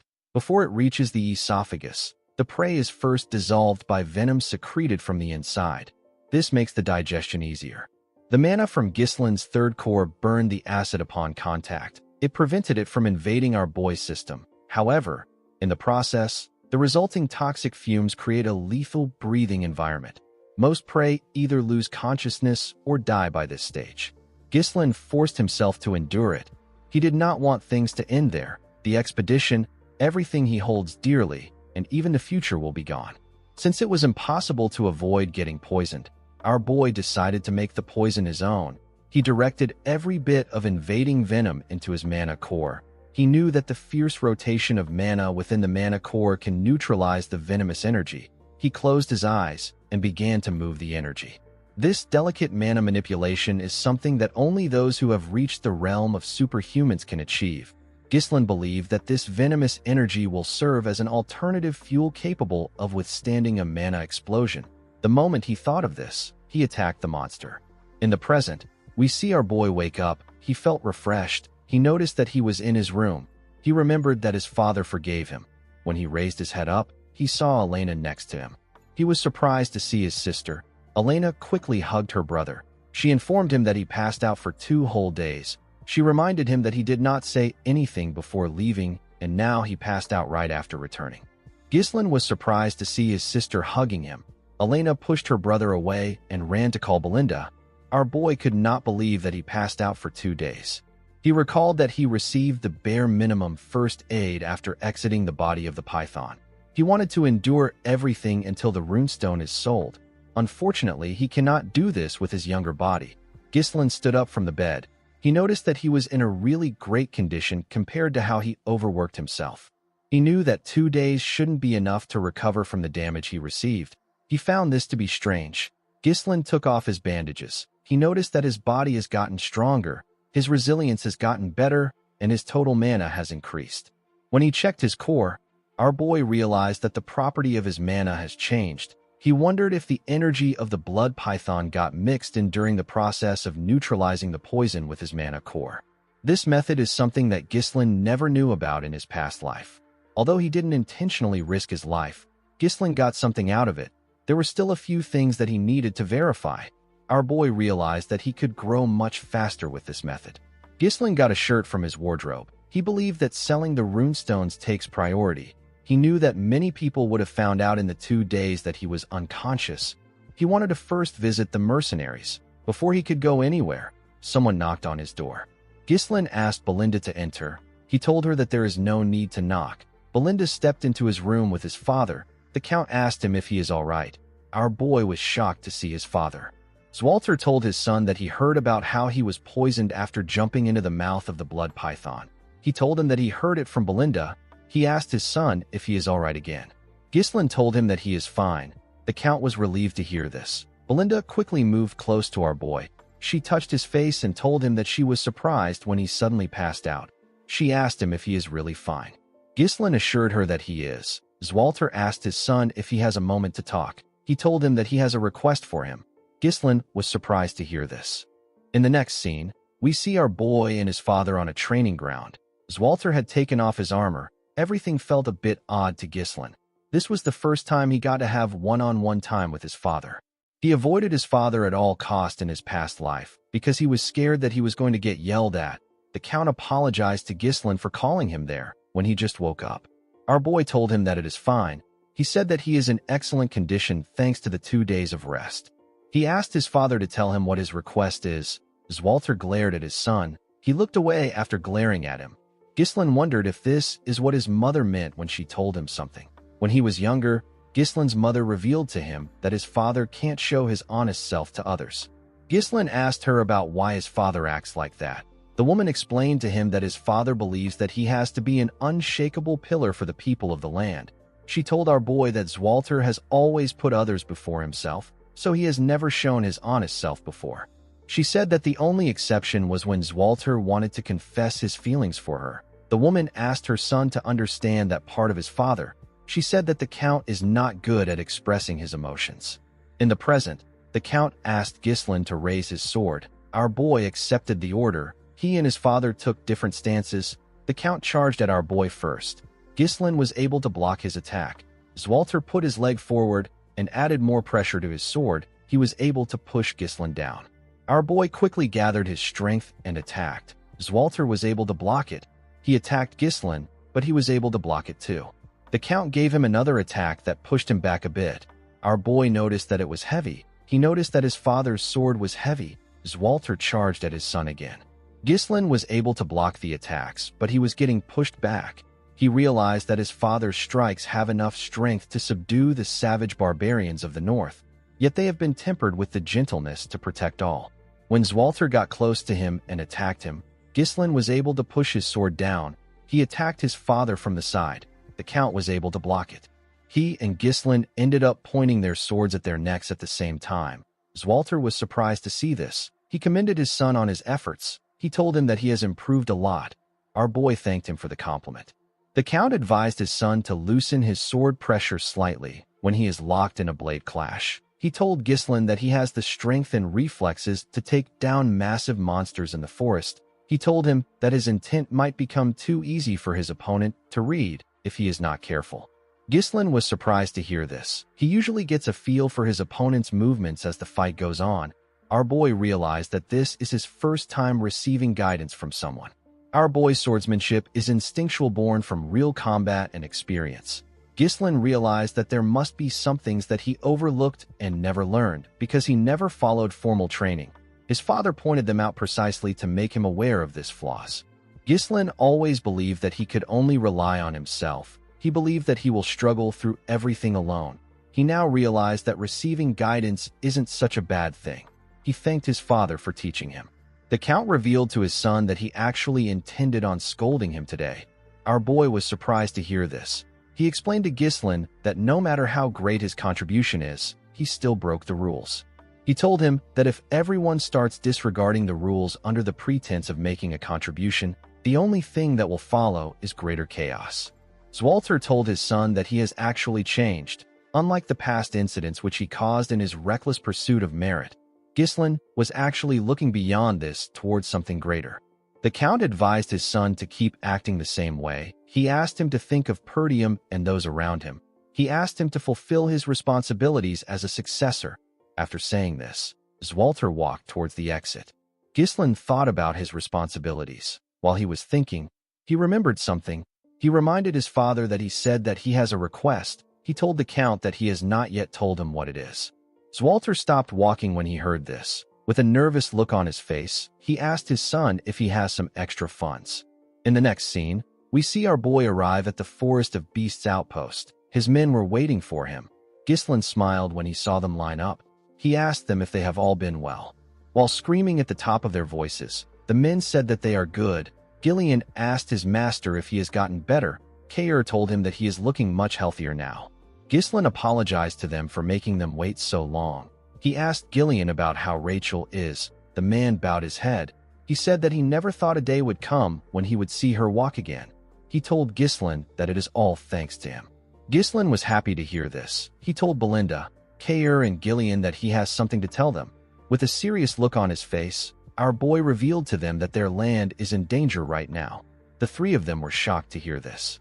They all went into a tent. Ghislain told them everything about what happened on the day Elena was attacked. He told them about how he stopped them from killing her and using her death to start a war. He also told them about how he discovered the corpse of the Degard's young lord. He also mentioned the existence of those who are eyeing Perdium. He explained to them that this people are currently surveilling them right now. He said that they have probably been active for a long time. He said that they have neither the time nor the resources to prepare for an attack. Belinda finally understood why her master was in a hurry. She said that she thought that they could catch their breath after securing the runestones. First it was the forest of beasts, and now it is war. Kair said that this land never gives him a chance to be bored. Gillian told our boy that this is the perfect time to attack Perdium. In a territory known for its weak military and poverty, the discovery of a runestone mine, which is a highly valuable resource, can change everything. Ghislain told the man that he is correct. He said that their enemies won't let them be. Belinda told our boy that he should have mentioned this earlier. She told him that they need to tell his father and the vassals.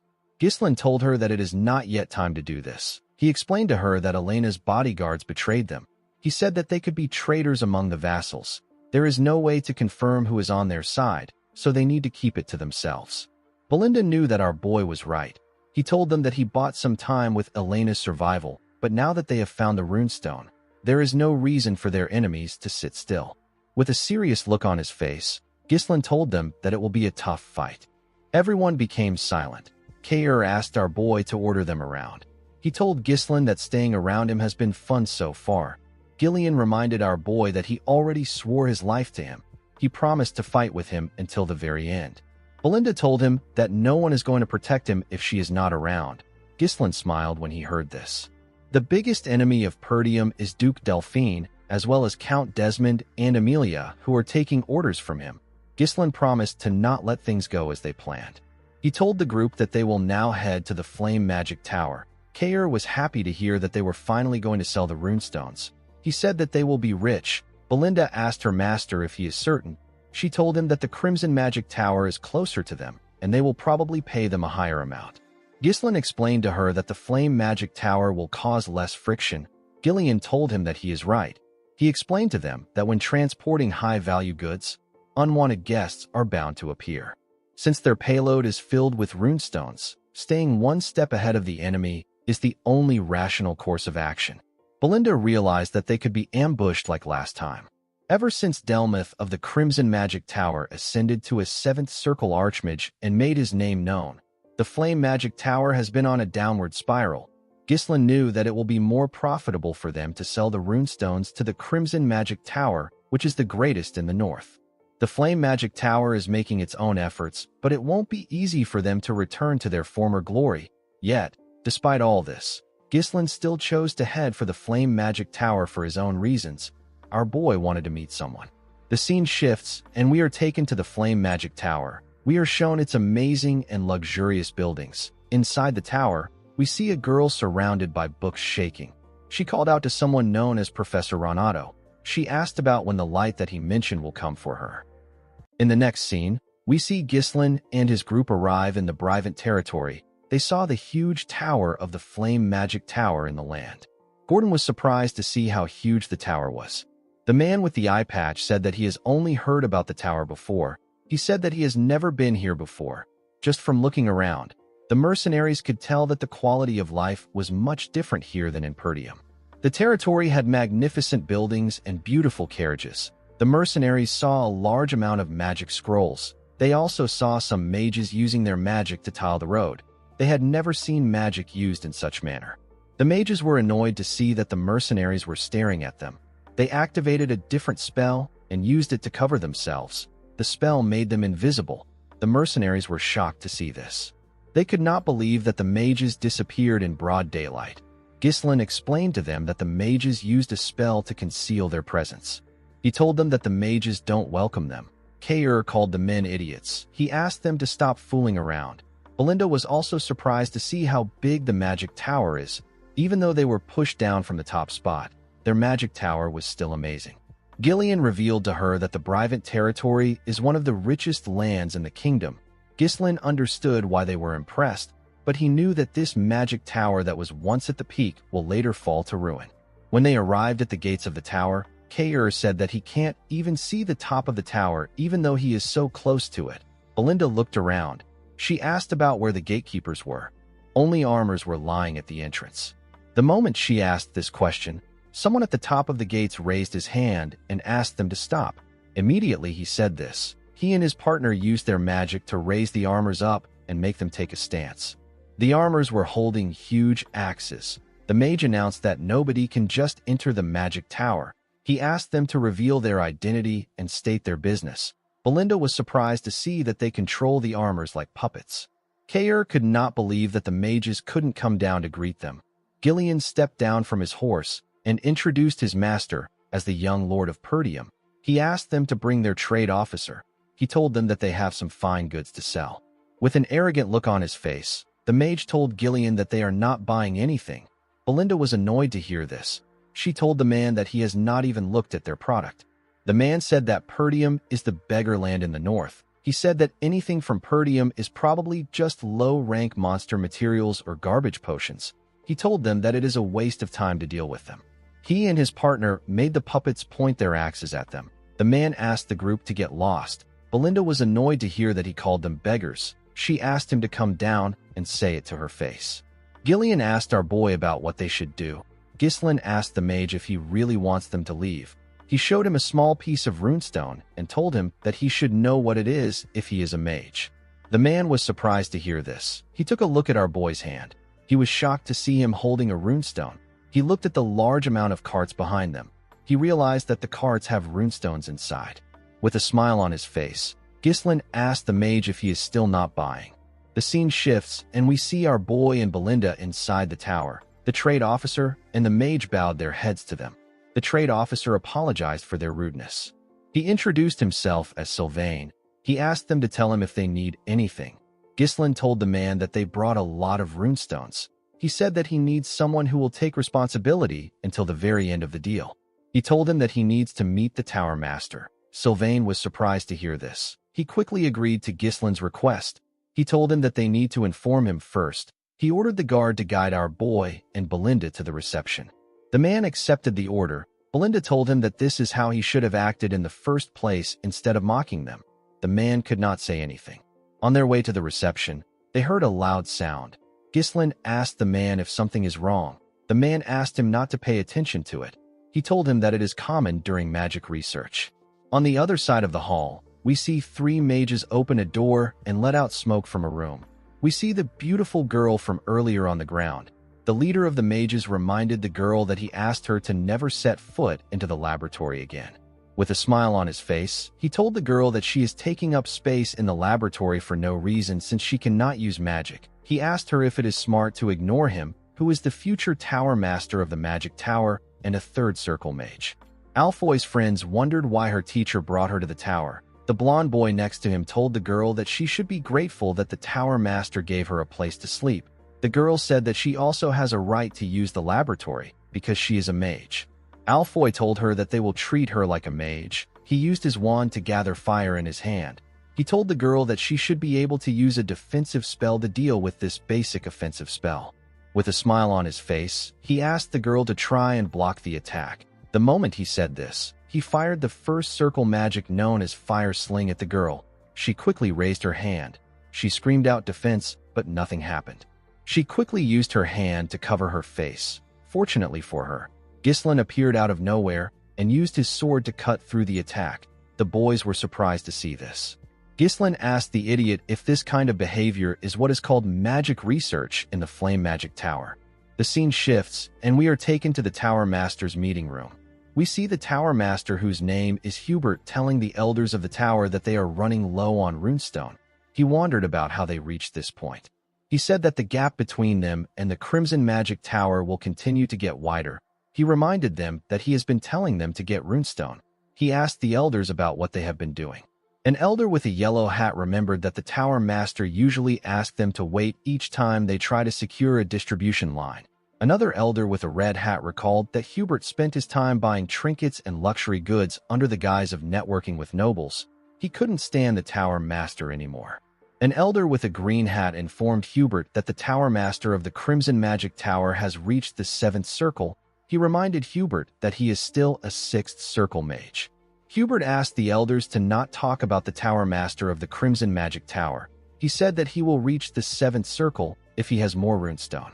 Hubert could not believe that Delmuth reached the 7th circle before him. He told himself that Delmuth must be buying all the runestone for himself. He did not like the fact that the stone was very expensive. The moment he thought of this, Sylvain barged into his meeting room. He told him that they need his attention right now. Hubert told the man that he is rude. He asked him if he can't knock. When they are having a meeting, Sylvain apologized to him. He said that they need his attention now. He revealed to him that someone brought a massive amount of runestone. Hubert and the elders were shocked to hear this. The scene shifts and we see Alfoy firing more attacks at Ghislain. Our boy easily used his sword to block the attacks. Alfoy made a huge fireball and shot it at Ghislain. Our boy cut through the fire with his sword. Alfoy's friends and the girl were shocked to see this. Alfoy could not believe that Ghislain sliced his attack in half. He did not think that this was possible. Before he could make another move, a rope went around his body and tied him up. Belinda was the one using the rope. She made the idiot get on his knees. She told the idiot that he has a lot of guts to attack her master. Alfoy was shocked to hear this. He asked them about who they are. Before Belinda could do anything, someone asked everyone to stop. The person turns out to be Hubert. The man asked them to explain what is happening. The girl became nervous when she saw Hubert. She called him Tower Master. Upon hearing this, Ghislain asked Belinda to release the idiot. The maid let go of him. Alfoy stood up and called out to his teacher. He ran into his arms. Hubert asked his disciple to tell him what is happening. Alfoy told his teacher that Ghislain and Belinda are intruders. He said that he was trying to make sure that the girl whose name is Vanessa doesn't enter the laboratory again, but Ghislain and Belinda attacked him. While shaking like a little girl, Alfoy told his master that he wanted to stop Vanessa from entering the laboratory because he didn't want her to get hurt since she doesn't have any mana. Belinda told the idiot that he is crying like a little girl. Alfoy was annoyed to hear this. He told the maid that he is a man. With a shaky tone in her voice, Vanessa said that she just wanted to use the laboratory. Upon hearing this, Ghislain became certain that she is the one he is looking for. This girl will later be known as the Red Nightmare. Our boy was surprised to see that this is what she was like before she became a total nightmare. Hubert took out his wand and gathered fire in his hand. He was annoyed to hear that they tried to harm his student after intruding into the magic tower. He told our boy that he will burn him into a crisp. Belinda asked her master about what they should do. She said that the man looks a little dangerous. Our boy moved forward and placed his hand on his chest. He introduced himself as the heir of the Perdium family. He said that he came to sell runestone to them. Hubert was shocked to hear this. He could not believe that he was looking at his guest. Alfoy was shocked to hear that Ghislain had runestones. He could not believe it. Our boy told Hubert that the runestone is at the front of the castle. He asked him if he will like to see it for himself. When Hubert and the elders arrived at the front, they saw several carts containing runestone. They were all shocked to see the amount of runestone that Ghislain had. An elder with a red hat wondered about where our boy got it from. An elder with a yellow hat told the tower master that there are more than 10 cartful of runestone. He asked him about what he wants to do. Hubert did not respond to him. The man cheered like a little girl. He did not expect to get this amount of runestone. He knew that this was a once-in-a-lifetime opportunity. He believed that he will be able to crush the Crimson Magic Tower with this runestone. Hubert actually cheered in his imagination. He didn't want to lose his cool in front of the elders. He put himself together and told Ghislain that the quality doesn't seem very good. Kair was annoyed to hear this. He grabbed his sword. He could not believe that Hubert was spouting nonsense after they worked hard to mine the stones. Vanessa was surprised to hear this. She said that one cart should last them for some weeks. Hubert was annoyed to hear this. He could not believe that she was talking at this moment. He told her that she doesn't know anything. He ordered her to get inside. As he watched Vanessa walk into the tower, he cursed a man named Renato for leaving Vanessa with him. He believed that the girl should have the ability to read the room even if she doesn't have talent. He turned to the elders and carefully winked at them. He asked them if they agree with Vanessa. The elders immediately understood what he was trying to tell them. The green hat elder picked up one of the stones and said that the quality is not very good. The yellow hat elder said that runestone from a poor territory has a possibility of being fake. Belinda was annoyed to hear this. She asked the old idiots if they know how hard her master worked to get them. The yellow hat elder said that their efforts is not his business. He asked Belinda if she knows how many scammers there are today. The Green Hat Elder said that they can't judge solely on what the seller says. Ghislain told them that he believes that they don't want to buy his product. The elders were shocked to hear this. Our boy turned around. He said that the flame magic tower doesn't need it. He said that they can sell it somewhere else. Hubert panicked when he saw this. He quickly asked them to wait. He turned to the elders and signaled them. The Blue Hat Elder told Hubert that they will take the carts off his hands since he went through so much trouble to bring them there. He said that he doesn't want Ghislain to leave empty-handed after coming so far. He begged Hubert to show them some mercy. The Tower Master decided to play the role of Messiah. He told the Blue Hat Elder that he will do it since the elders agreed on it. With a smile on his face, he told Ghislain that he will buy all of them out of the generosity of his heart. He said that he has to buy it below the market price. Ghislain told him that he is misunderstanding something. He asked Kair to take all the carts back except one. With a smile on his face, our boy told the mercenary that they only planned on selling one cart. Hubert and the elders were shocked to hear this. With an evil smile on Kair's face, he apologized to Ghislain. He said that he forgot about this. Kair ordered the men to take the carts away. The mercenaries immediately began to move. Hubert quickly moved close to Ghislain. He asked him about what he is doing. Our boy apologized to him for the confusion. He said that his subordinates made a mistake and brought too much goods. He told Hubert that their actual destination is the Crimson Magic Tower. He said that they just need some money for their trip. Hubert became annoyed when he heard about the Crimson Magic Tower. He quickly changed his expression. He told Ghislain that he was just joking around so that their first meeting wouldn't be too awkward. He asked our boy to follow him inside for a little chat. The elders were disappointed when they heard this. They could not believe that he quickly stopped bluffing. With a smile on his face, our boy told him that a meeting will be fine.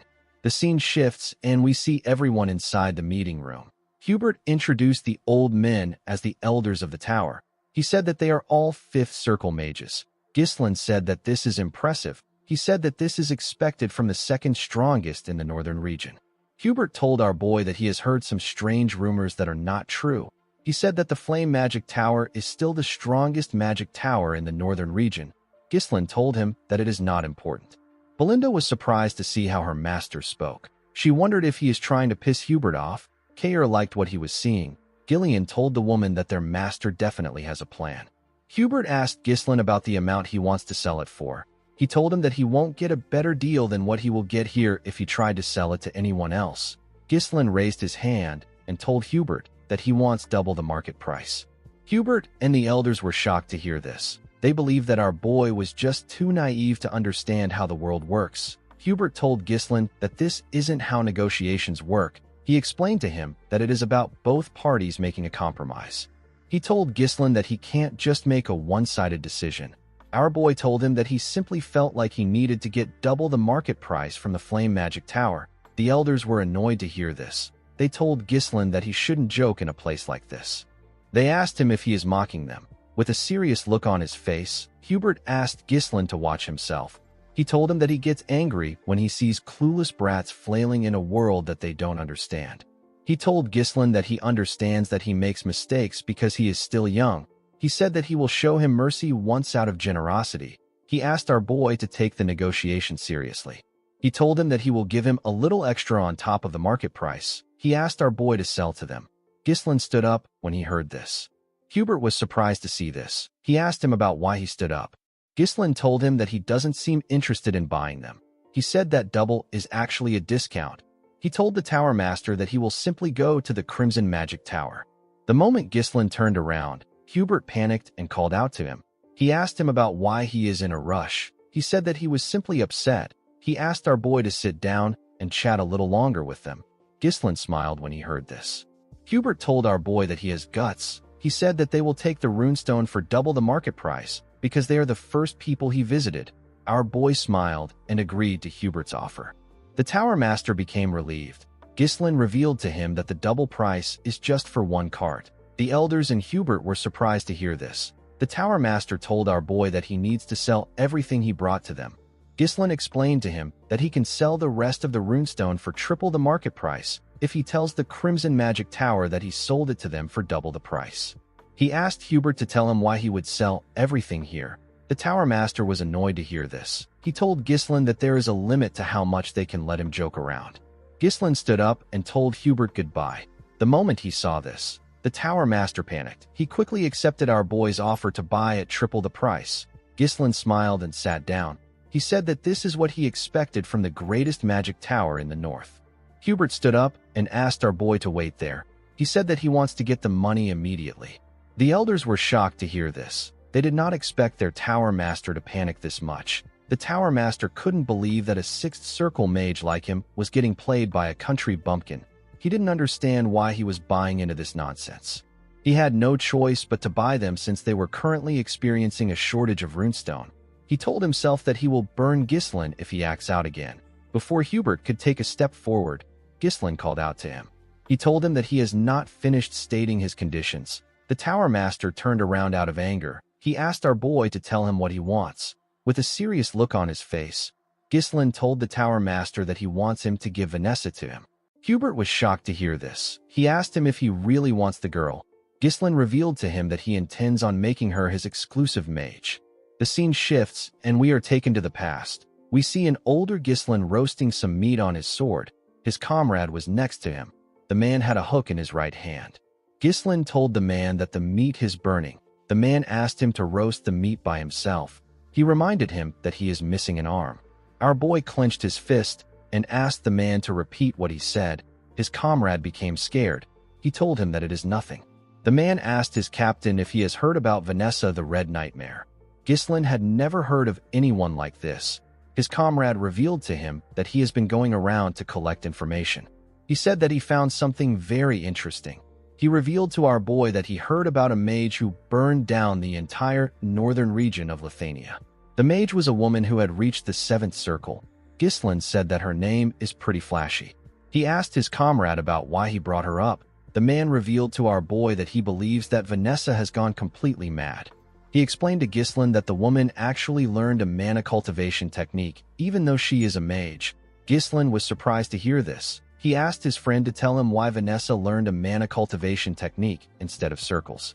The man said that it is because she is crazy. He told Ghislain that Vanessa is a walking disaster who burns down everything in her path. Thanks to her, the nobles are having a lot of trouble. The man told our boy that the subjugation request they received a while back is for her. Ghislain still found it odd that a mage reached the seventh circle through a mana cultivation technique. With a smile on his face, he told his comrade that he is curious. He told the man known as Claude that they should recruit her. Claude was shocked to hear this. He did not expect to hear this after all he said. Unfortunately, Ghislain was not able to recruit her. By the time he found Vanessa, she was as good as dead. She was not able to control her magic. Vanessa had the talent to reach the seventh circle, even though she never properly learned magic. Ghislain believes that her talent will flourish with a little guidance. He told himself that he will definitely recruit her in this life. Gillian did not expect his master to mention Vanessa. The girl did not seem special to him. Kair told Ghislain that she didn't seem strong. Belinda told her master that he should inform her in advance if he wants to bring someone along with them. The elder with the red hat told the Tower Master that this is a great opportunity to get rid of the useless girl. He asked him to do as Ghislain said. The elder with the yellow hat said that they have honored their loyalty to Renato by caring for her all this time. Hubert told our boy that Vanessa is an outstanding mage that their tower values. He told him that the girl will be delighted to accept the tower's request. Ghislain revealed to him that he also wants him to dispatch battle mages who have reached the third circle to Perdium. Hubert was shocked to hear this. Our boy revealed to him that he needs mages for the upcoming territorial war. The elders were shocked to hear this. Ghislain asked Hubert to pay 3 times the market price, dispatch battle mages of third circle or higher to Perdium, and to make Vanessa his exclusive mage. He told Hubert that these are the 3 conditions for selling the runestone to him. Upon hearing this, Renato released his mana. He shattered the glass windows with it. With a scary look on his face, he asked Ghislain if he takes him for a fool. He told him that mages affiliated with the Magic Tower cannot intervene in territorial wars. He asked our boy if he is unaware of the basic rules set by the kingdom. The Tower Master could not believe that Ghislain wanted mages of the third circle or higher who are the very foundation of the Magic Tower to go to the front lines. With a serious look on his face, Hubert told Ghislain that this is an insult to the Flame Magic Tower. He told him that even his ashes won't be left behind. Gillian quickly grabbed his sword. He could not believe that Hubert was able to exert such pressure just with his mana. Kair reminded him that the man is a sixth circle mage. Belinda called out to her master. Hubert took a step forward to move closer to our boy. When Ghislain saw this, he told the man that he will regret it. Hubert did not expect to hear this. Our boy revealed to him that they discovered a massive runestone vein in their territory. He told him that what they saw earlier is just a small portion of the runestone. The elders were shocked to hear this. Ghislain revealed to Hubert that this information is already spreading across the north. He asked the Tower Master if he knows what this means. Hubert told him that many will come for the runestone vein. Our boy stood up and explained to him that they are not trying to start a war.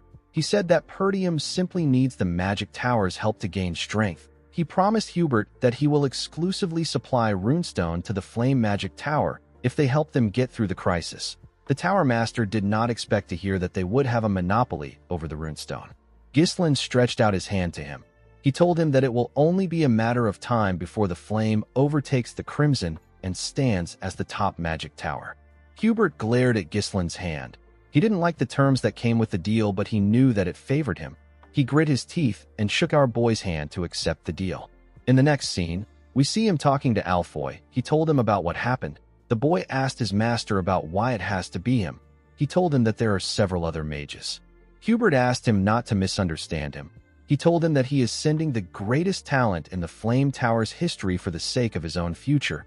Alfoy was happy to hear his master call him the greatest talent. His master explained to him that this experience will eventually be a huge help to him when he becomes the Tower Master. He asked him to keep a close eye on Ghislain to make sure that he doesn't smuggle the runestone somewhere else. He asked Alfoy to quickly retreat if an actual territorial war breaks out. Hubert placed his hand on his disciple's shoulder and told him that he simply needs to endure for a year. He told him that they will take over the #1 spot as the best tower in 1 year. Alfoy smiled and accepted his master's decision. He quickly regretted his decision. He did not expect to see that Perdium would be so poor. One of the mages with him said that the castle is quite old-fashioned. He said that it is practical enough. Alfoy believed that it was just some rural dump. He could not believe that the successor of the magic tower got dispatched to this miserable excuse of a territory. When Ghislain moved close to him, he introduced himself to him as a third circle mage. He said that he has been entrusted with the important task of leading the mages. Ghislain told him that the territory will require a lot from him. He asked the boy to not let his guard down and do his best. Alfoy was annoyed to see that someone he considered a country bumpkin was ordering him around. He told himself that he will first deal with Ghislain once he becomes the Tower Master. Ghislain looked around. He was looking for someone. He called out to Alfoy and asked him about where Vanessa is. The boy turned around and said that Vanessa is bringing their bags. When our boy looked behind him, he saw the girl carrying the heavy bags while walking barefooted. She was breathing heavily.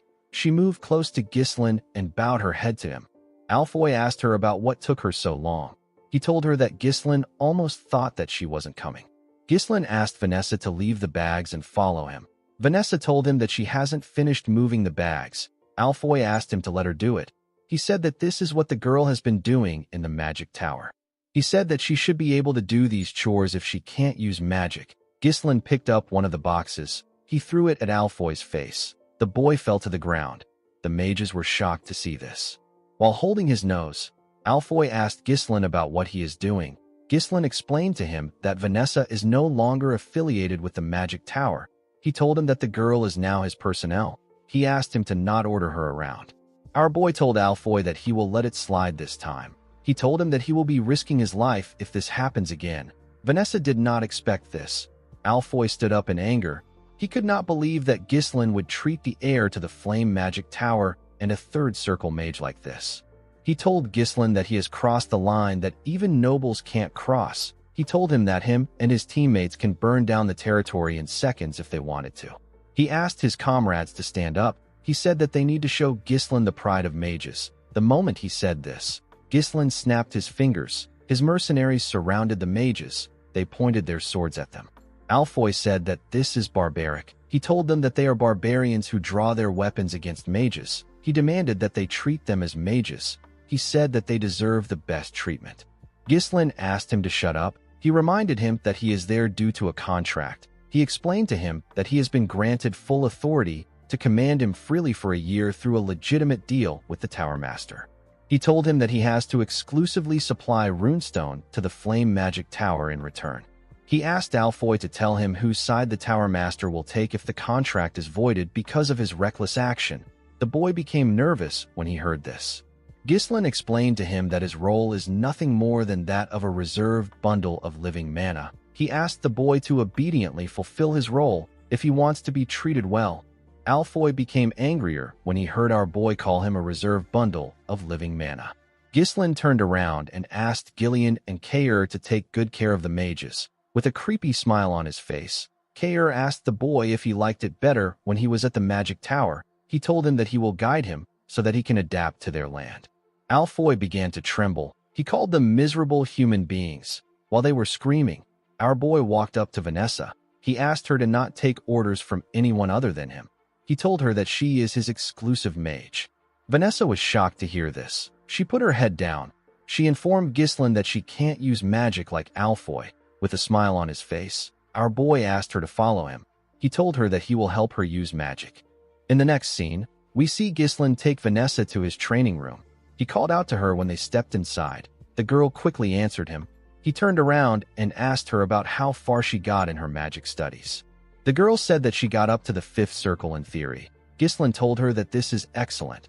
Vanessa did not expect to hear this. She said that it is all useless because she can't use magic. Our boy asked her if there is a particular reason why she can't use magic. Vanessa explained to him that she was never able to feel mana since she was a child. Even though she couldn't feel it, she believed that she would be able to use magic someday if she worked hard enough. The more she studied magic, the more she realized that this day will never come. Vanessa held her staff close to her chest. She said that she must have been kicked out of the tower because her teacher who guided her has passed away. Ghislain realized that a 5th circle mage possesses the strength that is on par with the average elder of the Flame Magic Tower. Magic isn't something that can be mastered just by memorizing it. It requires insight, an understanding of the principles behind activation, and the ability to infuse it with your interpretation and will. Vanessa may understand it in her head, but her body can't keep up. Ghislain knew that she must have endured grueling efforts and countless trials and errors to overcome this problem.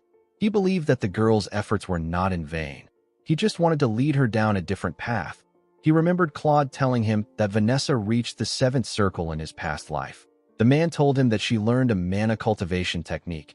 He said that she did this because she is crazy. Our boy smiled when he remembered this. He revealed to Vanessa that he will teach her a mana cultivation technique from now on. The girl was surprised to hear this. She asked Ghislain to tell her why she will learn a mana cultivation technique. When she is a mage, our boy explained to her that both circles and mana cultivation techniques are used for controlling mana. He asked Vanessa if she has ever tried it before.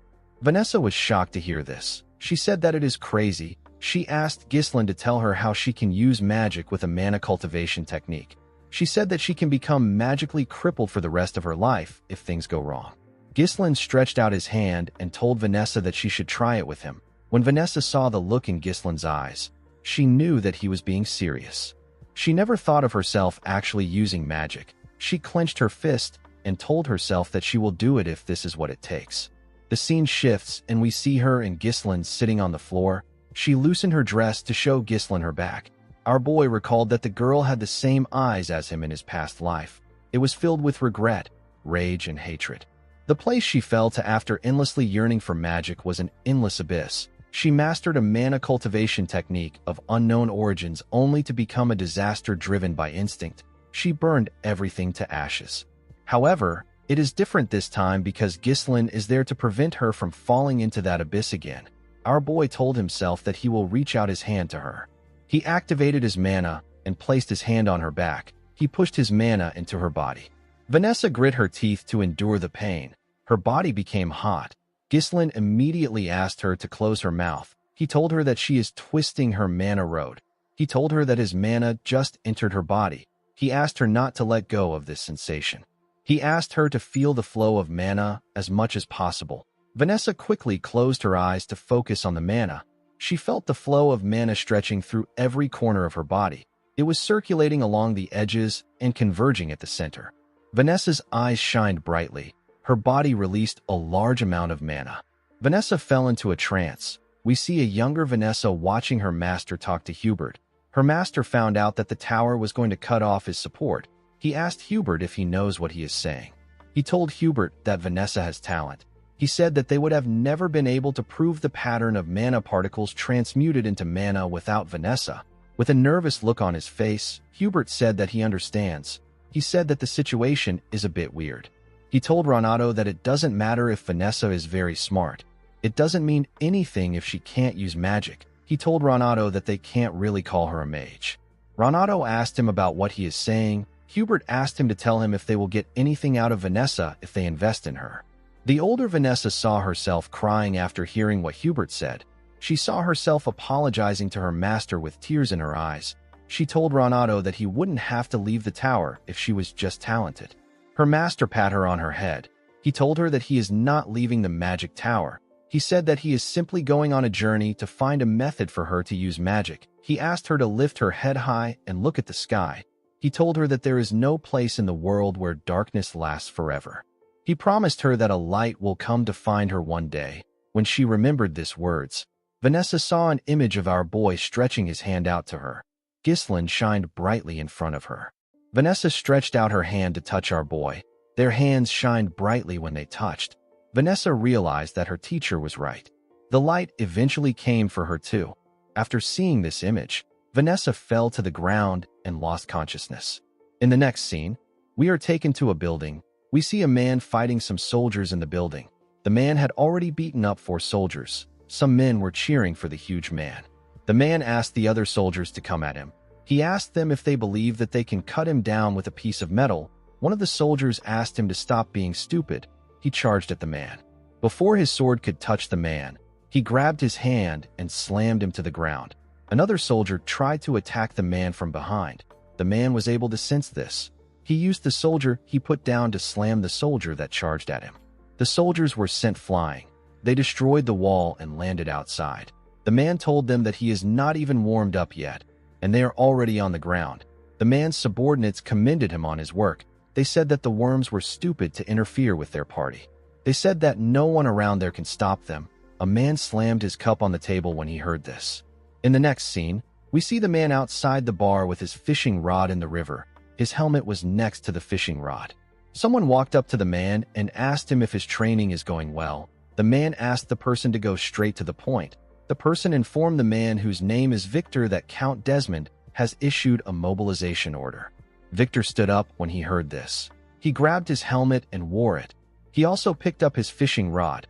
He went into the bar and asked the man to follow him. When he went inside, we are shown the dead bodies of the mercenaries from earlier. Victor said that he was just getting bored to death. In the next scene, we are taken to Zwalter's office. Randolph was next to him. The Count's hands began to shake when he opened a letter. Count de Garde told him that Ghislaine killed his son. He told him that he will have his vengeance. Zwalter asked the knight captain to assemble the soldiers. He said that this is a declaration of war. The scene shifts, and we see the officials in the Count's office. Randolph told his master that the de Gardes must have lost their minds. He could not believe that they were claiming that Ghislaine killed Gilmore. Another official said that they have to teach them a lesson for declaring war with a false pretext. The officials did not expect the de Gardes to turn on them, because they treated them like family for a long time. The officials wondered about what the de Gardes will gain from fighting them. Zwalter watched his officials as they screamed at each other. Ghislaine informed them that it is because of the runestone. Zwalter was surprised to hear this. Ghislaine reminded them that 2 vassals were sent to the de Gardes' territory when he was at the magic tower. He said that the vassals must have spread the information about their territory. The officials were shocked to hear this. They could not believe that the vassals betrayed them. They told our boy that he is making a bold accusation. Zwalter knew that it was not uncommon for a good thing that can save one's land to bring crisis instead. He realized that his son already knew that this would happen all along. Randolph told them that they don't need to think too much about it. He reminded them that they outnumber the de Gardes' army with far more experienced soldiers. He said that the de Gardes will pay for opposing them. The moment he said this, Scovin barged into the room. He told Zwalter that he has some urgent news. He said that the de Gardes have arrived. Outside the town, We see the Degard's army matching to Perdium with their flags in the air. Victor was leading them.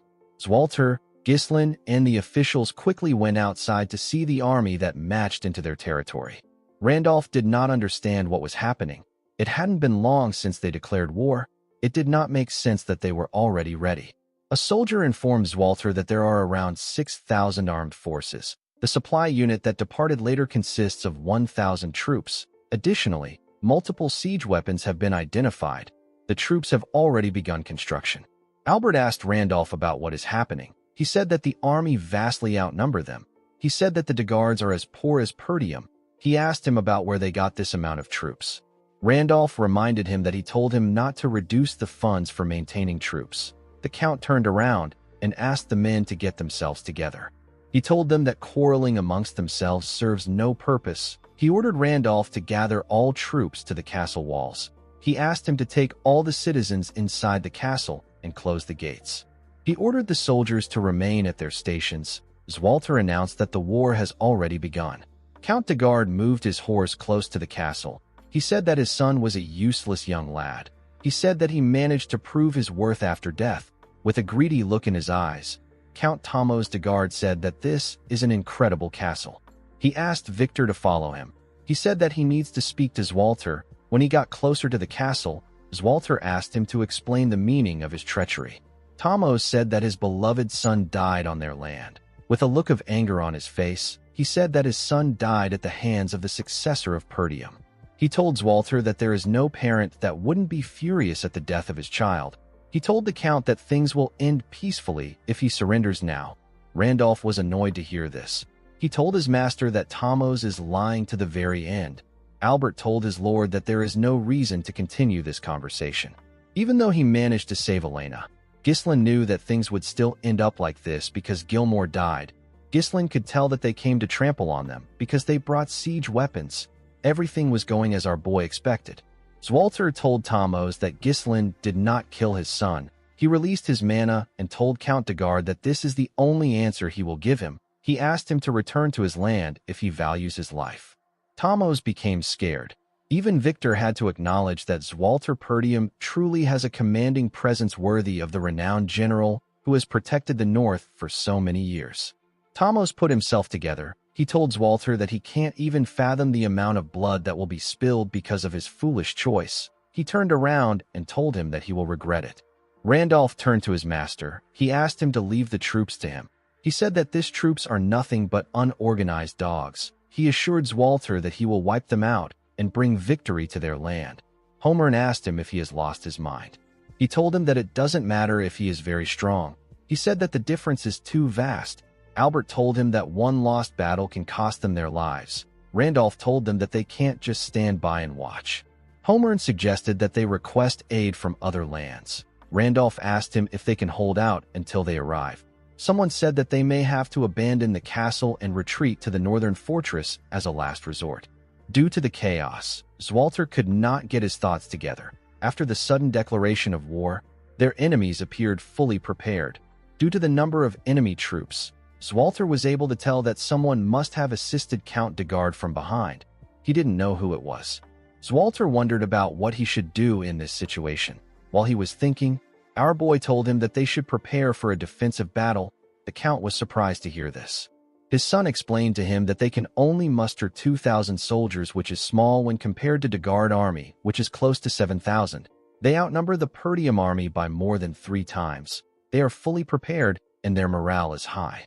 Ghislain told his father that they will probably begin a full-scale assault in roughly 15 days when the siege weapons are complete. He told Zwalter that requesting reinforcement and holding out in the castle is the best option. Zwalter said that this would have been the usual course of action. However, he cannot see anything they can do after this. Our boy moved close to his father and whispered something to him. Zwalter seemed to be very shocked. In the next scene, we see Ghislain wearing an armor. He was holding his helmet in his hand. During the 15 days before the enemy's full-scale assault, Ghislain decided to pour everything he has into turning things around. Our boy went into a tent to meet Belinda, Gillian, and Kayer. The mood in the air was not friendly. Belinda said that the war really broke out. Ghislain said that it did. He told them that he will tell them what they must do from now on. He informed them that they are going to ambush their enemies. Ghislain explained to them that they will ambush their supply units before they begin their assault. Once they block off their supply route, continuing the war will become much more difficult for them. Belinda asked her master about how they will do it. She reminded him that the Degard soldiers have occupied the front of their castle. Due to this, there are many eyes watching them. The enemies will notice immediately if they try anything. Ghislain called out to Kaer and Gillian. Kaer informed him that he has already stationed the troops in the forest of Beast Outpost. If things go south, they can retreat into the woods, so there is no need for worry about being discovered. Gillian informed his master that they have finished distributing the ponchos made from the Darusant's skin as he ordered. The man said that the ponchos should be well suited for nighttime operations due to the dark materials. Ghislain told him that a large army moving would be easily detected, but if it is an elite unit in camouflage, spotting an ambush won't be so easy. The only issue they had was that they don't know the location of the supply unit. Ghislain turned to Belinda and told her that he needs her to find out where the supply unit is. Belinda did not expect this. She put herself together and accepted the order. Our boy knew that this was a dangerous role that requires one to prepare for death and slipping into enemy lines. However, he was certain that Belinda could handle it easily. The last thing our boy needed for his plan was the strongest card that will land the finishing blow in this war. He wanted this card to be Vanessa. A few days later, we are taken to the Degard supply unit camp. We see a man known as Fabreau in the camp. He was previously a vassal of Perdium. He has now become a commander of Degard's supply unit. Fabreau was extremely happy that the war had begun. He said that he will be rewarded with some land in a few weeks. He clinked glasses with his friend and told him that it was a good thing that they sided with Count Desmond. Thanks to his help, they can rest in the back without taking any risks. His friend told him that it was all thanks to his splendid decision. Fabreau took a sip of his drink and wished Perdium goodbye. He said that a part of the land will soon belong to him. Outside the camp, we see Ghislain and his unit lurking in the forest. He said that they arrived just in time. Kaer said that everywhere is too dark. He said that he can't see anything. Belinda said that the weather is terrible too. Our boy said that this is actually perfect for an ambush. He closed his helmet and announced that he does not need any hostages. Ghislain drew his sword and covered it with mana. He ordered his men to kill them all. Ghislain and his soldiers charged at the soldiers of the supply unit. The soldiers quickly stood up when they saw them coming. Kaer and our boy tore the first soldiers they saw apart. Gillian rode into the camp with his huge axe and began to cut people down. The soldiers were shocked to see that they were being ambushed. They wondered about what the sentries were doing for this to happen. Before they could put themselves together, Ghislain and Gillian cut them down. Our boy ordered his mercenaries to move according to the plan. He asked them not to spare anyone. In another part of the camp, someone informed Baron Fabreau that he had to come out quickly. He said that they are being ambushed by the enemies. Fabreau told the man that he has eyes too. He asked him about what the sentries were doing. He asked the man not to panic. He reminded him that they have 1,000 soldiers on their side. With a worried look on his face, the man revealed to the Baron that 70% of their soldiers have already been killed. Ghislain, Kaer, and Gillian slaughtered the soldiers. Fabreau was shocked to hear this. He told the man that they need to run. The man was surprised to hear this. Fabreau told him that he will be killed before he gets his reward if this continues. Immediately he said this. Someone threw a dagger at the man's neck. Fabreau was shocked to see this. He fell to the ground. When he raised his head up, he saw Belinda, with a cold gaze in her eyes. Belinda told the man that she didn't expect to see him there. Fabreau was horrified to see Belinda. Ghislain and his men burned down the camp and killed every single soldier there. Belinda took Fabreau to our boy. She made him kneel in front of Ghislain. She revealed to our boy that Fabreau is one of the vassals who went to Degard as an envoy.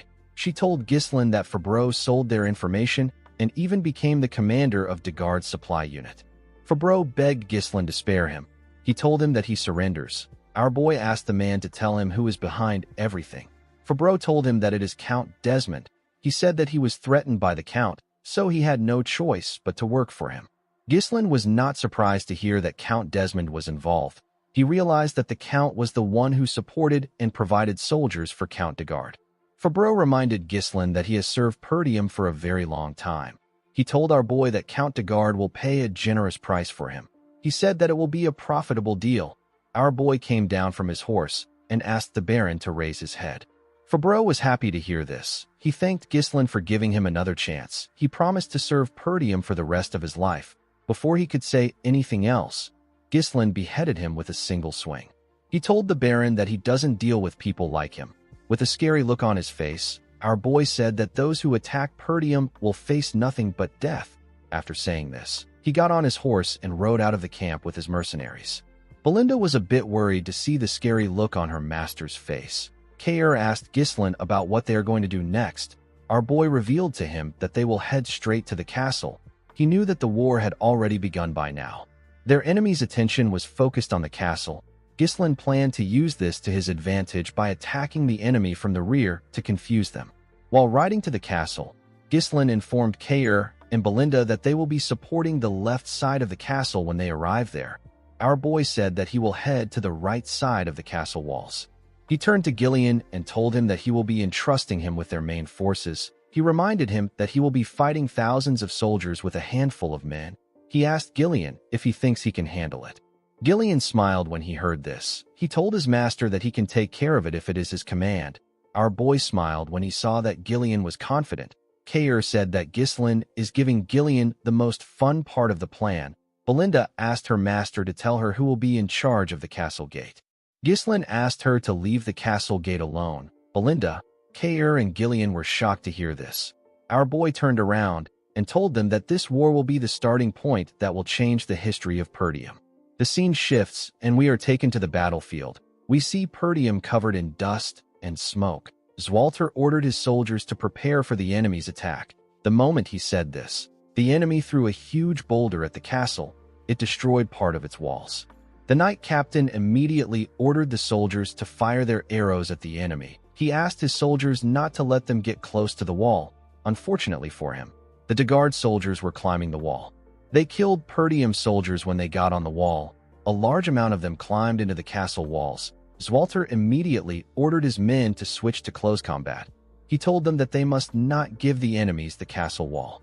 Count de Garde laughed as he watched his soldiers destroy Perdium. He said that this is so satisfying. He believed that the war was already over. He called out to the catapult unit and asked them to get ready for the second strike. He said that they need to take over the castle as soon as possible. Victor could not believe that this was the end of the Northern Wolf. He expected something more from Zwalter. At the castle wall, we see a huge man charge at Zwalter. The Count blocked his attack and cut him down in a swift manner. He moved close to Randolph. He and the knight captain were surrounded by the De Garde soldiers. Randolph told his master that the castle gate is another problem they have to deal with. He said the enemy will break it down any minute from now. He asked the Count to tell him what they should do. Zwalter asked him to leave the castle gate alone. He told him that they will only be protecting the wall. He turned to Scovin and asked him about what happened to their backup. Scovin informed him that all the territories they sent messengers to have refused to help. The Zimbar and Rayfold territory said that they couldn't send aid due to internal affairs. Scovin told his master that all the messengers they sent to the Loges territory have gone missing, so they didn't get anything back. Randolph was shocked to hear that no territory sent them help. He called them ungrateful bastards. At the De Garde's camp, a soldier ran to meet the Count. He told him that something bad has happened. He said that their supply unit has been compromised. Tomos was surprised to hear this. The soldier informed him that a soldier they sent out for a supply request hasn't returned. He said that something might have happened to him. The Count asked the soldier not to jump to conclusions so quickly. He asked the soldier to tell him how the fools at Perdium could know where the supply unit is and attack it. Victor noticed that there was smoke in the air. He realized that it was coming from the direction of the supply unit. He did not expect that Perdium still had someone who could think like this. Victor became excited. Tomos turned to him and asked him about what they should do. He said that the war just started and they don't have their supplies. Victor tapped the Count on his cheek. With a serious tone in his voice, he told Count de Garde that they don't need any supplies. He said that they simply have to take over the castle today. The Count was shocked to hear this. Victor took a look at the castle walls. He noticed that the assault on the left and right walls, which began some time ago, still hasn't broken through. He realized that it was because Perdium's elite unit and the Northern Wolf were holding down the line. While looking around, Victor noticed that the castle gate was free. He raised his sword and pointed it at the gate. He ordered the soldiers to advance. He told them that they shall break down the castle wall today. He got on his horse and called out to a man known as Adon, a soldier who was wearing a weird armor and holding a huge sword and shield stepped out on a horse. Victor informed Adon that he is going to personally head out to break through the castle gate. He ordered Adon to stay there and protect the base. As Victor rode his horse forward with his soldiers, Adon turned around and moved to the base. At the castle wall, we see the enemies climbing into the walls. Zwalter and his knights cut them down immediately they arrived on the wall. While fighting, Skovin saw something. He quickly asked his master to look forward. When Zwalter raised his head, he saw some siege towers moving towards them. Zwalter was surprised to see this. He did not know how they figured out the height of their castle. Randolph said that they are already too busy with the soldiers around them. He said that they won't last if the towers reach the wall. Zwalter quickly turned to his soldiers. He asked them if the catapults are ready. The soldiers informed him that they just finished their preparations. Zwalter ordered them to fire immediately. He told them that they need to stop the towers from approaching. The soldiers quickly fired a huge rock at one of the towers. The enemy was shocked to see the rock. They wondered about how Perdium was able to quickly make a catapult before the huge rock could destroy the tower. Victor grabbed a spear and covered it with his mana. He raised his hand up and threw the spear at the rock. The spear destroyed the rock when it touched it. Everyone was surprised to see that the shot was actually intercepted. Zwalter and his men could not believe what they just saw. They all wondered about who did it. When the Count looked down, he saw Victor coming towards the castle. He realized that he was the one who intercepted the shot. Victor grabbed his sword. He told the Perdium soldiers that there is no point in resisting. He told them that their demise is predestined and it will take place no matter how much they resist. He raised his sword and ordered his soldiers to charge with the siege ram. He asked them to charge towards the castle gate. While they were running towards the gate, their comrades in the tower got close to the castle walls and charged at the Count and his soldiers. As Zwalter heard the siege ram hit the gate, he wondered about where his son was. At the castle gate, we see Alfoy and the other mages tied up together. They were all seated around a magic circle. Some soldiers pointed their swords at them. Vanessa was with the soldiers. She stood next to Fergus. Alfoy called the soldiers lowly peasants and asked them to let them go. He said that they are mages. He said that they are not supposed to be part of the war. Fergus told Alfoy that this is an order from his master. He asked him to stay still. Alfoy asked the man if he is blind. He asked him if it is right for him to stay still in this situation. He told Fergus that the fact they let the siege ram get close to the castle gate means that they have already lost. He said that the castle is done for. Vanessa asked Alfoy not to worry. She told him that Ghislain will surely prevail. Alfoy was annoyed to hear this. He asked her not to mention Ghislain in front of him. He said that they are going to die a meaningless death because of Ghislain. He asked Vanessa to tell him what Ghislain will do now. The girl said that she still believes in him. Alfoy became angrier when he heard this. He asked Vanessa to shut her mouth. He called Ghislain a lunatic and asked Vanessa if she is going to continue listening to his orders. With a serious look on her face, Vanessa told Alfoy that our boy is not a lunatic. The scene shifts, and we are taken back a few days. We see Vanessa trying to use magic. She was barely able to shoot out a small amount of energy. She apologized to Ghislain for her pathetic display. She said that this is everything she can muster, even though she can now use magic. Our boy smiled and told her that it is fine. He told her that the important thing is that she can use magic. He explained to her that time will sort her lack of mana since it will accumulate soon. He asked Vanessa to follow him. He told her that he wants to show her something. Ghislain took Vanessa to the entrance of the gate. She saw Alfoy and the other mages burying some runestone in the ground with their shovels. The mages were burying the runestone under the guidance of the mercenaries. Vanessa wondered why they were burying the runestone. Alfoy quickly ran to our boy when he saw him. While shaking in pain, he asked Ghislain about why he is making the mages dig. He told our boy that he has plenty people who can do this job. He told him that he can move the runestone if he wants to hide it. Gordon grabbed Alfoy's neck and slowly choked him. He asked him not to talk while he is working. Alfoy begged for his life. Vanessa asked our boy about what this is. Ghislain said that he is making preparations. He explained to her that the most powerful and simplest tactic in war is to overpower the enemy with an overwhelming difference in numbers. Our boy knew that the castle gate will be compromised no matter how much they struggle. He believed that it was bound to happen after the gate takes on endless attacks. He turned to Vanessa and told her that there is still a way to win. Vanessa was surprised to hear this. She quickly understood our boy's intentions. She asked Ghislain if he believes that she can do it. Our boy told her that he knows she can do it. The moment she remembered this, Vanessa raised her staff and hit it on the magic circle. It released a large amount of energy. Immediately he saw this. Alfoy realized what the magic circle is for. It is for mana transfer. Vanessa held her staff tightly. She remembered Ghislain telling her that he knows she can do it.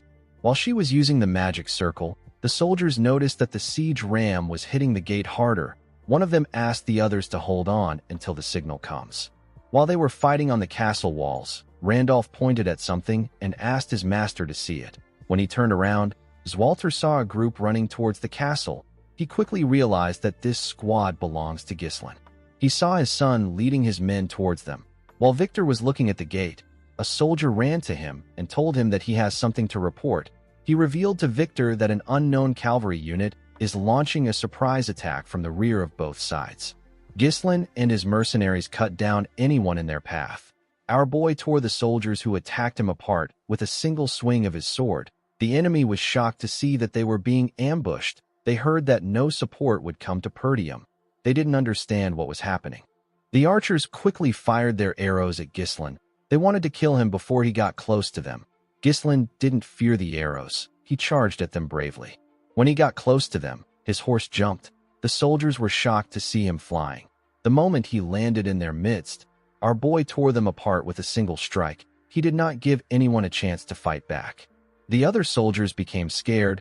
They could not believe that he killed this amount of soldiers in one strike. They wondered if they were looking at a monster. Ghislain raised his sword and opened his helmet. He ordered the soldiers of Perdium to rise. He told them that their counterattack begins now. Ghislain and his soldiers charged at the enemy. Belinda and Kair charged at them from the left, and Ghislain charged at them from the right side.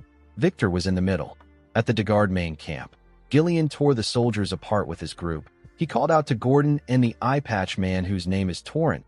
He told them that he will draw the enemy's attention.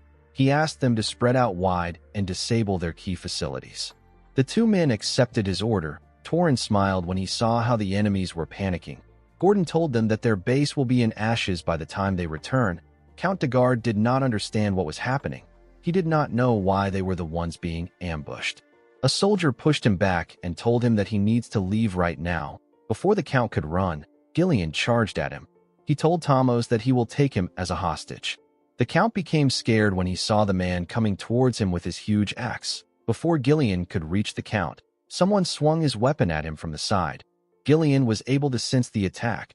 He used his axe to block it. He was attacked by Adon. The attack pushed him back. Tomos fell to the ground when he saw this. Gillian could tell that this man was strong. Adon told our man that he has a lot of guts to attack the main base with a small force. He introduced himself as Adon Prasso. He asked Gillian to state his name. Like a badass, Gillian raised his axe and told the man that he has no name. He said that he is merely a weapon for his master. At the left fortress wall, we see Belinda use a rope to tie some soldiers up and throw them at Kair. With a smile on his face, Kair tore the soldiers apart. Belinda was annoyed to see this. She asked him to stop splattering blood on her. Kair called her an old lady and asked her to handle it herself. He said that he can't worry about this. Belinda became angrier when she heard him call her an old lady.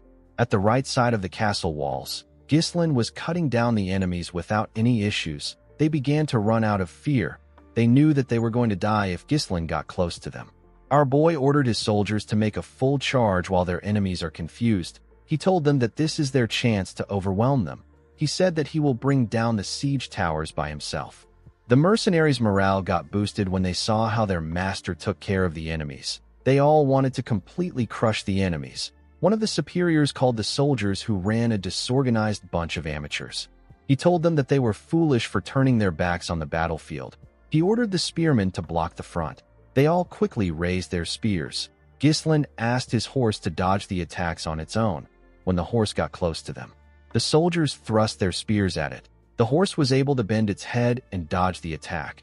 The spearmen were shocked to see that Ghislain was no longer on the horse. They quickly looked around. Unfortunately for them, Ghislain was above them. He landed on a soldier's neck and used his leg to lock the soldier down. He used the soldier's neck to turn around and tear everyone around him apart. He then moved away from the man's neck and beheaded him with a clean cut.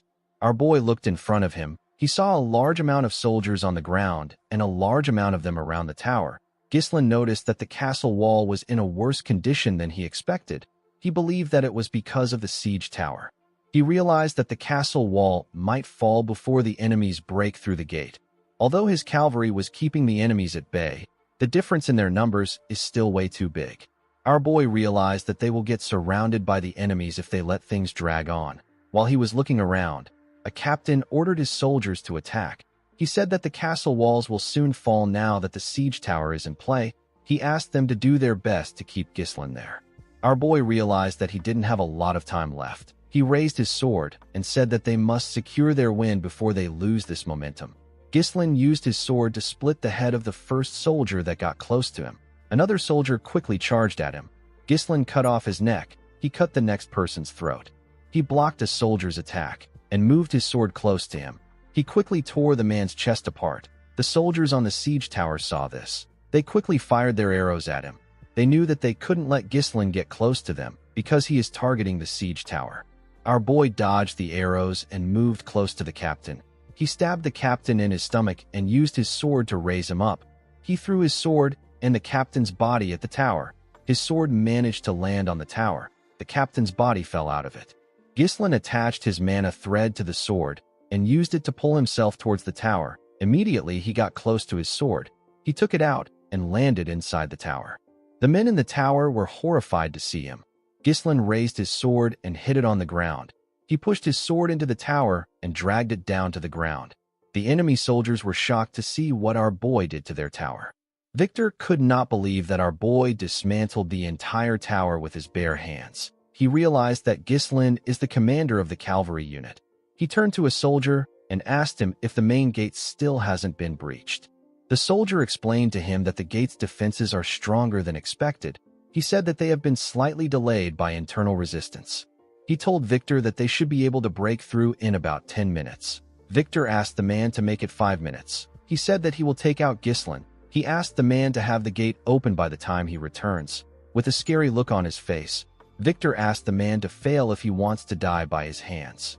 The soldier became scared. He told Victor that he understands. Before Victor could move forward, someone called him a flying tin can. The person told him that he is not going anywhere. Victor turned around and asked the person for his identity. Kair introduced himself as the commander of the Cerberus mercenaries. With a smile on his face, he asked Victor to play with him. Kair charged at Victor and asked him to stay with him. Victor tapped his horse and made it use its hoof to hit Kair's horse in the neck. This destabilized Kair. Before he could get himself together, Victor swung his sword at him. Kair was able to dodge the attack, but his horse got beheaded. He charged at Victor from above and swung his sword at him. Victor easily blocked the attack with his sword. Kair grit his teeth and swung his sword at him again with more force. Victor easily blocked it. Kair was surprised to see this. He did not expect him to block his attacks. Victor moved his sword and made Kair lose his balance. He told Kair that he has seen tons of people like him. He referred to the man as a mediocre mercenary who simply uses brute force. Immediately he said this. He swung his sword at Kair. The man quickly used his sword to block Victor's heavy attack, but he got pushed back. He could barely stand his ground. Victor used his sword to break Kair's sword and landed a cut on his shoulder. Victor glared at him and said that there is nothing easier to deal with than beasts who just swing their front paws instinctually. Kair quickly moved back. He placed his hand on his shoulder to slow his bleeding. He realized that Victor is as strong as Ghislain said. The scene shifts and we are taken to the past. We see Ghislain reveal to Kair that Victor is the hidden Joker card of Count Desmond. Kair asked our boy if Victor is stronger than him. Our boy told him that Victor is stronger than everyone he has ever fought except for himself. Ghislain explained to Kair that Victor will use his overwhelming advantage in numbers to force them to focus all their attention on defending the walls. While they are focused on the walls, Victor plans to break through the weakened gate and launch an all-out attack. Ghislain told Kair that this is actually what he wants Victor to do. He told him that the plan might fail if Victor makes it out of the castle gate. Our boy asked Kair to hold Victor down. Upon remembering what his master said, Kair smiled and stood up. He He said that our boy is asking for too much. On the other side of the battlefield, we see Gillian clashing with Adon. Adon used his shield to block Gillian's attacks. Count de Guard called out to the knight. A soldier held him back and asked him to be careful. Torin, Gordon, and the other mercenaries fought the soldiers behind Gillian. They were doing their best to reduce the number of enemies so that they don't get in Gillian's way. Gillian was annoyed to see that Adon was blocking his attacks. He didn't want to waste time with the knight. He noticed that Adon's shield can take attacks from all angles. Unfortunately, Gillian couldn't pierce through it. He wondered about the last time he met someone this sturdy. The moment he thought of this, he swung his axe at Adon with a large amount of force. He told the knight that he can no longer waste time with him. The knight was able to block the attack with his shield. Adon asked him not to waste his time. He told Gillian that he can't break his shield. He pushed Gillian's axe aside and thrust his huge sword at him. Gillian was able to push his sword aside with the handle of his axe. Adon turned his sword and used it to behead Gillian's horse. Gillian did not expect this. As his horse fell to the ground, Adon raised his shield and asked him to fall. He covered it with his energy and used it to push Gillian back. Gillian used his axe to block the attack. While he was fighting the knight, the enemy was hitting the gate with their siege ram. They eventually destroyed it. Zwalter and his soldiers were horrified to see this. However, our boy did not panic. Alfoy called out to Vanessa. He asked her to do something since she took their mana. While draining their mana, Vanessa said that it is not yet time. Victor raised his sword and ordered his soldiers to attack and take over the castle. The soldiers quickly ran into the castle. Victor turned to the soldier next to him and ordered him to bring Count de Guard there. He said that he is going to eliminate the enemy commanders. The soldier accepted his order. Kair stood up with his body covered in injuries. He raised his sword and told Victor that he is not going anywhere. Victor asked Kair if he does not know when to run away as a mercenary commander. He asked the man to tell him why he wants to fight him again. On the other side of the battlefield, Adon told Gillian that their gate has been torn down. He told Gillian that he is lost. He said that it was unexpected that they boldly launched a surprise attack. He told Gillian that the result didn't change in the end. He told him that the biggest mistake he made was filling the strike team that would decide his fate with mere mercenaries. He told Gillian that no matter how skilled a mercenary is, they can't defeat a highly trained knight. At the same time, Victor asked Kair to act like a mercenary if he is one. He advised him to know when to run if it is not worth it. Victor and Adon told both Kair and Gillian that there is nothing in this war worth throwing their lives away for. Kair laughed when he heard what Victor said. He asked Victor if this is important. He smiled and told him that mercenaries and knights are not important in the battlefield. Gillian also said the same thing to Adon. He told him that what matters the most is winning or losing. The moment he said this, Gillian stood up and charged at the man. Kair also charged at Victor. Adon raised his sword and told Gillian that he doesn't want to hear the loser's excuse. Gillian blocked his attack and pushed his axe into his sword. He used his axe to pull Adon down from his horse. Adon did not expect Gillian to pull him down with the inside of his axe. Gillian quickly took his axe out and swung it at the knight. Adon was able to block the attack with his shield, but Gillian's axe struck his horse's neck. Adon got slammed to the ground.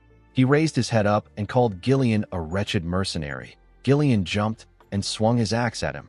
Adon quickly used his shield to block the attack. While standing on top of the knight, Gillian told him that even the sturdiest defense has a gap. He took out a sword and revealed to the knight that he has already offered his life to Ghislain to serve him as a weapon. He raised his sword and told the knight that he must bring only victory to his master. The moment he said this, he stabbed Adon in the head.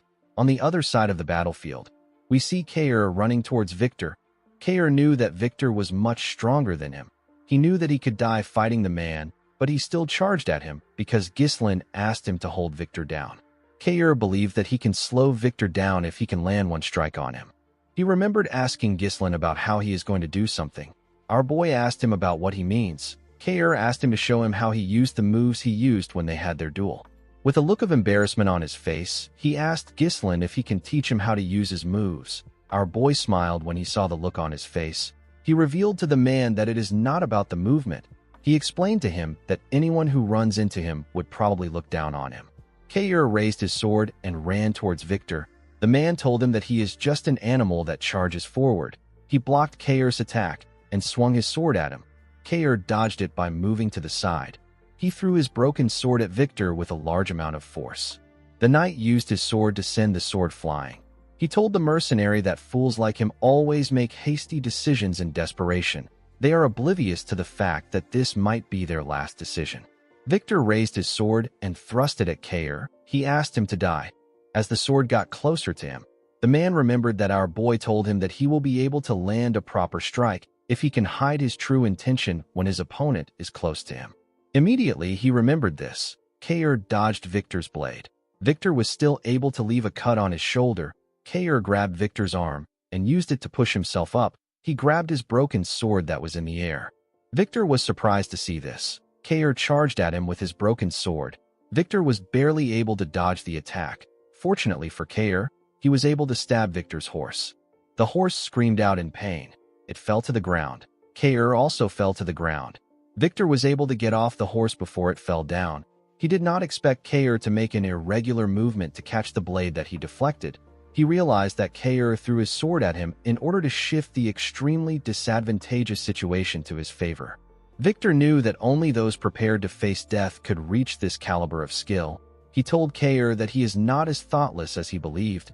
He walked up to him and said that it is not uncommon for one to surpass their limits at the crossroads of life and death. He told Kair that he missed his chance because he met the wrong opponent. He raised his sword and asked the mercenary if he has any last words. Kair raised his head and smiled at Victor. He told him that he landed a hit. The knight was surprised to hear this. Before he could question Kair, someone threw some daggers at him. Victor was forced to move back to dodge the dagger. The person who threw it was Belinda. Our favorite maid jumped and took out a rope with a hook. She threw the hook at Kair and used it to hold his jacket. She landed on a horse and used the rope to drag Kair with her. Victor didn't chase after them.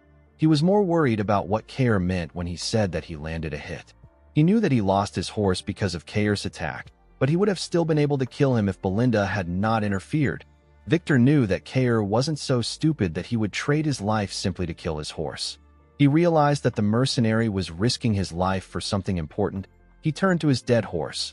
Victor quickly raised his head to see his soldiers. He watched them as they rushed inside the castle. He looked past them to see Vanessa gathering mana. He quickly realized that Kair's goal was to hold him down there. While gathering mana, Vanessa remembered our boy telling her that the situation can be flipped to their advantage even if the enemies get right under their noses after breaching the castle gate. He told Vanessa that the situation can be flipped with the help of her magic. Vanessa asked Ghislain if he really thinks that she can do it. Ghislain smiled and told her that he is certain that she can do it. The moment she remembered this, Vanessa released her magic. A bright blue light shined in the eyes of the soldiers. Vanessa activated a spell known as Flame Strike. A ridiculous amount of fire got released. The fire destroyed the castle wall and broke outside. It burnt everything in its path. Zwalter and his allies were shocked to see the scale of the attack. Ghislain and everyone on the battlefield could see this ridiculously powerful flame. The soldiers burnt to death. They screamed out in pain. The soldiers outside began to retreat. Before they could get far, Ghislain attacked and cut them down. He ordered his mercenaries to surround the castle gate and not allow a single enemy escape. Victor was able to survive the fire thanks to his armor. A soldier carrying a shield ran to meet Victor. He informed him that most of the soldiers have been burned to death. He told him that they need to retreat. Victor said that this is irritating. This was a war that was meticulously planned with long preparations. The army had effectively blocked every path Perdium could take to survive. With all their efforts, Victor and his masters couldn't predict the special forces, the Mad Dog, and an Elder class mage capable of incinerating thousands of soldiers in an instant. Victor knew that these factors were far too convenient to see them as a mere coincidence. It was all perfectly aligned to thwart his victory. Victor used his sword to push himself up. He accepted the fact that he has fallen into Ghislain's trap. He ordered the soldier to assemble the rest of the soldiers. He told him that they will be making a temporary retreat. He explained to him that the area is not forested. He told the soldier that they can regroup back at the main camp if they are able to get out of the blaze. Victor said that it will take longer to capture Perdium than they expected. He ordered the soldier to call Adon immediately. The moment he said this, he saw something shocking. He saw Gillian walking towards him with Adon's helmet in his hand. With a serious look on his face, Gillian asked the knight if he is the commander of the Dagard army. Victor could not reply. He was in shock from seeing Adon's helmet in Gillian's hand. Gillian threw Adon's helmet on the ground and told Victor that his main force and army are done for. He pointed his axe at him and asked him to surrender. Victor released his mana and asked Gillian not to make him laugh. He raised his sword and asked Gillian if he really believes that his war will end this way. He told him that he will simply cut off everyone's head by himself. He covered his sword with his mana and said that the war has just begun. While the enemy soldiers were rushing to retreat, Zwalter ordered his men to fire at the enemies. He told them that the enemy is trapped. Ghislain ordered his mercenaries from the ground. He asked them not to allow any of their enemies escape from the fire. He told them that this is their golden opportunity to turn the tides of the war. Ghislain asked his soldiers not to spare anyone. While the mercenaries were tearing the enemies apart, Belinda called out to her master. She moved close to him and asked him if he is hurt. Our boy said that he is fine. He asked her about how she and Kair are. Belinda turned to Kair to see if he was conscious. The man raised his hand and gave our boy a thumbs up to show that he is fine. Our boy smiled when he saw this. Belinda told her master that things would have gone wrong if the fire had happened a little later. She revealed to him that she actually thought that his plan was ridiculous. Ghislain told her that it ended up working out. Belinda asked him not to ask them to do this again. She could not believe that they spent all their mind runestones in that one strike. Ghislain looked around. He asked Belinda about where Gillian is. The girl was surprised to hear this. Our boy quickly rode his horse past her. Belinda called out to him. Ghislain didn't respond to her. On the other side of the battlefield, we see Gillian block Victor's attack with his axe. Victor attacked him again. Gillian was able to block it, but he got pushed back. He was surprised to see how heavy Victor's strikes were. Victor didn't give him the chance to think. He attacked Gillian with more strikes and pushed him back with each swing of his sword. Gillian was impressed with Victor's momentum. He quickly swung his axe at the knight when he got close to him. Victor was able to jump and dodge the axe. He used his sword to destroy Gillian's arm plate and land a strike on his shoulder when he landed on the ground. Gillian did not expect this. Victor's speed and strength were both ridiculous. He wasn't giving the mercenary any time to rest. Victor overwhelmed Gillian with his attacks. He called him a disgusting mercenary. He said that he will take a mile when he is given an inch. Gillian attacked the knight with his axe and used it to push his sword down. But this didn't stop Victor. He moved his sword inside the axe. Gillian was surprised to see this. The knight used his sword to raise Gillian's axe. He pushed it out of his hands. Gillian's axe was sent flying. Victor raised his sword and told the man that he has crossed the line. Immediately he said this. He thrust his sword at him. A large amount of blood poured out of Gillian's body. He also spat out some blood. Victor was impressed to see that the mercenary twisted his blade to evade his vital point at a crazy speed. He realized that Gillian didn't defeat Adon by luck. He told the man that no one has ever received his attack like this. He told him that it was a foolish decision for him to come straight at him after he spent all his strength defeating Adon. Victor believed that Adon won't have been angry since he was killed by a man like Gillian. He told the man that it is now time for him to die. The moment he said this, someone threw a sword at him from behind. Victor was able to sense the sword coming at him.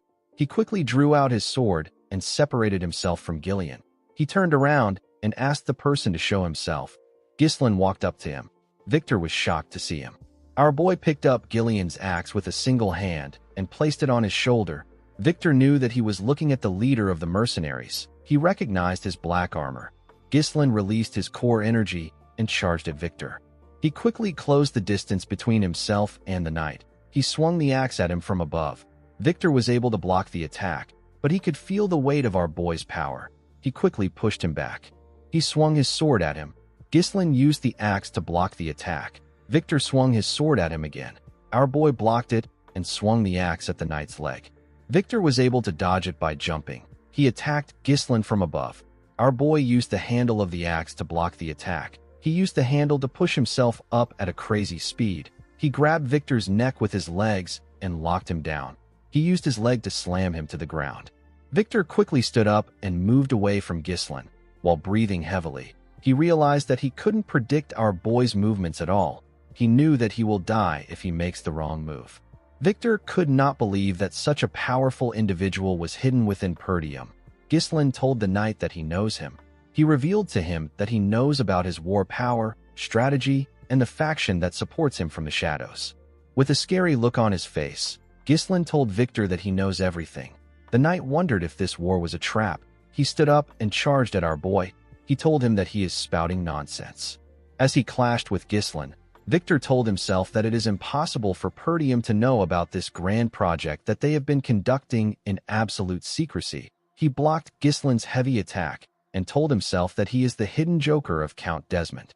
The moment he thought of this, Victor used his sword to push the heavy axe aside. He moved close to Ghislain and asked him not to think that he will fall for his cheap trickery. Our boy dragged the axe and used it to push himself up to dodge Victor's attack. Victor's sword hit the handle. The knight did not expect this. He quickly looked up. Ghislain raised the axe and used it to attack the knight. Victor was able to dodge the attack by moving back. He swung his sword at our boy. Ghislain quickly moved back to dodge the attack. He pushed himself forward and gave Victor a heavy kick directly on his face. The knight was able to quickly regain his balance. Ghislain raised the axe while he was in the air and swung it at the knight. Victor was able to block the attack, but it was too much for him. Our boy pushed his sword down. The attack caused a huge explosion.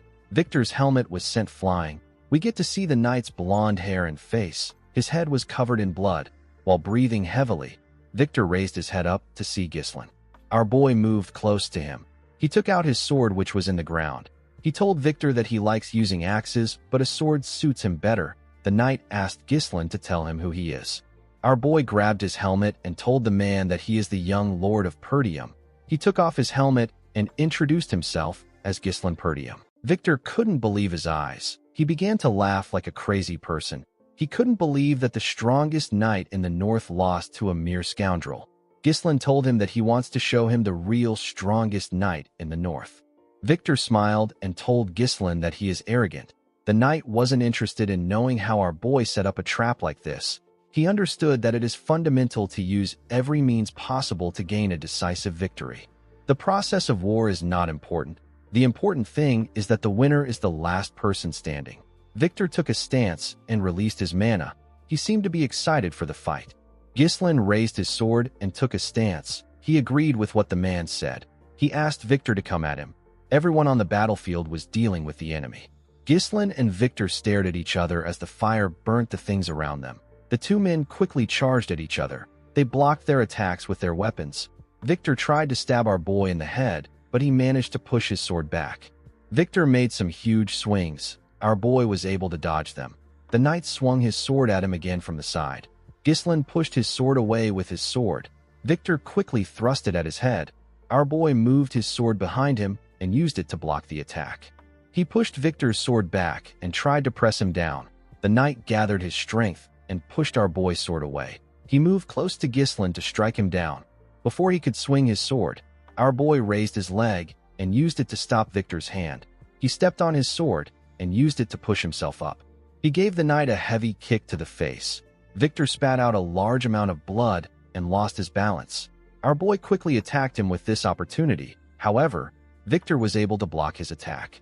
He gathered his strength and pushed Ghislain's sword down. He pushed our boy back. Our boy was able to safely land and regain his balance. He noticed that Victor's attack left a scratch on his armor. The knight smiled when he saw what he did. He raised his sword again and charged at Ghislain. Our boy blocked his attack and swung his sword at him. Victor blocked the attack with his sword. He quickly turned around and used his cape to block Ghislain's vision. He swung his sword at our boy from his blind spot. Our boy was able to dodge the attack by jumping above the knight and his sword. Before he could land on the ground, Victor swung his sword at him. Ghislain was able to turn and use his sword to block the attack while in the air. He landed on the ground and charged at the knight. Victor was able to block his attack. He pushed our boy back and swung his sword at him. Our boy was able to easily block the attacks. He and Victor swung their swords at each other at the same time and locked their swords together. They pressed their swords against each other. They were trying to suppress themselves. They both grit their teeth as they glared at each other. Victor managed to take control and push Ghislain's sword down. He quickly dragged his sword up and swung it at Ghislain's head. Before his sword could reach our boy, he pulled his sword from the ground and used it to block the attack. Ghislain grabbed Victor's breastplate and used it to drag him. He kicked his leg and made him lose balance. He then threw the man with all his might. Our boy didn't give Victor the chance to rest. He took out his sword and charged at him. Victor quickly rolled on the ground to dodge Gislin's attack. He moved back and dragged his sword on the ground. He used his sword to throw some sand at Gislin. Our boy was able to see the attack, so he used his hand to cover his face. Victor used this opportunity to thrust his sword at him. When Gislin saw the man's sword coming towards him, he was forced to acknowledge the fact that Victor is a powerful knight. Even though our boy's power is amplified by the third core, there was still no real difference between them. In his past life, Gislin started a war and attacked Count Desmond. Victor was also the one who stood in his way at that time. Our boy was able to defeat him after their swords clashed dozens of times. Unfortunately, he ended up wasting too much time on Victor. He lost Perdium because of this. Gislin understood that Perdium's downfall was inevitable since men like Victor were determined to destroy it. On that day, Gislin made up his mind. He told himself that he will deliver nothing but death to those who pose a threat to him and his family. The scene shifts, and we are taken back to the present. We see Gislin raise his sword and cover it with his mana. He also thrust his sword at Victor. Our boy stabbed the man in his stomach. A large amount of blood poured out of Victor's body. His blood splashed on the sand.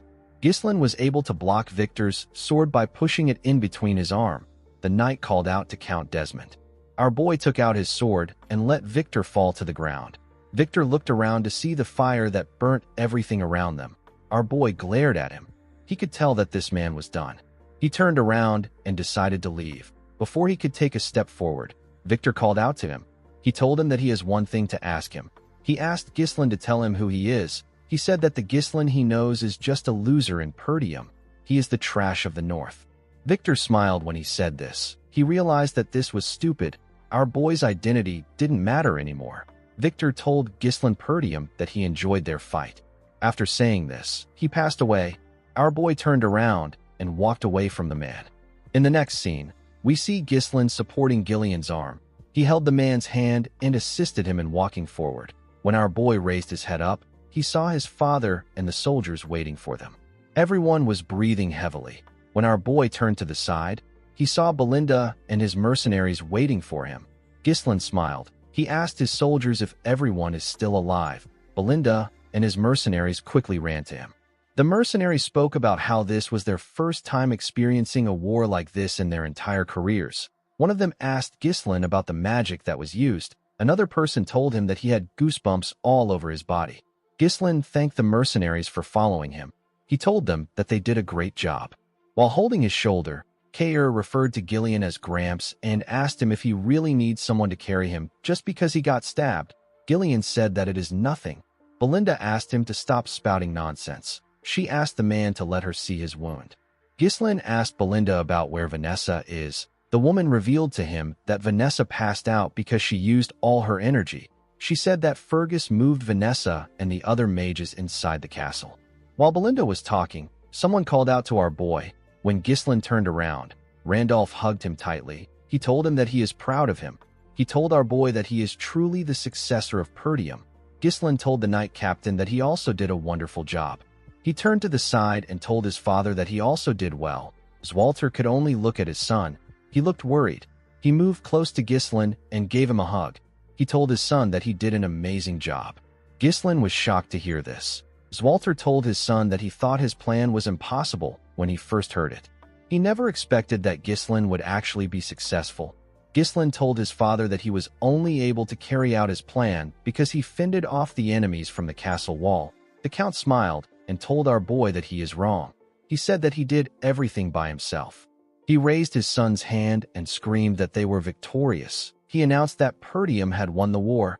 The men joined the count in screaming. They were all excited. The mercenaries also joined them in screaming. Gislin was shaken by the sound of their voices. He smiled and told himself that this is what he came back for. Our boy suddenly clenched his fist. He remembered Duke Delphine. He told himself that the war isn't over yet. Randolph told his master that he is going to check on the state of their soldiers. He asked the count about what he will do. Walter advised his son to check on his soldiers too. He asked Gislin to rest for now because there will be much to do later. Our boy declined his father's request. Walter did not expect this. Ghislain told his father that they don't have time to waste. He explained to him that they need to secure a formal surrender from Count de Garde as quickly as possible. Zwalter asked him not to worry about it. He said that he will head out tomorrow. Ghislain told him that it will be too late by that time. He said that he is going to head to the de Garde territory with his mercenaries immediately. He told his father that he needs him to grant him the authority of a lord's deputy. Randolph was surprised to hear this. Zwalter asked his son if there is a need to be so hasty when he and his mercenaries are exhausted. With a serious look on his face, Ghislain told his father that the war isn't over yet. The Count was surprised to hear this. Our boy explained to him that Count de Garde broke their alliance and declared war on them to seize their territory. He told Zwalter that they can't afford to give the Count time to think. If they let this slide, he will strike them again. Our boy told his father that they must strike immediately, use their advantage and demand reparations on their own terms so that he will never challenge them again. Zwalter could not believe what he was hearing. It was natural for a person to be basking in victory, even if it is for a moment, and yet his son was already planning their next move. Zwalter told his son that they must push forward to take the chance to end things decisively. He granted Ghislain his permission. Our boy thanked him. Before our boy left, Zwalter reminded him that Count de Garde was once their ally, and he is a noble who has sworn his loyalty to the royal family. He asked Ghislain to do his best to treat the Count with as much courtesy as the situation allows. Our boy smiled and asked his father not to worry about this. Ghislain turned to Caer and Belinda. He asked them if they can still move. Caer said that he is fine. Ghislain got on his horse. He asked his men to follow him. He told them that they are heading to the de Garde territory at full speed. The scene shifts, and we are taken to Castle de Garde. We see Thamos throwing things around. The Count could not believe that they failed. He only accepted this secret treaty because everyone knows how powerful Desmond is. Thamos couldn't believe that the powerful Desmond lost to the scrubby Perdium territory. The man in front of the Count asked him to calm down. Thamos asked the man known as Lowell to shut up. He asked him if this looks like a situation where he can be calm. He asked the man to stop standing around and prepare for surrender negotiations. He asked Lowell to tell the bureaucrats to prepare for reparations. Lowell asked the Count if he is serious. Thamos said that Zwalter is an idiot known for respecting customs and honor. He was certain that Zwalter would accept the negotiation. The Count knew that Perdium is desperate for money at the moment. He believed that he could overcome this if he offers them reparations. He planned to make Count Desmond take responsibility for what happened after he is done with the negotiation. Lowell reminded his master that they poured all their finances into the war. He asked the Count about where they can get money for reparations. Thamos grabbed his neck and began to choke him. He called him an idiot. He asked him about how he was able to work in his castle with his brain. He asked Lowell to squeeze the money out of the citizens. With a scary look on his face, Thamos asked the man if he feels guilty about doing this because he is also a peasant. He asked him if the animals are more important than him. While struggling to speak, Lowell told the Count that the peasants are not more important than him. Thamos threw him to the ground and asked him to know his master. He ordered the man to get moving. Lowell spat out some blood. He glared at the Count. He was tired of his tyranny. He was forced into administering this territory. Lowell was well aware that the people couldn't take more of the Count's tyranny. He knew that they might revolt soon. Before he could get up, a soldier ran into the room. He told the Count that there is trouble. He revealed to him that the soldiers from Perdium have already arrived. In the next scene, we see the mercenaries lined up in the Count's office. Thamos sat on his chair waiting for Zwalter. Lowell was behind him. Thamos couldn't believe that the soldiers got here so quickly. He told himself that he won't let anything go as Zwalter wants. The moment he said this, someone stepped into the room. It was Ghislain. Belinda and Caer were with him. Our boy asked Thamos if he is prepared for the surrender negotiation. Thamos was shocked to see Ghislain. He asked our boy about where his brother is. Ghislain told him that his father is quite busy focusing on the recovery of their territory. He told him that he is the Lord's deputy and he has been put in charge of this negotiation. With a serious look on his face, Ghislain asked his men to bring Thamos to his knees. A few hours earlier, we see Ghislain and his mercenaries riding their horses towards the de Garde territory. Caer said that Count de Garde is quite fast when it comes to running away. He couldn't believe that the Count abandoned his soldiers and ran back to his territory so quickly. Gordon apologized to Caer for letting the Count slip away. Caer smiled. and told the man that Gillian is the one at fault. He told him that he and the other men did their jobs well. Upon hearing how Kair spoke about Gillian, Ghislain wondered if he should grant Kair the chance to fight against Gillian one day. Kair moved close to our boy and asked him if he plans on sparing Count de Guard by asking for a surrender negotiation. He asked Ghislain to tell him why he will do this. Our boy explained to him that everyone knows that Count de Guard is a shameless bastard who tried to take over Perdium. His external pretext is the vengeance of his successor. If Perdium demands excessive compensation, they will be put in an uncomfortable spot. Ghislain told Kair that they need to end their negotiation with reparations. This sounded complicated to the mercenary. He told our boy that they are making things more complicated than it needs to be. He asked Ghislain to tell him why he doesn't just march into the territory and wipe everything out. Belinda felt like Kair made a stupid suggestion. She asked the man if he thinks that a dispute between nobles can be resolved the same way as a fight between mercenaries. Kair was offended by this. He told Belinda that mercenaries and nobles are both humans. He asked her to tell him what makes the nobles better than them. He said that the de Guards were the ones who attacked them first. It didn't make sense to him that they still had to think about the position of their enemy. Ghislain asked the man not to think about it.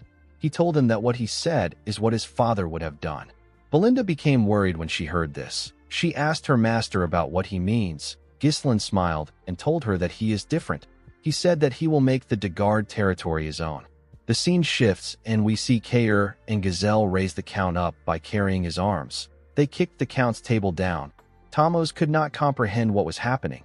He asked the men to let go of him. The men pushed him down and made him kneel in front of Ghislain. Belinda moved close to her master and gently asked him if he is certain about what he is doing. Our boy told her that he is sure. Belinda asked him to remember that she tried to stop him when his father is questioning him. Thamos told Ghislain that he has sworn his allegiance to the kingdom. He asked our boy if he thinks that he can get away with doing this to the king's subject. He ordered Ghislain to show some respect. Our boy pointed his sword at him. The Count quickly became silent. Ghislain explained to Thamos that he is a traitor who was deceived by the enemy's sweet temptations. He broke their alliance and tried to seize Perdium for himself. Our boy told him that only death awaits those who dares to harm Perdium. The Count became scared. He asked Ghislain to stop playing around. He couldn't believe that our boy was really going to kill him. Ghislain explained to him that he must also risk his life if he pushes countless lives into the battlefield. He told him that he must pay the price that such actions deserve. Thamos began to laugh. He realized that Ghislain was an insane bastard. He was really going to kill him. Our boy raised his sword. Before he could swing it, Thamos asked him to wait.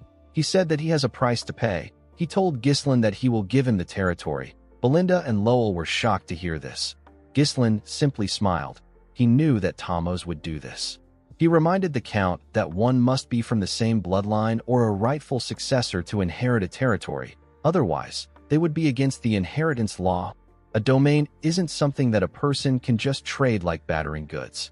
Thamos told our boy that he will handle those issues himself. He asked him not to worry about it. He told him that they will say that he is a distant blood relative. Thamos revealed to Ghislain that he will have his people forge the inheritance rights. He told him that all he has to do is accept it. The Count turned to Lowell and asked him to stop standing around. He ordered him to bring a pen and paper. Ghislain decided to press the Count more. He told him that he is not sure about the arrangement. Thamos told him that he will still pay reparations. He said that he doesn't have money right now, but he can get some by taxing the citizens. He begged Ghislain to give him some time. Thamos begged our boy to spare him. Ghislain asked the man if he really values his life this much. He told him that he will give him a chance. Thamos was happy to hear this. Ghislain dragged his armor. He took the Count outside the castle and threw him to the ground in front of his subjects. The people were surprised to see someone throw their lord to the ground. Thamos turned to Ghislain and asked him about why he put him in front of the peasants. Our boy advised him to watch what he says. Be revealed to him that the people get to decide whether he lives or dies. The Count did not know what he meant. Ghislain called out to the people of de Guard and introduced himself as the young lord of Perdium. He announced that their lord declared war against Perdium to avenge his successor and was defeated. He told them that the Count wants to collect reparation from the people. He asked if there is anyone that would like to volunteer. The people were shocked to hear this. The Count took a lot from them in order to start the war, and now he wanted to take more. The people said that the nobles should handle their issues among themselves. Ghislain announced that he will offer them mercy as the deputy lord of Perdium. He told them that he will also give them a choice. Ghislain asked the people if they will save their lord and pay him massive reparation or let him die and have their land absorbed by Perdium. He revealed to them that they won't have to bear the weight of defeat if they do this. Thamos could not believe what he was hearing. He did not expect that Ghislain would insult him in this way. The moment he thought of this, someone threw a rock at his head. Thamos was shocked to see this. Before he could react, more of his citizens threw heavy rocks at him. The citizens picked up pitchforks and stones. They moved close to their lord. One of them told Thamos that he took his mother's keepsake and the bread for his children.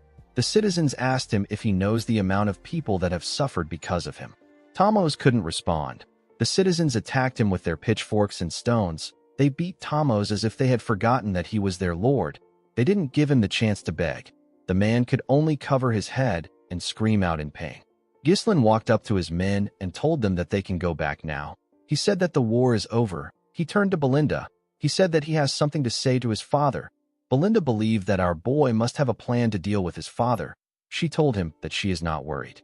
The scene shifts, and we are taken to Perdium. We see Zwalter and his council looking shocked after finding out that Count de Gard is dead. Zwalter asked his son to repeat himself. Ghislain told his father that the Count is dead again. Zwalter asked his son if he remembers that he asked him to treat the Count with as much respect as the situation allows. Ghislain assured him that he did not forget his words. He explained to his father that he judged that this was the best course of action after seeing the Count for himself. He told him that the Count would have attacked them again if they spared him. Albert and Homern were shocked to hear this. Homern said that this is impossible. Ghislain reminded the men that the de Gard attacked Perdium with an army of over 7,000 men. He told them that this isn't something that the de Gards could do by themselves. Our boy revealed to them that Desmond provided the troops, and Rayfold worked behind the scenes. The men couldn't believe what they were hearing. They could not believe that two dominant powers were targeting them. They knew that the Desmond territory is known for maintaining neutrality. They wondered why they supported the de Gards. Ghislain already knew that the reason they didn't receive any aid from their allied territories is because of Amelia. She killed the messengers to cut off the flow of information completely. This isolation tactic has always been her specialty. Once Ghislain takes control of the de Gard territory, the situation will change. The Desmond and Rayfold County would not be able to launch an immediate attack on Perdium because it would now share a border with the de Gard territory. If any of their enemies make a move that is even slightly suspicious, our boy will be able to respond immediately. Zwalter now understood his son's reason for killing Thamos. He reminded his son that the land won't belong to him just because he killed the Lord. He told him that it must be inherited by a blood relative or a rightful heir. Ghislain took out a scroll and placed it on the table. He asked his father to take a look at it. When the Count opened the scroll, he saw that Thamos wrote that Ghislain is a distant blood relative of his, and he is the first successor of the territory. Zwalter could not believe his eyes. Our boy revealed to him that he got it from Count de Gard himself. He assured his father that they can dodge all the issues that comes with inheritance with this document. Zwalter was in disbelief. He put himself together and told his son that ruling over a territory is not an easy task. He asked Ghislain if he can handle it with the manpower he has. Our boy smiled and asked his father not to worry. He said that he has someone fit for the role. The scene shifts, and we are taken to the Austin territory in the Syrian kingdom. We are shown a bar in the territory. We see people screaming inside the bar. They were watching some men gamble. Some of the people were surprised to see that a man with green hair was going all in. The man with green hair used a cup to pick up 4 dice. He shook the cup multiple times. He placed it on the table to show it to his opponent. His opponent was a huge bald man. The bald man had 2 bigger men behind him. The bald man asked the man known as Claude if he knows what will happen if he plays a trick on him. Claude smiled and told the man that he doesn't have to be so nasty. He said that it is all for fun. He raised the cup and revealed 4 dice that were perfectly stacked on each other. The dice were showing the same numbers on each sides. With a smile on his face, Claude asked the man to hurry up and place a bet. In the next scene, we are taken to a hall. We see the soldiers and the mercenaries seated in the hall. Ghislain, Zwalter, and Randolph were on stage. Our boy knelt in front of his father. Zwalter acknowledged his son's immense contributions. He announced that Ghislain will now be granted the title of Baron of Fenris under the name of His Majesty. Immediately he announced this. The mercenaries and the soldiers began to cheer. They all shouted our boy's name. Ghislain has now become a lord. The scene shifts, and we are taken to the past. We see Ghislain in his father's office. A map was on the table in front of him. Our boy explained to the council that the Dagard territory is composed of a total of 5 baronies. This is excluding the lands that are governed directly by the territory. Ghislain said that he plans on establishing his base in the Fenris barony, which is at the center of the territory. He asked the council if they have any questions. Everyone knew that their questions and opinions didn't matter. Albert moved close to his master and whispered something in his ear. Zwalter asked his son to do whatever he likes. He said that this is something that someone had to do eventually. Ghislain thanked his father for granting him his permission. Zwalter cleared his throat and told his son that their territory has suffered quite a bit of financial bleeding due to the war. Ghislain asked his father to tell him what he means by bleeding. The count told his son that he can sell some runestones to provide some support for them. Ghislain revealed to his father that he doesn't have any runestone at the moment. Zwalter was surprised to hear this. Our boy reminded him that he used all the runestones to blow up the castle gate. He asked his father not to worry. He said that he will mine more and get some for him. The scene shifts, and we are taken back to the present. We see Belinda greet her master with a bright smile on her face. She asked her master to sit down and eat his meal. Gillian bowed his head and referred to our boy as young lord. He quickly corrected himself by calling him lord and congratulated him. Kair told Ghislain that he is well established now.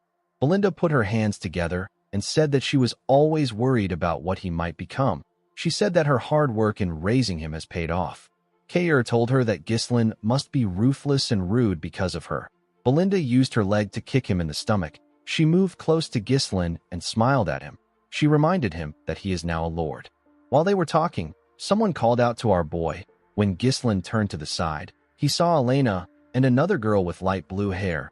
Elena moved close to her brother and asked him if she should call him brother or lord. Ghislain asked her to call him whatever she wants.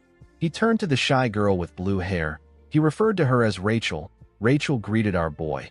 Ghislain asked her to let him know if his sister bullies her. He said that Elena can be violent when she doesn't like something. Elena hit her brother's chest when she heard what he said. Ghislain turned to Gillian and told him that his daughter is completely healed now. The man told him that it is all thanks to him. Our boy clapped his hands and called for everyone's attention. He thanked his mercenaries for following his orders during the war. He said that he is now the Lord of Fenris. He revealed to them that his base will now be in Fenris instead of Perdium. He said that he plans on hiring them as his private army. The men were shocked to hear this. They asked Ghislain if they will be getting permanent positions. Our boy told them that they will. He revealed to them that he plans on training them as knights. The mercenaries were shocked to hear this. Ghislain explained to them that what they displayed in the recent war already shows that they are worthy as knights. He assured the men that they are qualified. Belinda moved close to her master. She told him that an army of this scale would cost a lot of money. Our boy smiled and told her that they are going to have to make a lot of money. He turned to Gillian and asked him about his condition. The man said that his body is in a good state. Ghislain ordered him to lead the people to Fenris and wait for his arrival. Gillian was surprised to hear this. He asked his lord if he won't be following them. Our boy revealed to him that he has somewhere to visit. He explained to Gillian that Fenris will be in poor public order since the war ended. He asked the man to first go there and solve this issue before anything else. Gillian did not seem excited to take on the job. It was like his master was pushing him away. Ghislain told the man that he is one of the people he trusts the most. Gillian did not expect to hear this. Our boy tapped his arm and told him that this is the reason he left the task to him. Gillian bowed his head and asked his lord to have a safe trip. Ghislain moved close to Belinda and Kair. He told them that they will be going with him. He asked them to prepare. Belinda asked her master about where they are headed to. Our boy revealed to them that they are going to the Austin territory of the Siren Kingdom. Belinda could not believe that they were going overseas. Kair asked our boy if he is referring to the territory that is famous for its games. Belinda told her master that she loves to travel. Kair asked our boy if they will be playing some games now that the war is over. Ghislain told him that they are not going there for entertainment. In the next scene, we see Vanessa ask someone to let her suck it one more time. Alfoy was shocked to hear what she said. He quickly moved back. He asked her to tell him what she wants to suck. Vanessa explained to him that she might be able to use all the magic she has in her head if she sucks his mana like last time. Alfoy asked her about why she would take his own mana. The girl told him that Ghislain said that he is a mana battery. Alfoy was shocked to hear this. Ghislain stepped into the room and told him that he is still as energetic as ever. Alfoy asked our boy to do something about Vanessa. He said that she keeps trying to take away his mana. Our boy ignored him and asked Vanessa if she is feeling alright. The girl said that she is fine. Ghislain asked her if she was nervous because it was her first time in real combat. He pat her on her head and told her that she did well. Vanessa blushed and thanked our boy. Alfoy said that he also contributed. Ghislain commended him on his efforts. He told him that he played his role well. Alfoy grit his teeth when he heard this. He told our boy that things will be different when he returns to the Magic Tower. Ghislain revealed to the boy that he is traveling with them. The scene shifts, and we are taken to the Austin territory of the Siren Kingdom. We see Ghislain enter the Kraken gambling house with Belinda, Kair, and Alfoy. Kair was happy to be in the gambling house. He said that he missed the atmosphere and smell of this place. Alfoy could not believe that Ghislain brought him to a gambling house. He told our boy that he thought they were going to the Magic Tower. Ghislain threw a pouch full of cash at Kair and asked him to have fun with Alfoy. He told him that he will call him when he needs him. Kair was happy to get some gambling money. Alfoy asked Kair about how they will have fun with the cash. Kair smiled when he heard this. He placed his hand on Alfoy's shoulder and told him that he knows how to use magic, but he doesn't know how the world works. Alfoy asked him about what he means. Kair smiled and asked him to watch and learn. He told him that he will show him how to make money with money. Belinda and Ghislain walked forward. The maid told her master that he can be honest with her. She asked him if he is also there to have some fun. She promised not to nag him if he gambles a little. She told him that he has done a lot. Ghislain assured her that he is not there to gamble. He revealed to her that he came to find the man that he wants to make the steward of the territory. He said that the man lives in this gambling house due to his circumstances. He said that he wants to take the man away before he loses his hand. Belinda was shocked to hear this. She couldn't believe that her master wanted to make a gambler the steward of the territory. Ghislain told her that the man is under special circumstances. He asked her not to worry about it. He assured her that the man is good at handling resources. Before he could tell her the man's name, someone called Claude a crazy bastard and told him that he caught him. Ghislain and Belinda quickly turned around. In another part of the gambling house, we see a large amount of people gathered around a particular table. The people spoke about how it was odd that Claude had been winning. They said that he deserves what he is about to get for boasting about his education. On Claude's table, we see one of the huge men that works for the bald man holding him down. He held out his hand. The other guard took out his sword. People asked the bald man, whose name is Captain Crank, to cut off Claude's hand. Crank reminded Claude that he asked him not to play any tricks. He accused Claude of swapping and using a die that has weight in it. He told him that he can't use tricks with a fake die. The man crushed the die in his hand and asked Claude if he has been scheming this entire time. Claude said that he has never prepared or swapped a die like that. He told Crank that he is the one playing tricks on him, even though he asked him not to play a trick. Crank asked Claude not to feel mistreated. With a smile on his face, he told the man that they can never fully understand each other. Claude grit his teeth out of anger when he heard this. Crank ordered his subordinate to cut his hand off. When the man raised his hand, Claude closed his eyes. He began to sweat. While he was panicking, he heard someone say that it is a fun game. The person asked Crank to let him join them. Claude quickly opened his eyes. He saw that Ghislain was blocking the man's sword. With a look of anger on his face, Crank asked our boy for his identity. Our boy introduced himself as Baron Ghislain Fenris of the Lithania Kingdom. Crank did not expect to meet a noble from a foreign land. His men quickly raised their swords. They wanted to attack Ghislain. Crank ordered them to stop. He welcomed our boy to the Kraken gambling house. He asked him not to start a fuss in this place. He asked Ghislain and his men to put their swords away. His men quickly followed his order. Our boy put his sword away and called out to Belinda. The maid put her dagger away. Crank referred to our boy as a distinguished guest and asked him about why he came to a place like this. Ghislain said that he was looking for someone. He said that he has found the person. He asked Claude to stand up. He told him that he came to get him. In another part of the gambling house, we see someone roll 3 dice. The 3 dice all landed on 1. This roll made Alfoy win the game. He was given a large amount of gold. The boy was shocked to see what he won. The other gamblers could not believe that they lost to a newbie. They wondered about how he was so lucky. Kair placed his hand on Alfoy's shoulder and asked about the amount of money he won. He did not think that Alfoy would be so lucky. Alfoy did not say anything.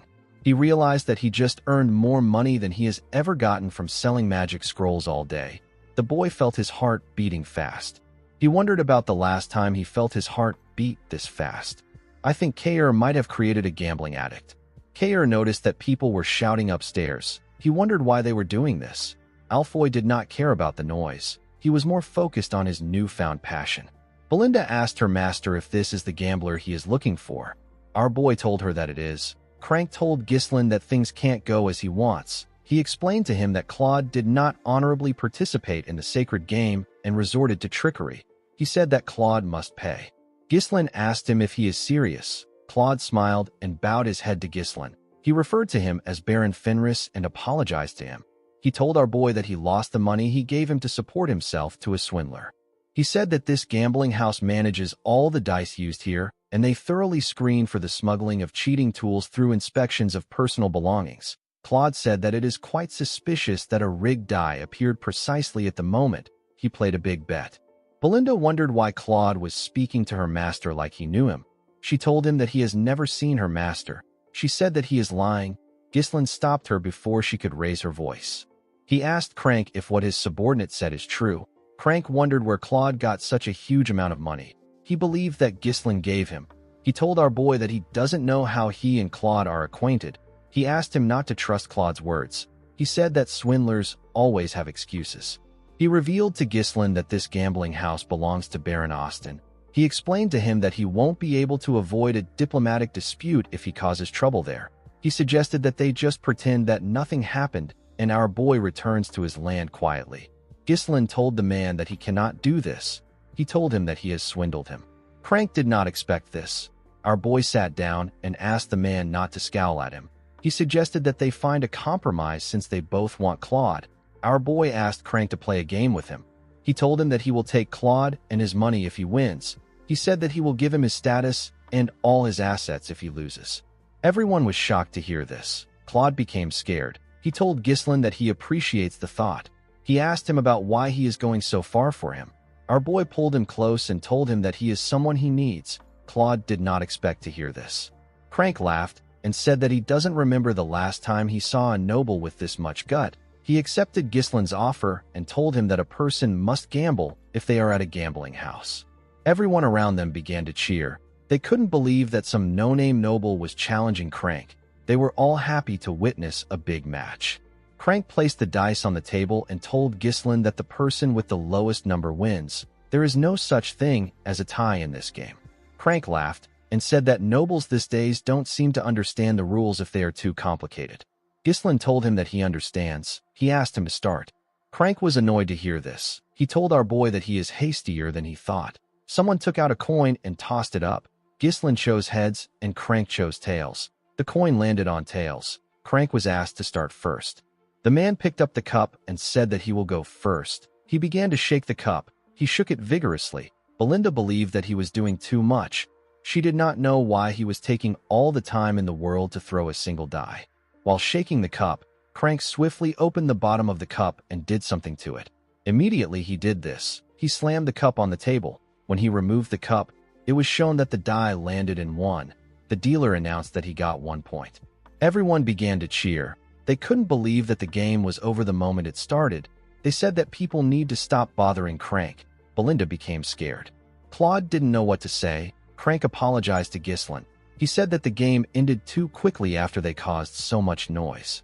Ghislain asked him to keep quiet. He told him that he has a big mouth. Crank did not expect this. He believed that our boy was bluffing.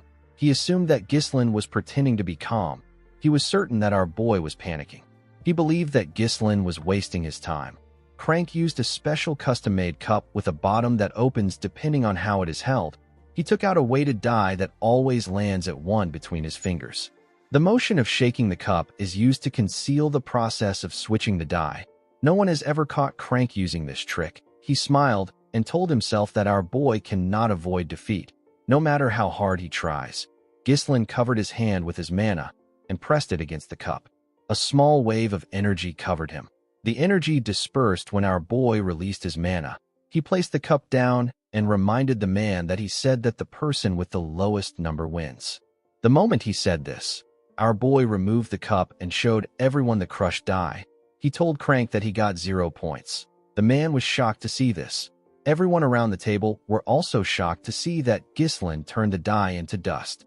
They wondered if this counts as a loss for Crank. Crank stood up and pointed at our boy. He told him that this doesn't count. He said that it is trickery. He told Ghislain that he can't do this even if he is a noble. Ghislain grabbed his hand. He pressed it and made the man drop a die. He asked him to tell him what he was holding. Everyone was shocked to see another die drop from Crank's hand. They couldn't believe that he has been lying to them this entire time. Our boy reminded him that he talked about acting honorably in the sacred game. Crank could not comprehend what was happening. He wondered if Ghislain knew everything from the start. He quickly took out a dagger and thrust it at Ghislain. Our boy easily dodged the attack by moving to the side. Belinda and Claude were shocked to see this. Our boy told the man that he should have done this from the start. He said that there is no reason for him to be polite when he is a thug. Crank moved his dagger to his other hand and told Ghislain that he doesn't know what he is talking about. He told him that they can't let him go now that he knows. He ordered his men to attack our boy. They quickly charged at Ghislain. Ghislain dodged their attacks by jumping. He stepped on their shoulders and used it to push himself forward. Crank was scared to see our boy coming at him. He quickly raised his dagger and thrust it at him. Our boy dodged the attack and landed behind the man. He drew his sword and pointed it at the man's neck. Crank realized that he was screwed. His men quickly turned to him. They were shocked to see Ghislain's blade on their master's neck. Before they could do anything, Belinda and Kair pointed their blades at them. Kair laughed and told the men that they picked the wrong person to mess with. Belinda asked her master to tell her what he wants them to do. Ghislain said that he will be taking the money and Claude with him. Crank told him that he can't do this. Our boy reminded him that this gambling house is the main source of income for Baron Austin. Yet, the manager and overseer of the establishment was caught attempting to rig a game against a foreign noble.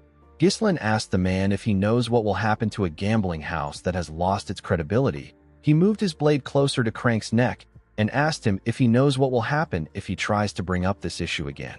Crank could tell that Ghislain was going to kill him. He put his dagger down and said that he understands. After subduing the man, Ghislain turned to Claude. He asked him to follow him. To his surprise, Claude was no longer there. He ran away. Belinda was annoyed to see that the gambling addict ran away and took her master's money with him. She said that the man is ungrateful because he would have lost his hand if they didn't help him.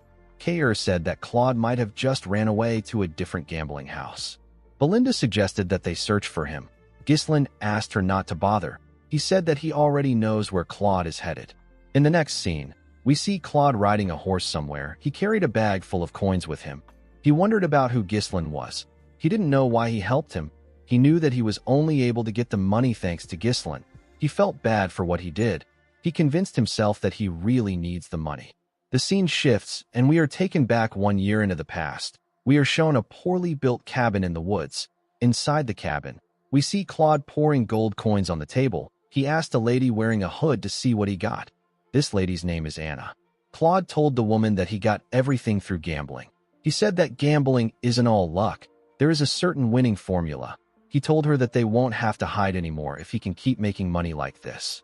He said that they can live a normal life again. Anna asked him to stop.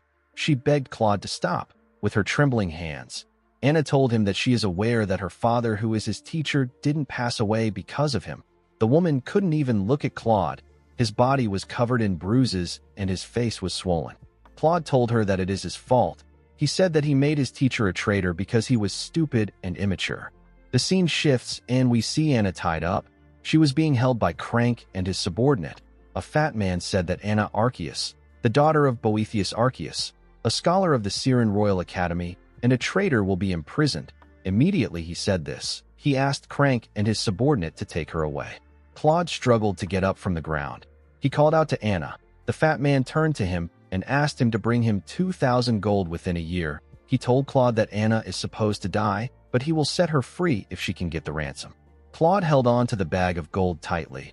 He said that he will free Anna soon. At the Austin castle, we see the fat man from before writing something. The fat man turned out to be the Baron. Baron Austin found out that the prison camp is full. He didn't like what he heard. He saw the prisoners as lowly bastards who waste food. He said that there is no reason to keep them alive if they can't collect their ransoms. He asked a knight named Rogier to execute anyone who doesn't pay their ransoms within a week. The knight accepted the order. He reminded his master that it has almost been a full year. The Baron quickly realized that the knight was talking about the trader's daughter. He asked him if he has heard anything about Claude. Rogier said that Claude is only wasting his time at the gambling house. The Baron said that Crank is doing his job well. He had planned to make Anna a maid, but he didn't think it was wise to hire a trader's daughter. He asked Rogier to execute the woman along with the others and to make sure that Claude never finds out. Rogier asked his master about what they should do if Claude pays the ransom one day. The Baron asked the man to take the money and eliminate him later. He knew that no one would care about a dead gambler. He smiled and said that this can only happen if Claude is able to pay the ransom. Immediately he said this, a soldier stepped into his office. The Baron asked him about why he came to see him at this late hour. The man revealed to him that someone known as Claude is making a fuss and shouting about how he wants to pay a ransom. Baron Austin and his knight were shocked to hear this. A while later, we see Claude place the money on the Baron's table. He told him that the bag contains 2,000 coins. There were 4 soldiers in the Baron's office. Claude asked him to release Anna. Baron Austin carefully looked at the coins. He was surprised to see that the coins aren't fake. He asked Claude about where he got the money from. The man told him that he won it in a bet. The Baron ordered his men to lock Claude up. The man was shocked to hear this. Before he could do anything, the soldiers grabbed him from behind. Claude asked the Baron to tell him what is happening. He told him that he brought the money he asked for. The Baron said that the source of the money is too fishy. He told Claude that he has to confirm things from Crank. He asked him to stay in prison if he doesn't want to be executed. With an evil smile on his face, Baron Austin said that he can't believe a gambler really got the money for the ransom. Claude screamed at the Baron as he got dragged away. Before they could drag him out of the office, the soldiers got hit in the neck. They both passed out. The Baron and his knight were surprised to see this. Our boy tapped Claude on his shoulder and told him that he did a good job. The man was shocked to see him. Ghislain walked forward and greeted the Baron. The fat bastard asked him to tell him who he is. Ghislain snapped his fingers and introduced himself as Baron Ghislain Fenris from the Lithuania Kingdom. Immediately he said this. Belinda and Kair brought Crank into the room. Belinda used her rope to push him and make him kneel. Baron Austin was surprised to see Crank. Kair moved forward and drew out a chair. Ghislain sat down and placed his legs on the table. He asked Baron Austin to bring him a cup of tea. The Baron was annoyed to hear this. Rogier drew his sword and told Ghislain that he is acting insolent. He asked our boy to stand up and show the Baron some respect. The moment he said this, Kair pointed his sword at him and asked him to step back. He told him that he can't handle this situation. Rogier was annoyed to hear this. Baron Austin could not believe that Ghislain was acting violent in front of him.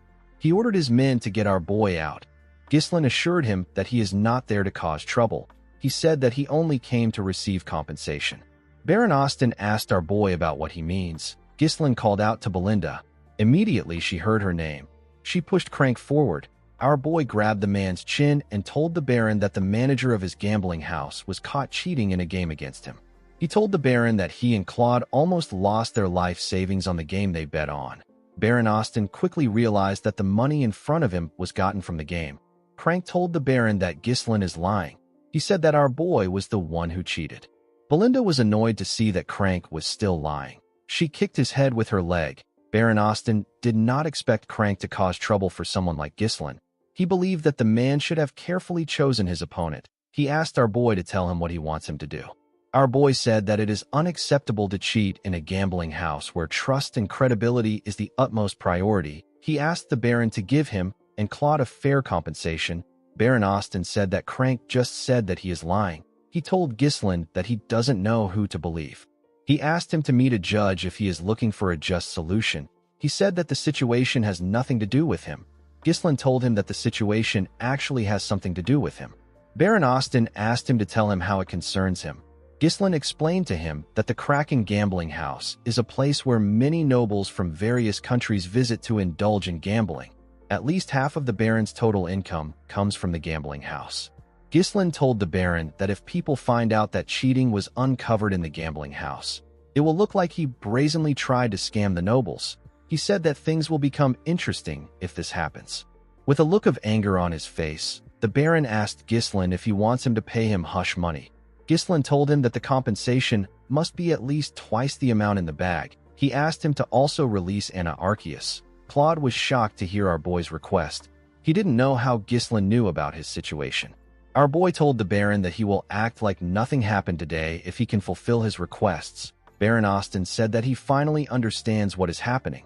While screaming at the top of his voice, he called Claude an ungrateful prick. The man was surprised to hear this. The Baron told him that he gave him the chance to save a woman that is supposed to be executed, but he repays him by working with another country's noble to rob him. Immediately he said this, his soldiers ran into his office. Kair asked Claude to move aside. He told him that he will only get in the way. Belinda felt offended that Baron Austin thought that they were working with Claude from the start. Ghislain asked her to give him a dagger. Baron Austin told our boy that no one will hear about anything if he kills them there. He ordered his men to take out the group. Immediately he gave the order. Rogier swung his sword at Ghislain. Before his blade could reach our boy, he used his leg to kick the bag of gold. The bag hit the knight's head and made him lose balance. Ghislain took out the dagger and charged at the Baron. He stabbed his hand and pressed it into the table. Baron Austin screamed out in pain. His men couldn't reach him because Belinda and Kair were holding them back. With a cold gaze in his eyes, Ghislain asked Belinda and Kair to not kill the soldiers. They accepted his order and charged at the soldiers. Kair used his sword to block his opponent's attack. He then gave him a punch that knocked him out. Belinda took out some thin and light strings. She used it to block her opponent's sword. She gave the man a bone-crushing kick in his neck. Ghislain got on the table and blocked one of the soldiers' attack with his sword. He pushed the man back with his sword. The moment he did this, Rogier charged at him. He swung his sword at him from behind. Our boy easily turned around and blocked the man's attack. He used his sword hilt to hit Rogier in his neck. His attack went through the knight's helmet. Claude watched the group as they fought. He didn't understand what was happening. He couldn't comprehend why they were going this far for someone they didn't know. Immediately he thought of this. He remembered our boy telling him that he is someone he needs. Claude didn't want to believe this. Life had already taught him that there is no such thing as kindness without a reason. Ghislain and his subordinates took out the entire unit. While crying, Baron Austin called our boy a scoundrel. He couldn't accept the fact that Ghislain wounded a noble. Our boy took out the dagger. He told the Baron that he will be taking the money and Anna. Before he could say anything else, Claude grabbed his clothes. The man decided to accept Ghislain's kindness. He believed that it was better for him to accept it now and regret it later. With a confident look on his face, he told the Baron that he can come to the Fenris territory of the Lithania kingdom if he has a problem with them. He told him that he will treat him like a guest. The next day, we see Kair and Belinda riding their horses in front of Ghislain's wagon. Claude sat with our boy. Ghislain asked him if he is certain that he doesn't want to live with Anna. Claude said that Anna will find it more comfortable to stay in her homeland without the person who caused her father's death. He looked up and said that he didn't even save the girl by himself. Ghislain smiled when he heard what he said. He told himself that he has now repaid his debt to his friend. It was a debt that he owed him when he was obsessed with revenge. He recalled how he held Claude's dead body in his hands. Ghislain looked at the sky and said that he feels much lighter now. He looked at the land in front of them and asked Claude to tell him how he likes the place. Claude asked him to kill the lord of the land if he gets the chance. He said that the land looks a bit strange, but it will be easy to take over. Ghislain asked him if he is suggesting that he harms himself. Claude was shocked to hear this. He couldn't believe that this poor-looking countryside belongs to our boy. He told him that he only followed him because he looked rich. Ghislain grabbed his head and moved him closer. He revealed to Claude that he is now the steward of their land. He told him that everything he sees will now be under his management. Claude realized that he messed up. He told Ghislain that he takes back everything he said. He begged him to take him back to Anna. Unfortunately for him, it was too late. The scene shifts, and we are taken to the Desmond territory. We see Count Desmond sitting on his throne. His officials sat on a round table in front of him. The Count mentioned Perdium and Fenris. His officials became nervous when they heard him speak. With a serious look on his face, Count Desmond mentioned our boy's name. He raised his hand and ordered his officials to send a messenger to Amelia. He said that they will be moving up their plan. In the next scene, we are taken to Gislin's castle. We see our boy standing in front of his men. He was dressed like a proper noble for once. He thanked them for gathering there. He told them that they need to get to work. Everyone accepted his order. The state of the territory that was just freed from Count Degard's tyranny was abysmal. Gislin appointed Claude to various administrative roles and began to restore order in the territory. As they walked around the town, Gislin asked Claude to do a census and track down every last person. He asked him to purchase at least 6 months of food supplies in bulk. He told him that solving the food crisis is the top priority. Claude accepted his order and wrote it down. Since they will soon start farming, Gislin asked Claude to assign oxen with plows to the farming households in order to get the land tilled. He asked him to also check if they can clear parts of the nearby forests to secure more arable land. Claude was surprised to hear this. He asked our boy if they are really going to farm on the dried-up, withered land. Gislin told him that they are. He explained to him that they will grind the bones of the blood python and use it as fertilizer. He asked Claude to replace all the outdated structures because they are useless. He asked him to construct a warehouse and a sewer. As he heard Gislin's orders, Claude realized that he was dead. He is the general administrator, inspector, clerk, treasurer, auditor, tribune, requisition officer, customs officer, tax collector, food officer, liquor control officer, and he still held many more positions. The poor bastard shouldn't have accepted Gislin's kindness. He should have left Anna and ran away. Later in the day, Claude went to meet Gislin. He told our boy that the work is too much for one person to handle. Gislin asked him if he has even tried. He asked him to use this opportunity to test his limits. He told him that he can hire more people if needed. Claude realized that he wasn't getting through to Gislin. He quickly turned around and began to run. Our boy didn't even bother to look at him. He called out to someone known as Wendy. A woman came out of nowhere and charged at Claude. She easily caught up to him and tied him up with her strings. The beautiful woman with platinum blonde hair introduced herself as Wendy. She told Claude that she has received an order from head maid Belinda and has been assigned as his bodyguard. She told him that she looks forward to working with him. Claude screamed out for help. Since they were still in the early stages of development, Gislin needed Claude to hold out. Our boy remembered that these kinds of things were quite easy for Claude in the past. A noble by right has the responsibility and duty to protect their people. However, this territory has a lot of issues. The citizens don't trust nobility due to the exploitation and oppression they faced from the greedy lords. They have lost the will to work due to endless poverty. There is also the issue of starvation. The more these problems are ignored, the more the nobles end up isolating themselves. Gislin knew that he needed to resolve the basic issues quickly if he wanted to restore the foundation of this territory. Unfortunately, our boy was met with another problem. There was not enough funds to resolve their issues.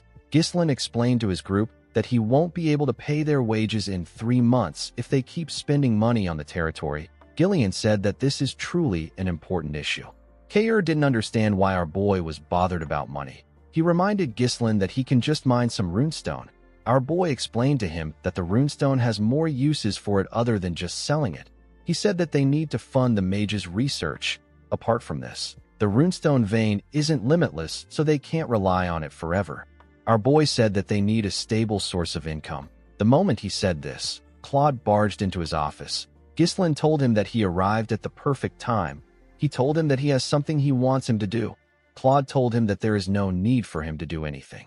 He revealed to him that he has devised the best plan to save the territory. Everyone was surprised to hear this. With a confident smile on his face, Claude asked Gislin to build a casino. Immediately he said this, he got kicked out of the building through a window. When they brought him back to the room, Belinda gave Wendy the authority to act before Claude can say something. Claude asked her to tell him what she wants him to do. Since they can't farm or use the runestone as they please, Claude believed that the best thing to do would be to turn this worthless piece of land into an entertainment district. He told Belinda that he is just trying to be realistic. Alfoy the gambling addict appeared behind Claude and said that he supports the idea. Gislin told Claude that he will consider his plan when they have spare time in the future. He asked him to proceed with the tasks he assigned to him. Claude asked him if he really believes they have enough food stock to hold out. Gislin explained to him that they might be able to make money if they build a casino in a territory with no proper foundation. He told him that they will also be unable to stop the rise of an underworld. Our boy believed that a casino won't be good for him in the long run if he wants to go against his enemies. Claude explained to him that they are constantly importing food due to shortages. He told Ghislain that they need to do something now before they run out of money. Alfoy backed the man up by suggesting that they build a grand game hall in the town. Ghislain told him that he will take care of the food problem. Claude was surprised to hear this. Our boy revealed to him that he will make crops grow on their soil. He asked Claude to do whatever he says without complaints. Claude reminded him that he said that the land isn't fit for farming. Ghislain smiled and asked him if he is certain about it. Claude said that he is sure. Alfoy backed him up and said that it can never happen. With a smile on his face, Ghislain asked them if they would like to make a bet. 3 months later, we see Claude and Alfoy staring at something in shock. Claude asked Alfoy if he is dreaming. The two of them couldn't believe their eyes. The field was filled with rye. The commoners were extremely happy to see that the seeds they planted actually grew. It had been so long since they harvested crops in their land. Claude asked Ghislain about how he did it. Our boy explained to him that rye grows in harsh environments. Before planting the seeds, they spread the powdered bones of the blood python on the soil. The bones are rich in nutrients. They then planted rye seeds which were enhanced with the MANHWA compression sigil. Ghislain touched the rye and told the man that this method will make crops grow faster and allow them to be harvested frequently. Upon hearing our boy's explanation, Alfoy now understood why our boy made them develop a MANHWA compression sigil. Vanessa was amazed by Ghislain's knowledge. She asked him about how he thought of using a MANHWA compression sigil on seeds when it is normally meant for humans. The truth was that Ghislain didn't come up with the idea himself. A MANHWA compression sigil is a magic circle that extracts power stored in a runestone to accelerate growth several times over. When mages first suggested that MANHWA compression sigils could be used this way, they experienced some backlash. People didn't want to use something so valuable on mere grains. However, once the results were shown, no one argued again. This method of farming has already been verified by magic scholars in the future. The principle behind it was none of Ghislain's business. The people began to cheer for Ghislain. They said that they will now trust him. They were extremely happy to see that they will no longer starve. While the people were cheering, Claude and Alfoy tried to sneak out of the fields. Ghislain called out to them. He asked them about where they are going. He told them that they need to write their contracts. With a nervous look on their faces, they asked Ghislain about the contract he is referring to. Our boy took out some papers and reminded them that they made a bet saying that he will give them 5,000 gold each and grant them freedom if they won. However, if Ghislain won, they will work as unpaid slaves for 10 years. Immediately, our boy reminded them of the bet. His soldiers surrounded them from all ends. The two of them realized that they were screwed. Now that they had resolved their food problems, they were free to use the runestone for purposes beyond just selling them. In the next scene, we see the tower master of the flame magic tower sitting with Ghislain. Hubert was shocked to hear our boy ask him to build a branch of his magic tower in his territory. He didn't understand why Ghislain suddenly made this request. He told him that he simply stopped by to congratulate him on becoming a lord.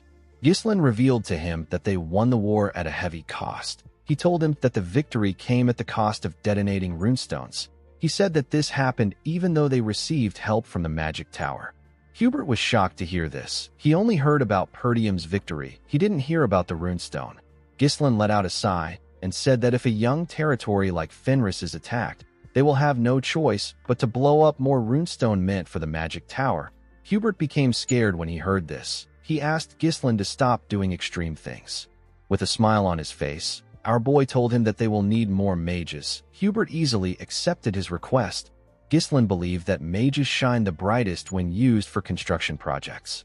He used them to solve his housing issue, his waterways issue. He used them to build churches and to construct the Flame Magic Tower's Fenris branch.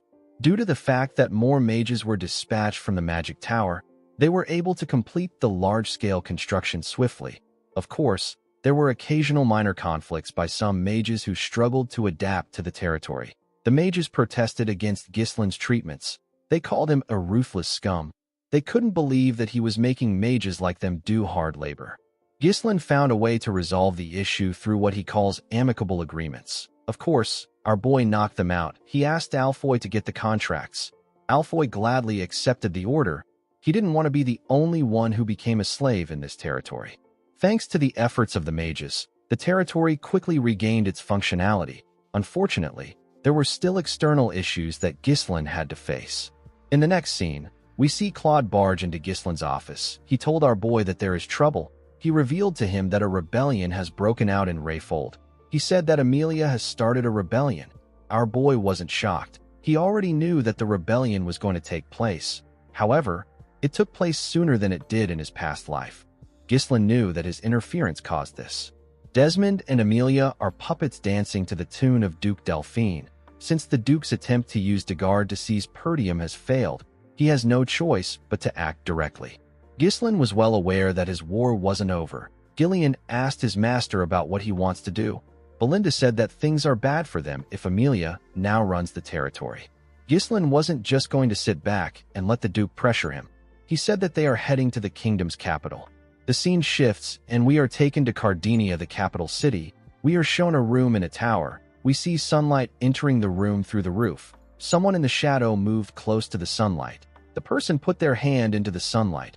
Immediately they did this, their skin began to burn. It quickly turned red. The masked person glared at their hand. They said that they want to die. In the next scene, we see an eagle fly over the beautiful capital city of Cardinia and its fortress. The capital was more developed and beautiful than other territories. There were several soldiers watching over everyone. There was a ridiculously huge castle at the center. Ghislain and his subordinates marched into the capital. Torin was shocked to see how massive the capital was. He said that the territories they have been to look like trash when compared to the capital. Gordon was also shocked to see how big it was. He said that the castle on their land cannot compare to that of the capital. Kair smiled and dared him to say this in front of Ghislain. Alfoy and Vanessa sat together in a carriage. Vanessa was very excited to see the capital. She told the boy that they are selling materials that she has never seen even in their magic tower. Alfoy didn't really care. He said that they must have worked harder than their tower. Outside the carriage, we see Ghislain moving with Claude. He said that he doesn't like it. Claude was surprised to hear this. He didn't know what Ghislain meant. Our boy said that he wants to tear the capital down because it feels like it is boasting. Claude didn't know what to say. He moved close to Wendy and asked her about what is wrong with their master. Wendy simply said that anything their master says is correct. Claude wondered if Ghislain also had a twisted side to him. He felt like our boy was holding a grudge from his past life. Ghislain stared at the city's fortress. He referred to it as the impregnable fortress. People used to say that Cardinia was blessed by the goddess. Our boy once brought down this blessed city. He died in this place. He attacked the capital city to kill Duke Delphine, who had seized the throne at that time. Unfortunately for Ghislain, the Duke wasn't there. Due to the fact that he was blinded by revenge, Ghislain made a mistake of turning everyone into his enemies. He knew that he couldn't do everything on his own in this life.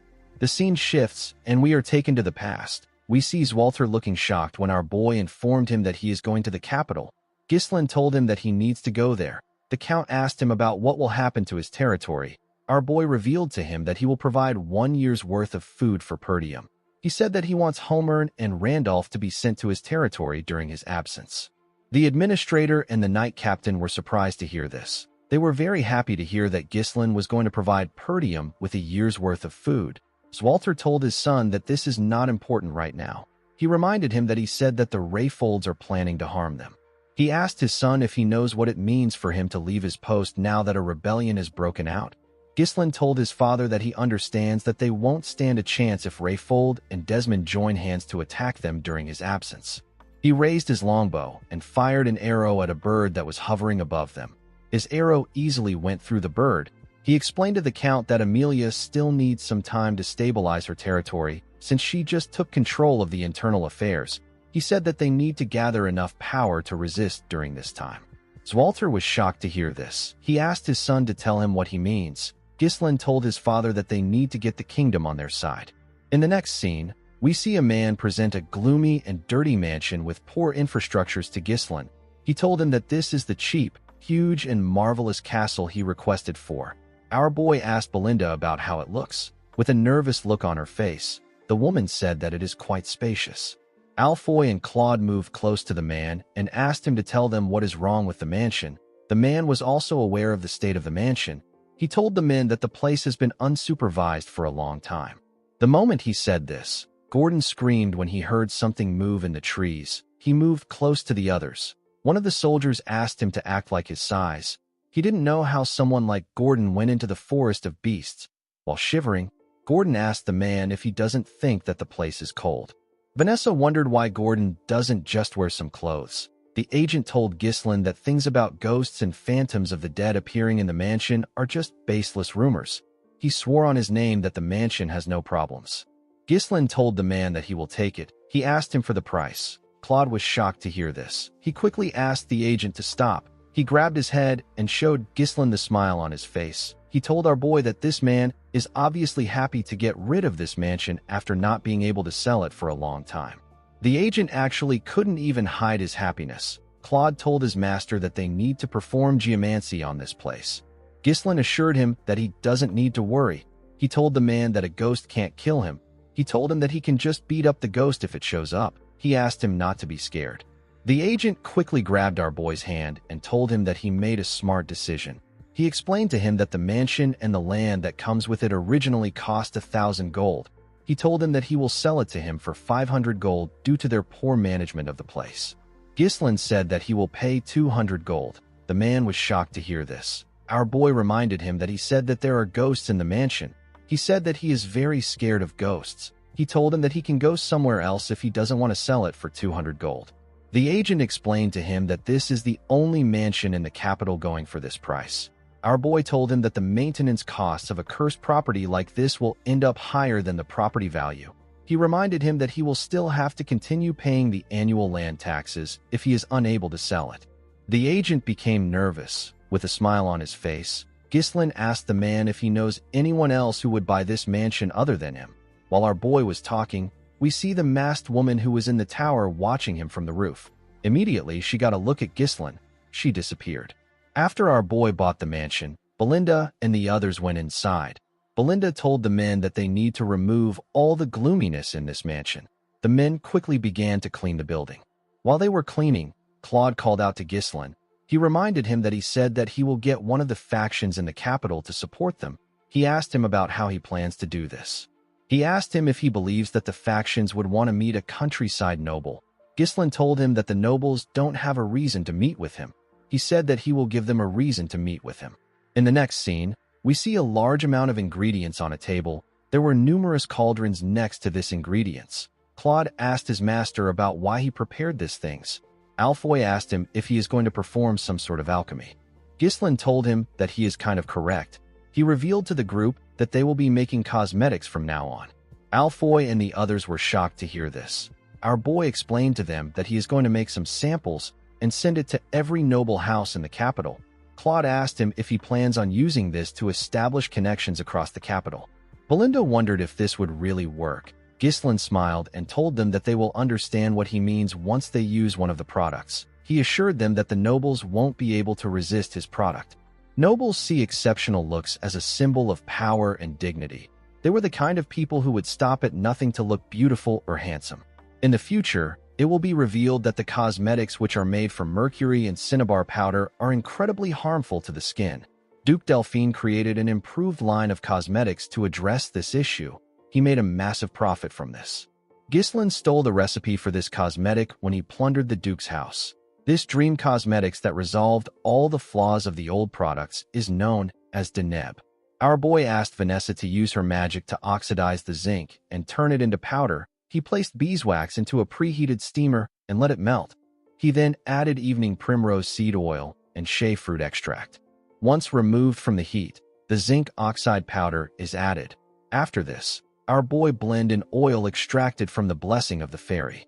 The moment he did this, the product released a scent into the air. Vanessa and Alfoy were shocked to smell the amazing scent the product released. Claude wondered why a mere baron would even know how to make something like this. Ghislaine gently shook the cream. He told his subordinates that it is not yet finished. He explained to them that they need to leave it for a day in order for the cream to solidify. Ghislaine knew that once anyone uses Deneb, they will not be able to get themselves to use other products. This products will become essential to the nobles. Our boy smiled and said that he will make good use of this product. He turned to Claude and asked him to wrap the product up. He ordered him to send it to the nobles as a gift. Claude was surprised to hear this. He asked our boy if he won't even test it. Ghislain assured him that it is fine.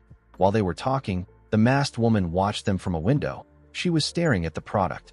Later in the night, we see a heavy rain falling in the capital.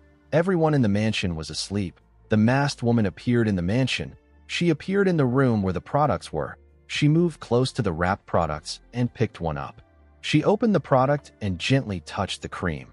While she was looking at the cream, Ghislain appeared behind her. He asked her if she is the ghost from the rumors. The woman was shocked to hear his voice. She quickly turned around. Ghislain told her that he can guarantee the effects of his product. A heavy lightning struck when our boy said this. The woman quickly drew a sword and charged at Ghislain. She appeared in front of him in an instant. Our boy drew his sword and blocked her attacks before it could touch him. The woman tried to thrust her blade at him, but our boy blocked it before it could touch him. He swung his sword at her and pushed her back. The woman turned around and attacked his back. Ghislain was able to move his sword behind him to stop the attack. He pushed her sword back. The woman took a stance and pointed her sword at him. Ghislain recognized this sword technique. The woman thrust her sword at him. Our boy easily blocked it. He pushed her sword back. He and the woman pushed each other away and swung their swords at the same time. They parried each other's attacks. Ghislain recognized this grace, modesty, and spiral of roses that this woman displayed. Every single one of her movements draws a graceful trace. The woman raised her sword and swung it at our boy from the side. Ghislain easily blocked the attack. He grabbed the woman's hand and dragged her. He put his blade close to her neck. The woman was unable to move. Ghislain found it odd that a lady like her is pretending to be a ghost in a place like this. He asked the woman about her relationship with the Branford family. A while later, we see Belinda and Gillian rush into the room. Belinda was only wearing a garment. She held her dagger in her hand. Gillian asked his master about what caused the noise. When they got inside the room, they saw their lord looking at an open window. Ghislain asked them to go back to their rooms and rest. He said that things might actually work out better than he expected. The scene shifts, and we are taken to a more beautiful mansion. We see a woman standing in front of a mirror after getting her makeup done. Her maid told her that she is as beautiful as ever. This woman is the Countess of Elizabeth. Her name is Muriel. Muriel wasn't satisfied with her face. She knew that her face was burdened with all kinds of paint and powder. In her youth, she was a pioneer who led the fashion world of the capital. Every woman imitated her cosmetics, and they wore clothes styled to look like hers. However, her fame began to fade as the years passed. Her makeup is now nothing but a veil to hide the passing of time.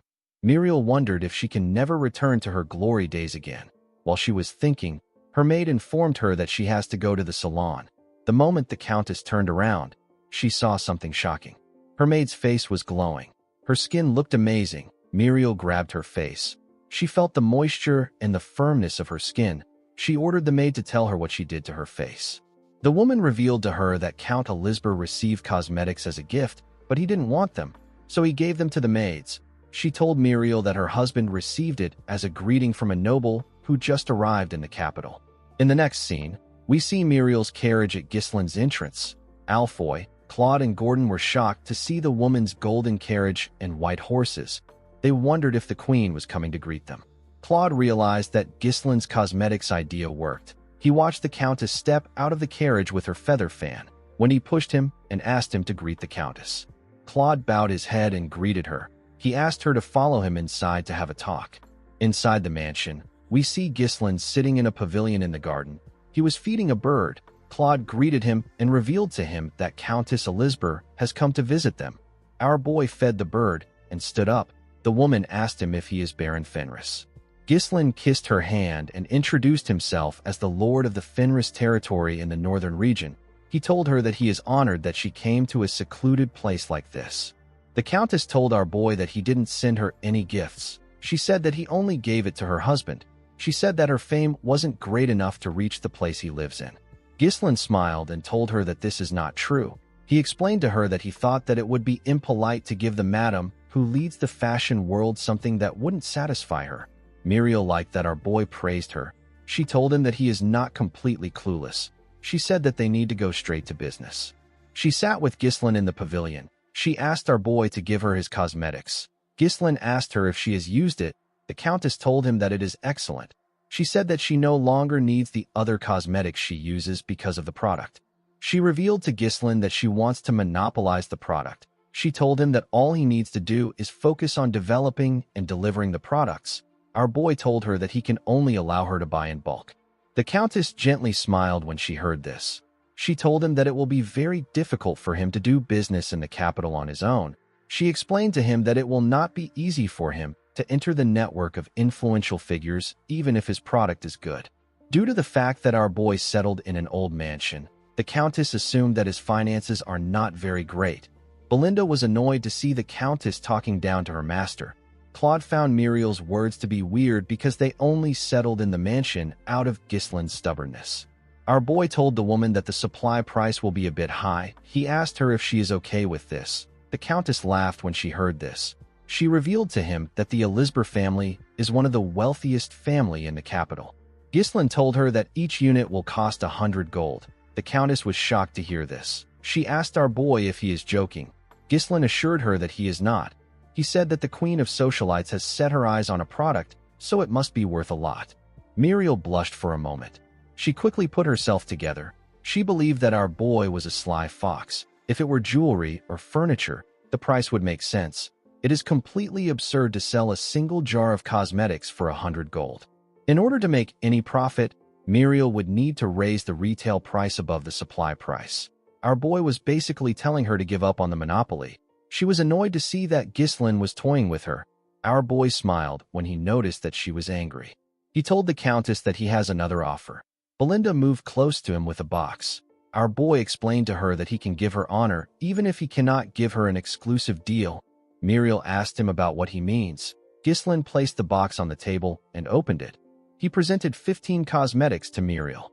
The woman was shocked to see this. Ghislain told her that this is the cosmetic he made by himself. He told her that it is called Deneb. He said that it is a gift to commemorate their connection. He picked up one of the Deneb and explained to her that there are still many nobles who don't know how effective Deneb is. He said that this is a product that can change the market. He told Muriel that she can be the one to change the market. Muriel let down her feather fan and smiled. She told Ghislain that he is a baron who only knows how to pick the prettiest words. She closed the box and accepted his offer. She stood up and moved her fan close to him. She told Ghislain that he will distribute the cosmetics, and she will lead the trend. Our boy smiled and said that this is excellent. He walked the Countess back to her carriage. Before getting in, Muriel asked Ghislain to let her know if he needs anything. She told him that she will help him out if it is within her power. Ghislain asked her if she can grant him a request. Muriel was surprised to hear this. He asked her if she can relay some words to Marquis Branford. He asked her to tell the Marquis that Baron Ghislain Fenris can solve his daughter's problem. The scene shifts, and we are taken to the Branford territory. We see someone telling an old man with red eyes what Ghislain said. This man is the Marquis. In the next scene, we see Claude throwing money in the air. He screamed that they have hit the jackpot. He was very happy. He realized that the Countess was really famous. He couldn't believe that the expensive cosmetics were selling like hotcakes. Kayer was also surprised to see how much they made. Alfoy the gambling addict was amazed to see how much they made. He said that he can gamble until the day he dies with this money. Claude advised Ghislain to forget their land. He said that they should just stick to the cosmetics business. Wendy quickly tied him up to shut him up. Belinda wondered why he was so excited when it wasn't even his own money. Gillian commended his master for easily securing a place in the capital. Ghislain said that this is not enough. What he really wanted was something else. Later in the night, we see Ghislain walk to his pavilion. When he got there, he saw a knight waiting for him. The knight informed him that Marquis Branford has summoned him. The scene shifts, and we see Ghislain and his subordinates walking to the Marquis's huge mansion. When they got to the entrance of the Marquis's office, 2 guards opened the door for them. When our boy stepped inside, he saw the Marquis and the knight that came to summon him. There was also another man next to the Marquis. Marquis Branford didn't pay attention to Ghislain. He was looking at a book. Our boy bowed his head and greeted him. He introduced himself to the Marquis. Marquis Branford raised his head when Ghislain greeted him. He called our boy the son of Count Zwalter Perdium and the heir of Perdium. He called him an arrogant brat who won the war against Degard, killed the count, and seized the lord's seat. The Marquis told Ghislain that he is completely different from his father. Our boy was not surprised to hear this. He knew that the Marquis had been watching the situation unfolding in the Northern Territories. Marquis Branford is a minister and the greatest authority in the kingdom. He is the leader of the royalist faction that opposes Duke Delphine. All the kingdom's affairs pass through the Marquis's hands. If it weren't for Countess Muriel, who is a fellow royalist, Ghislaine wouldn't have been able to meet him this quickly. The man next to the Marquis drew a chair out for our boy. The Marquis asked him to sit. Ghislaine noticed that the Marquis had a Deneb on his table. He sat in front of him. The Marquis told our boy that he heard that he claimed that he can solve his daughter's problem. Ghislaine told the man that he can cure her illness. The Marquis let out a sigh and closed his book. He told Ghislaine that he has never even met his daughter, whose name is Rosalind. He asked our boy about how he plans to cure an illness that they have been unable to cure for years without even knowing her symptoms. Ghislaine informed the man that he heard some rumors while staying in the capital, and he gathered information on his own. He told him that he has cured an illness before. The Marquis told Ghislaine that he likes his confidence. Before our boy could reply to him, the Marquis asked him to leave. Ghislaine did not expect to hear this. The man told him that he is not the first person to claim that he can cure his daughter's illness. He said that all the others have failed. Each one of them had to pay the price with their lives for not taking responsibility for their words. The Marquis picked up the Deneb. He said that he doesn't want a talented young man to waste his life. Ghislaine understood the Marquis's cold consideration. He knew that the man would have already tried everything possible to cure Rosalind's illness. He asked him if he doesn't plan on curing his daughter. The man said that it is not a big deal. He said that having bad skin cannot kill her. Ghislaine told the man that his daughter won't agree with him. The Marquis knew that our boy was right. He told him that he brought him there because he wanted to confirm it by himself. He asked Ghislaine if he is confident. Our boy placed his hand on his chest and told the man that he is different. The Marquis could tell that he was serious. He asked Ghislaine to do his best if he is determined to risk his life. He ordered the man next to him to provide Ghislaine with everything he needs. He asked him to reward our boy well if he succeeds. Ghislaine told the Marquis that a reward is not enough. He asked him to give him something that he desires. The Marquis did not expect to hear this. He asked our boy to repeat what he said. Ghislaine told the man that he is the pillar supporting the kingdom. He asked him if granting him one small wish would be difficult. The Marquis asked our boy if he is really asking for compensation just for treating his daughter. Our boy told him that he is. He asked the Marquis to tell him the value of being the pillar of the kingdom and the greatest authority if he cannot even protect his own family. He asked the man to tell him the use of his authority. Belinda was surprised to hear what her master said. Claude was scared. He didn't know why Ghislaine was speaking so boldly. The Marquis told our boy that the price of demanding something from him is not cheap. He told him that he has to put everything he has on the line if he wants to get what he wants. The moment he heard this, Ghislaine remembered his county, his sister, his father and his officials, his comrades and soldiers. These were the most important people to him. With a serious look on his face, the Marquis stretched out his hand and asked Ghislaine if he can do it. Our boy looked into the man's eyes. He put himself together and shook his hand. The Marquis was surprised to see this. Our boy told him that he will put everything on the line. The Marquis looked into his eyes. He could tell that Ghislaine was being serious. He turned to his assistant and asked him to inform the royal treasurer to prepare to cut off all support for Perdium. He asked him to instruct the commander of the guards to surround Ghislaine's mansion in the capital. He forbade all entries and exits. The Marquis stood up and told Ghislaine that he has 1 week. He asked him to bring Rosalind to him in perfect condition within this time. Our boy smiled and said that he can do it. Belinda became nervous when she heard this. Claude was annoyed. He couldn't believe that Ghislaine put them in another issue when they just solved their money problem. Belinda knew that the Marquis could easily take out Perdium and Fenris. She hoped that her master knew what he was doing. Ghislaine stood up. He knew that the Marquis doesn't tolerate anyone who challenges his authority, especially when it comes to his daughter's illness. Since it was a problem even the most powerful man in the kingdom could not solve, he decided to just accept his fate. Our boy knew that he had to succeed. He walked out of the Marquis's office. Marquis Branford watched him as he walked out. He said that there is no turning back now for Ghislaine. The scene shifts, and we are taken to Rosalind's room. We see her looking around. While looking around, Rosalind remembered asking her father if she has to risk her life to help others. At this time, her skin was still normal. The Marquis told her that helping the powerless is nothing but hypocrisy. He explained to her that she needs to first acquire strength if she wishes to be in a position where she can help. Rosalind looked at her sword and said that she followed her father's words. She said that she acquired the strength that she needed, but it came with a hideous appearance. Ghislaine stepped into her room and told her that he knew that she would be the daughter of Marquis Bramford. Rosalind turned around when she heard this. Our boy stretched out his hand and introduced himself as Ghislaine Fenris, the Lord of the Fenris territory. Guys, we have come to the end of our video. If you guys want more of this recap, let me know in the comments section. Don't forget to like and smash that subscribe button for more recaps. See you guys later.